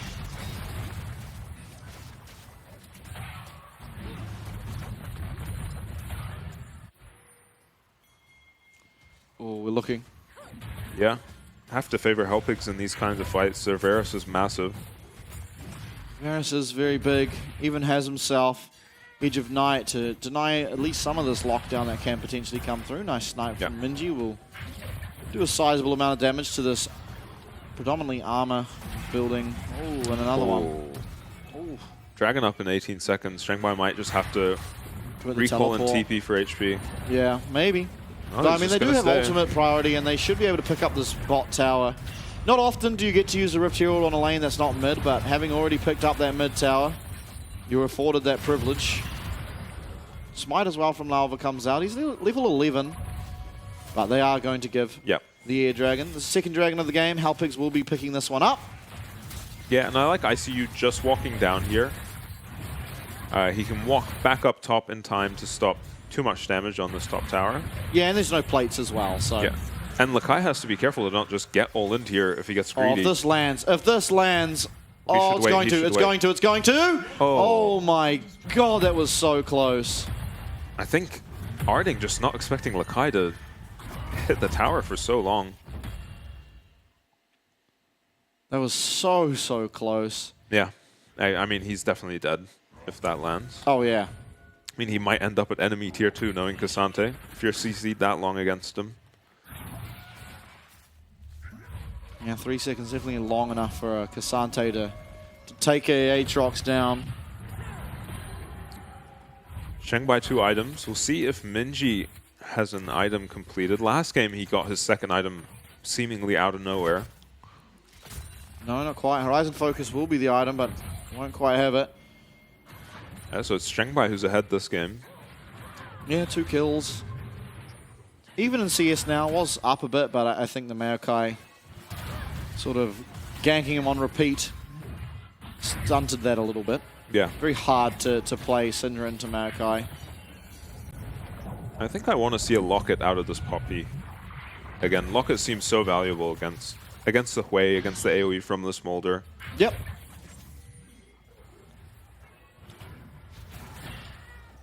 Might be coming through next, although not looking like it.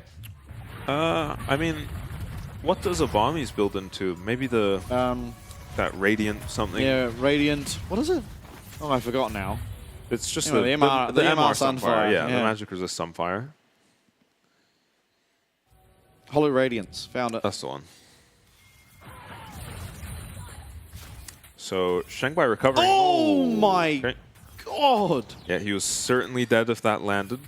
Yeah, that was close. Ping's coming down onto Ashe ult. Little do they know, it's already called all the way back up. Yeah.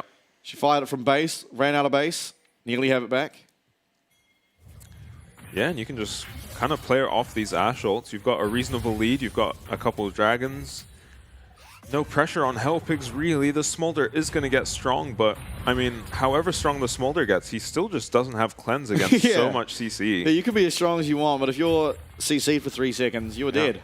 Yeah, and you can just play off of Ashe ult or Varus ult as your win condition. Well, Minji is in a lot of trouble. Minji looks like he's in trouble. Misses. Yeah. Wallbang won't connect, but comes Varus ult. Keeper's Verdict does. And, a lot of things are missing here. Through will come Mum. Xingbai flashes away from their Nature's Grass, and immediately it's Arding taken out. Kazma flashes the wall. Gets himself to safety, at least for now, but some of these snipes are landing. World Ender was used here from Lakai. Won't have it anymore. ICU full on HP. Xingbai and Kazma do not have the ability to say the same, and we're looking for a dive now, but the opposite way. Prey's trying to clear out as many of these minions as possible. ICU will be popping that Ghost. He is going to get caught out, though. A lot of CC coming down, and this Cassante may be tanky, but he's not tanky enough. All that comes through, though. They're looking for a trade kill. They will find it as Prey connects with that piercing arrow. It's 1 for 1. ICU now down. Arding has respawned, does have access to that Ashe ultimate. Maybe using it, could locate a kill, but not likely to, so holding it for now. Prage trying to chip away at them. Yeah, a bit of a disaster engage. I think they go for a little too much after Minji flashes, and J-Team are so quick to respond to this, as they've actually already got everyone around their red buff here. Nice dodge from Minji. Yeah, such a nice dodge, and then the Maokai ult to follow up is fucking perfect. And then, yeah, Kazma takes too much damage on the way out, but you saw how strong Cassante was. As you saw how strong Cassante was in this fight, he's in the middle of 5 people there, I think. Yeah, and then manages to take out one. Yeah, manages to take one down with him, and you know it's taking them a long time to take him down, and he's getting plenty of damage back.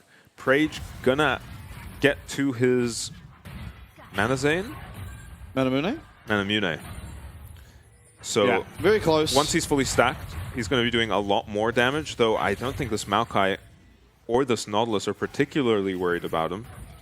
No, definitely not. But again, Chi-Chi, 1 bit of CC lands on him, and he is not long for this world. Yeah. As it looks like Chi-Chi did get the memo about the new Smolder build. I wonder if he's just going to have to build a QSS. Yeah. Yeah, I mean, there's just so much CC. It looks like J-Team want to contest this dragon. Yeah. Posturing around. Arrow lands, but it's not on who you'd want, although we are going forward. Chain of Corruption, Nature's Grasp. Mum comes down and wow. Didn't think that's who you wanted to look for, but it certainly looks like it was. Once the Poppy ult from Kazma comes out onto 2, it doesn't matter who you're going for. This Maokai is essentially on his own in the mid lane. We're seeing so much value out of this Poppy. I don't know the Hellpix needed to commit so much to this, as they're going to lose entire priority around this mid wave. ICU, though, will be able to get up there and hopefully defend their tower. We'll be able to do so. Yeah, I think it's J-Team who have to be careful here. Yeah, they might have to be. Ashe ult halfway from being up. And yeah, it does look a bit dicey at first because we've landed our engage onto the Maokai. But once this Poppy ult comes out, yeah, fantastic. Yeah, it's a free pick. Well played by Hellpix. That was just smooth. And we were worried about what value this Poppy pick was going to get. Kazma has a great early game. God. Yeah. All right, Manamune is completed, although Praise, he's with the Edge of Night, he should be okay. He needs a little bit of backup to defend this tower now. Oh, gets off the Edge of Night from Lakai. That's going to always feel pretty nice. Yeah, this is a massive Varus, and he's not falling off anytime soon. If he's hitting Minji or Chi-Chi with Qs, especially once he gets his opportunity finished, yeah, he's going to be doing half HP. As you just saw, yeah. And ICU, once again, finishes up his Jack Show, be a second item. Yeah. I imagine he's going to just finish the Thornmail next. Obviously, it's not that great. It's not that it's not the most impactful item to finish up, but you are now worried about Barons and whatnot, so just having that immediate strength, the extra health, the cast time reduction on your Q feels really, really nice. So yeah, it does make sense to just look to pick that one up. Yeah, as he still just has complete control of the lane so far. Lakai not ready to fight him yet, as the items have evened up, and ICU's built a bit of MR. I just don't know if this Aatrox is ever going to get to the point where he has pressure in this lane.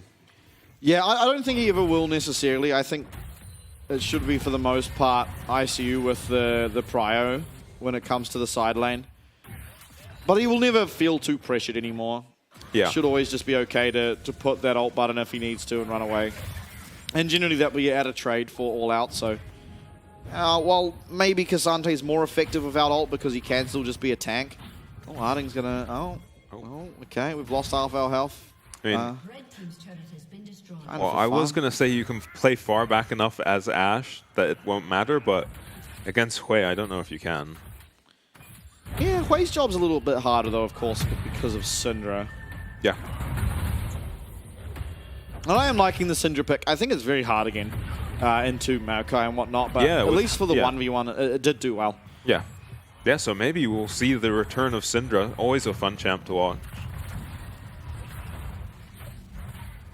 I wonder how it deals with Cassante, though. Maybe once she's fully not stacked. Not that bad. I mean... Yeah, once she's fully stacked, an all-out Cassante could be pretty vulnerable. Yeah, but obviously he needs to not have his Pathmaker, otherwise he just reduces 50%, or I think in all-out it's something like 60-70% of the damage, so... Oh. Yeah. You need to make sure that's on cooldown, otherwise it doesn't really matter. Yeah. So 3 items now for Shengbai. Minji's still looking for his Void Staff, I guess. We usually see the Crypt Bloom. Yeah, looking for Void. This is going to be up against the Kainic Recurn, which is the item that Kazma here is building towards. Yeah. That's the only real magic resist, though. Obviously a Jack Show as well. Increases a little bit. Does Brutalizer build into Opportunity? I don't think it does. No. So I wonder what Prage is going for. There aren't that many items that build out of the Brutalizer. It's Hubris. not Cyclosaur. No, does Hubris? No, Hubris isn't. I think Hubris does, but I'd be surprised to see a Hubris at this point. Well, that's... Oh, the ult lands, and so will the stun. Chi-Chi's dead. I wonder if there's a summoner he could have taken there to perhaps get himself out of that situation. I guess we will never know. He just eats an Ashe ulti, and he kind of gets baited by standing in the mom breath there, and makes it a bit easy for Arding to find him with the ulti.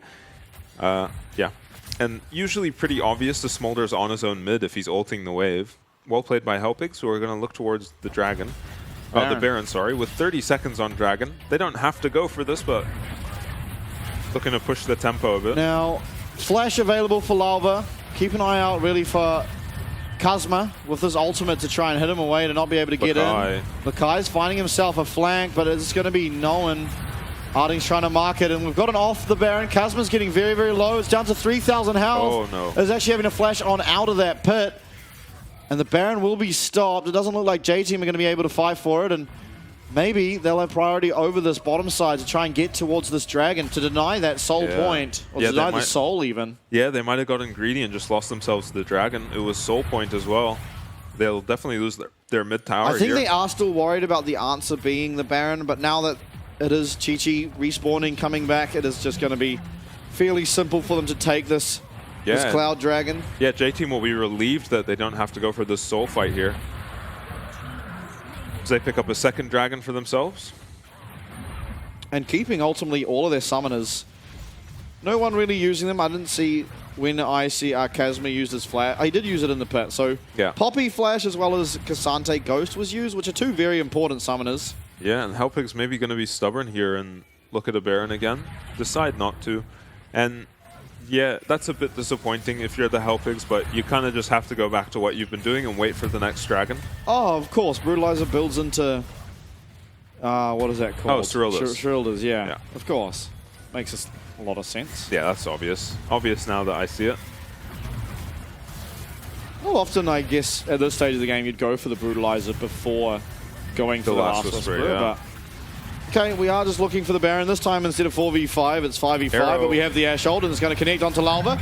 Rooted up, he's getting very low. Nice Poppy ult comes through. It's going to deny any chance for Yursen to be at the fight, but Lakai's found his way onto Xingbai. It's a quick kill, but on the other side, top laners versus mid laners is the story of the fight, but Minji noticeably being able to get away, but the volley comes through. It's not enough. Lalva getting low, ICU trying to finish him up and will be able to do so. Lakai, though, picks himself up. Yet another one as Yursen claims 1,000 gold for taking down Brage. It's Helpigs that are going to get aced for only Lalva going down on the side of J-Team. Yeah, and we were wondering which top laner was going to take over the game. It looks like Lakai, as ICU just gets kited beautifully the entire fight. And Lakai finds his way onto Xingbai and then onto Arding and, you know, just carries that fight for his team. It looked like the same story where they found an engage onto the Maokai and then Poppy ulted his teammates away, but I mean, they just didn't pay enough attention to Lakai on the backline, who found a great flank. Yeah, amazing flank, and I mean, we're seeing why you need Ghost on the Cassante in that fight, honestly. So much time that he spent not being able to attack people that he was on top of because he didn't have that extra movement speed. Yeah, could have been an entirely different fight. Yeah, with Ghost, that's a completely different fight and a completely different game, ultimately, and you have to wonder, it's Helpigs hitting this objective, forcing the issue. So for them to be missing this key cooldown is, Lakai just one-taps Xingbai here. Maokai ult helps a bit there. And yeah, ICU probably gets that kill with Ghost, or at least has a lot more impact on this fight.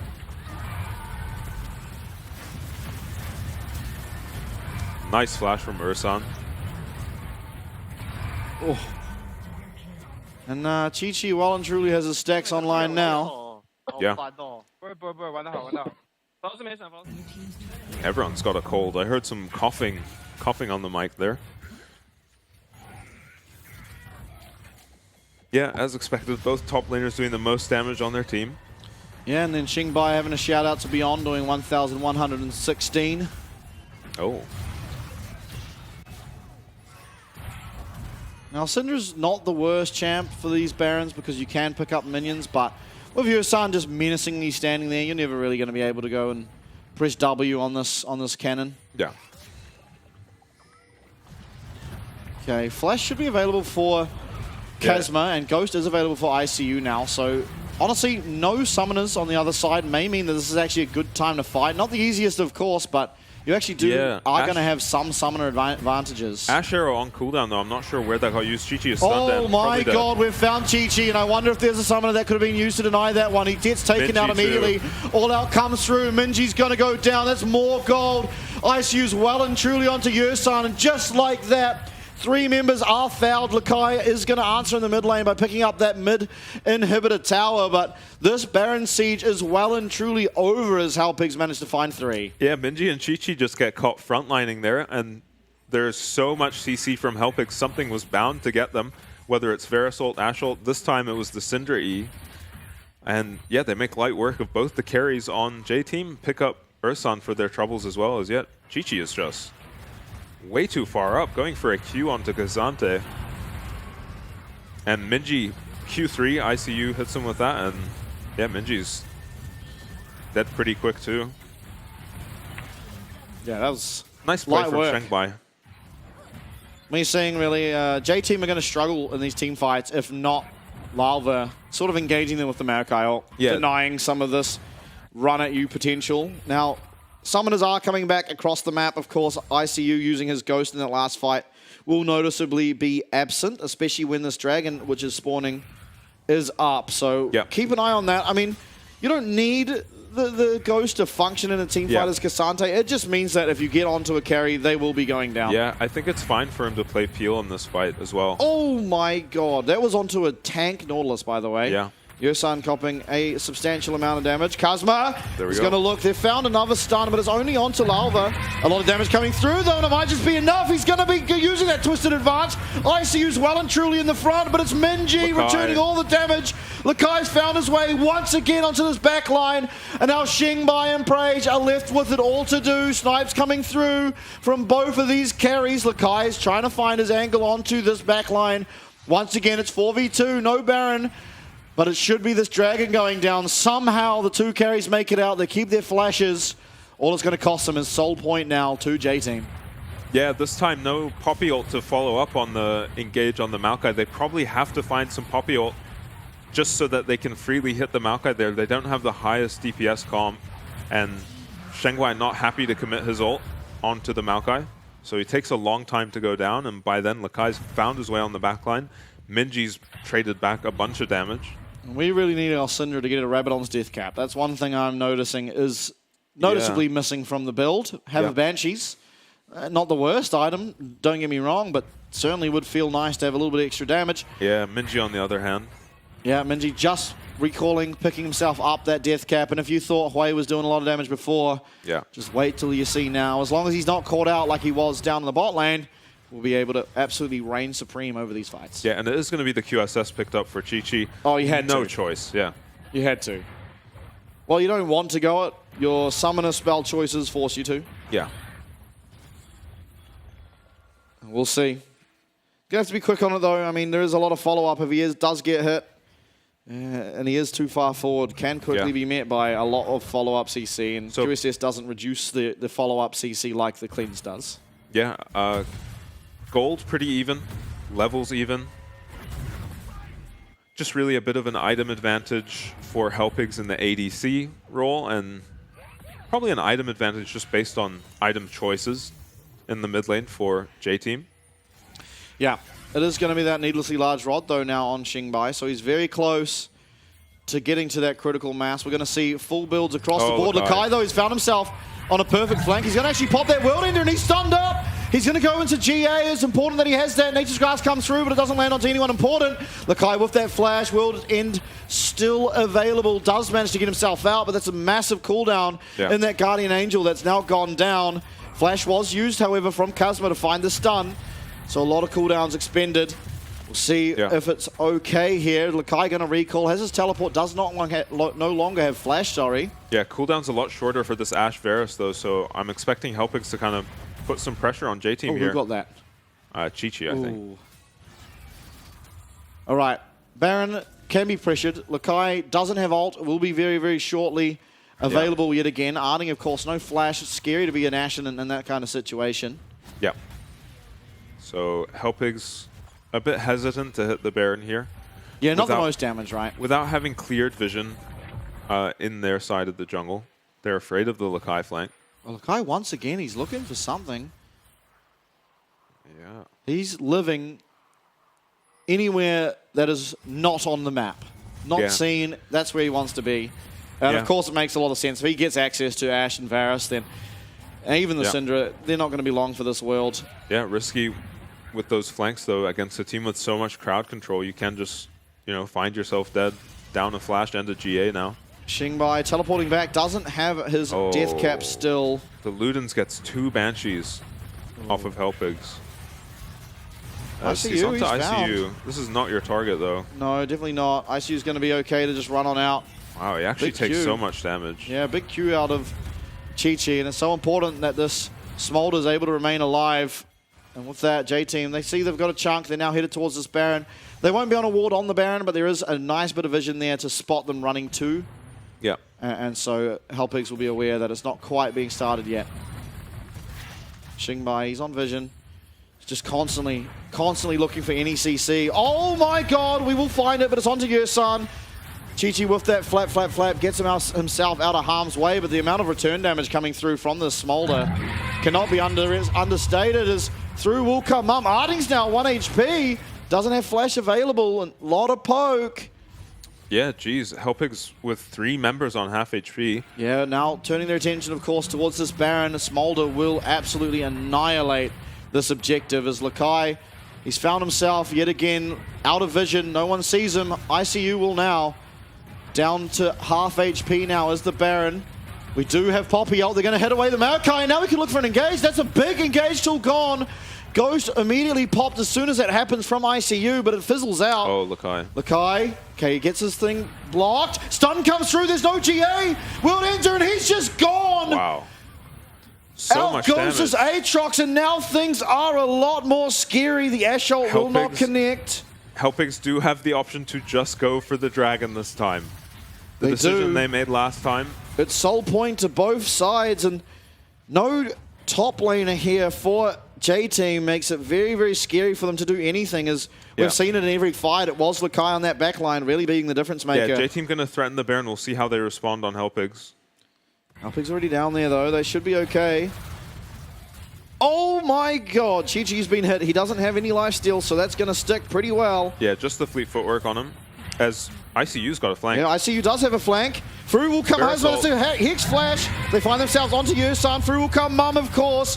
And ICU tanking up the brunt of this damage from Hui. He's in the middle of 4, but he's just going to get executed. He's gone too far forward, a bit too big for his boots. Lava now. Up with TP. Arding is going to get absolutely annihilated. He's going to get taken out. Will the return come from Xingbai? Stun doesn't connect as QSS was used. Lakai comes forward. Nice. Keeper's verdict, but is it enough? Kazma will remain alive for now. It is so scary. Holy, I cannot believe what's happening. Yeah, and Helpigs just refuse to go for the Dragons with their advantages. They look for more there, and it's actually Minji who finds a play onto Prage there. Burns Prage's flash and almost kills him while they're trying to kill the Maokai. It's going to be Soul to J-Team. Cloud Soul, that is so scary. You're up against an Aatrox, a Nautilus, Nautilus and a Maokai. Yeah. Even the Smolder now, a lot more safety with a lot more movement speed. Yeah. Just able to follow up on the engages really well too. And yeah, watch Prage here. Gets rooted into a Hui combo. Just a bit of split focusing. Too. Yeah, and it looked like ICU is going to get it done here, but at this point in the game, they are doing enough damage to take this Cassante down. Arding goes down to just a Q from... Chi-Chi almost dies, but the QSS saving him there. Yeah, we'll have that upgraded now to Mercurial Scimitar, and Xingbai doesn't have... Oh, he does. He's recalled. He's got the death cap now. Okay. Okay, we have an absolute game on our hands now. 42 minutes in. It was 3 dragons to 1. It's now the team of 1 that picks up the soul. Yeah. We're 2 barons in, I believe. Maybe it was 1, actually. I don't even remember now. But anything that lands, if Xingbai lands anything, if Minji lands anything, it's going to hurt. Yeah. If Chi-Chi is able to get these Qs off, the burn. Yeah, I mean, he's chunking the Poppy now. I mean, I imagine he's even chunking the Cassante. Yeah, we are at that point of the game. Lakai, he's up around the Baron. There's a lot of vision this time, though, for Helpigs. Lava, no flash. And really only Prage can say the same on the side of Helpigs. Minji, no flash, too. This is a scary time for J-Team to fight. And certainly it is winnable. If they're going to contest, they have to find this pink ward. They do find the wards on their flank. Arding loses his Banshees. He loses the Banshees. Chi-Chi, though, that was one arrow. Not even an arrow, just the E. ICU, he's a bit caught out maybe. Gets the Ocean Drake movement speed and should be okay. Wow, the Smolder is definitely online. It won't take long for ICU to go down. Lakai has Flash and GA. Yep. This Aatrox is overly menacing. Baron going to be started up now. You're forced to do something as Hellpigs. This could be the end, essentially, of your season. What can you find? Do you have anything left in the tank? They're going to find ICU going down immediately. That's not what you want. Through will come the Smolder Roll. Through will come Nature's Grasp. Ocean Soul making it so easy for them to catch up. It's all up to Xingbai, Praise, and Arding. They're trying to kite away, but Lakai, he's finding himself in the perfect position. Xingbai will flash away. He's going to try and have to answer, but he won't be able to. Triple kill for Chi-Chi, and with that, only Praise is left, and it's going to be J-Team booking their ticket into the playoffs and kicking Hellpigs down. Yeah, Chi-Chi, after a really rough early game, manages to get his revenge. 7.5k damage that fight, 90 damage out of the Syndra. If we watch the replay, Xingbai was just stuck trying to peel Lakai off of his team, never able to go in that whole fight. Yeah, just a rough fight for Hellpigs. And at this point, J-Team are just so strong. Their carries are doing too much damage. You don't have enough from the Varus. Prage is going to eventually go down. And while it looked like Hellpigs were going to do it, they were firmly ahead. Yeah. They weren't able to do so in J-Team. Now secure our top 6. We know exactly what teams are going there. Yeah. Now it's about if they can beat DCG. It is. And they did it once before, but last time it was a different roster. Yeah, they're so cool in the jungle and Wako in the AD carry. Yeah. One of those games just on Wako's back. Yeah. But J-Team changing up their roster, looking very, very strong. Yeah, looking better. Looking faulty at the start of this game. I think Chi-Chi played pretty well around those dives, honestly, but I think not taking cleanse is not a mistake that he'll make ever again, because that was really what made this game that much tougher for J-Team, is that if he ever got hit by anything, he was just immediately dead. You saw they had the Baron. Ash Arrow connects onto him, and all of a sudden their Baron play is just over. Nothing really that he can do about it. It is a little bit sad, though, to know now that Hellpigs don't have a chance. I was a big fan. The upswing was kind of unreal. Even in this series, didn't really... I mean, after the last 2 series, yes, I expected them to put up a fight. But I think ultimately, prior to the last 2 weeks, never really thought they had much in them to be able to get anything done. The On series came along, looked really good, took out West Point 2-1.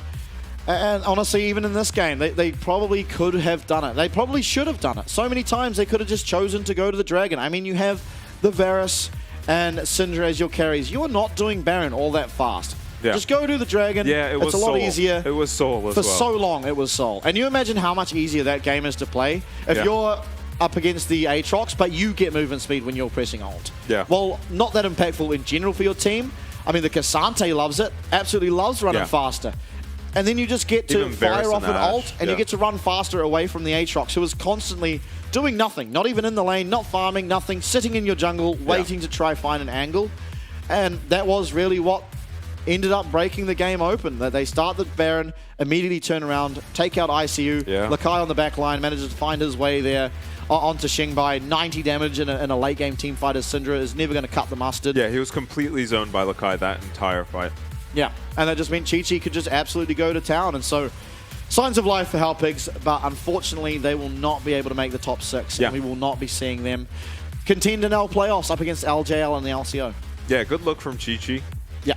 After having that hard of a time in the early game and not having cleansed that game, it was such a nightmare game to play for him. But he manages to come back into the game, farms well, somehow catches up and farm that game. And then, has a great performance. Minji standing out as well. Just a really good early mid-game as well from Minji, and did his job in the team fights. As we're going to see the Baron fight, where Lakai just finds his way onto Xingbai and kills him from full HP. We are used to seeing Aatrox do that. ICU just can't quite do the same thing. Well played by Minji. Yeah, it didn't have Ghost in this team fight, I remember. Yeah. And, you know, ICU does his best this fight, but once your Cinder just goes down without returning any damage, it's just too difficult to play the fight. And yeah, we see Smolder finally, we see him take over a game, really, as I'm assuming that damage graph was not very close between him and Minji for most of the game. Yeah. And then just in the last couple fights, he did most of that damage. It did take 45 minutes to get there, which you're not used to seeing, so... Yeah. I'm not sold yet on the Smolder. While it has won every single game, yeah, it has not been. Yeah, it hasn't really been because on the back of the Smolder. No, yeah. it's been. I mean, 6-6-5 in our first series, and then this game was largely, I want to say, due to just team comp as well as poor decision making from Halpigs. Yeah. So many times they had the option to just do the dragon. You're not really that scared of the Baron getting bursted down that quickly. Honestly, Minji was my MVP this game. I think he looked like the best player on the Rift this game. Yeah. Okay. Outplaying some top plays, just playing well in every team fight. Some whoopsies, like in the bot lane, getting caught out along with Chi-Chi. Yeah, I mean, that's true, but in a 45-minute game, there often is a couple of whoopsies for it to have even got to that stage. Yeah. Especially considering his build, no Banshees, no Zhonyas, no Cleanse, nothing. Yeah. You just weren't seeing him get caught all that often. No, you weren't. And that, obviously credit is due there. It was really every single team fight, Lalva and Yurisan eating the brunt of the CC. And admittedly, some fights, if Kazma could find a nice ult, it worked out in their favor. But it's not always that easy, because sometimes they are just standing in front of their whole team. Yeah. And you can only choose to ult them, which you don't want to do because they've been CC'd. Yeah, and a lot of Chi-Chi the time, coming up big. Yeah, Chi-Chi across the board. Except Prage. Prage again. That is a really low damage per death. I wonder if it's bugged. No. I don't think it is. I think what happened is everyone was doing a whole lot of dying. Oh, right. Like, there were a lot of deaths this game from memory, so I think that's probably what happened. I want to say, honestly, Syndra, at least in the isolated lane phase, seemed to do well into the way. It's just a nightmare game for Syndra. The problem is, how are you supposed to ever play these late game team fights against the Aatrox who has the Edge of Night, and then a Maokai who can just find you from absolutely anywhere? I mean, not even just the late game, the mid game against the Maokai. He was just constantly getting flanked by this Maokai. He was super hard to deal with, so you understand him going for the Banshees, honestly. Just some reprieve from this Maokai constantly ulting him. Yeah, for sure. As Minji actually ends down gold. And I remember this fight. This is what I was referencing. Like, how can you ult anyone really as Poppy there? Yeah. Maybe it doesn't need to be autoing the Maokai and instead could, you know, be looking for an ult on the backline so that they're a little safer to kill the Maokai. And a great fight from Minji. He lands a lot of damage here. And somehow Prage and Xingbai walk away, making the game extend just that little bit longer, giving Halpigs that one last iota of hope. But it was not to be. Yeah, it was not to be. Honestly, though, I mean, we'll see them again. We're going to get to see them, and honestly, because they're now out, as well as West Point are now out. This could make for a very, very exciting West Point versus Halpigs game. Maybe we'll see Rengar. I hope we see Rengar. I've hoped to see Rengar for a long time. But for now, we're not going to see Rengar. We're going to see Paddy alongside Lakai. But we will be back right after, so please do join us. 欢迎来到今天的赛后采访。今天来到赛后采访的是 JT 的上路选手立凯，请立凯先跟大家打声招呼吧。大家好，我是 JT 的上路立凯。Congratulations on winning against HPS. You also reached your 500 kills milestone today. How do you feel right now? 恭喜你们赢下刚刚与 HPS 的比赛，你也完成了自己500杀的记录。现在心情如何？现在的心情很累，然后也很开心拿下了这场比赛，然后我会再杀更多人。I'm very happy right now. I'm also very tired. Also really happy about winning this game. I'm gonna try and kill more people, to kill more opponents in my games. So today you picked Fiora, a champion first appeared in our region this season, and your performance on it was great. So what makes you decide to pick this champion? 你今天拿了本赛季第一次出现的菲欧拉，表现得非常的亮眼。想问一下，你怎么会考虑选下这个角色？因为对面把我很多的分带角都 ban 了，然后我就想要再掏一只分带角给他们看。So because my opponent banned all my really strong laning-based champions, so I decided to pick a new champion, a very strong OP champion on the top lane. That's why I picked Fiora in this game.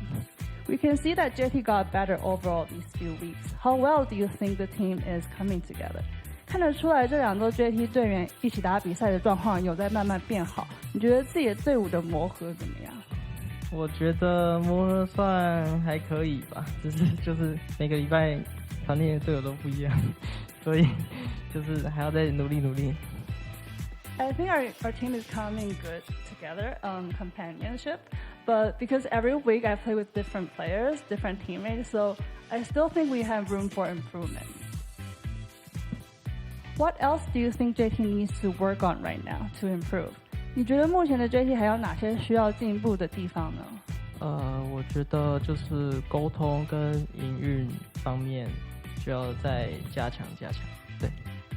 I think JT needs to improve on communication and macro. Those are the two things I think JT needs to work on right now. Thank you so much for your interview and congratulations for the win today. 再一次恭喜你们赢得今天的比赛，也感谢立凯选手来到今天的赛后采访。我们把镜头转回主播台的 Jackie 跟秋伟。谢谢大家。Nefarious plans Yeah. by Lakai, planning to kill more people.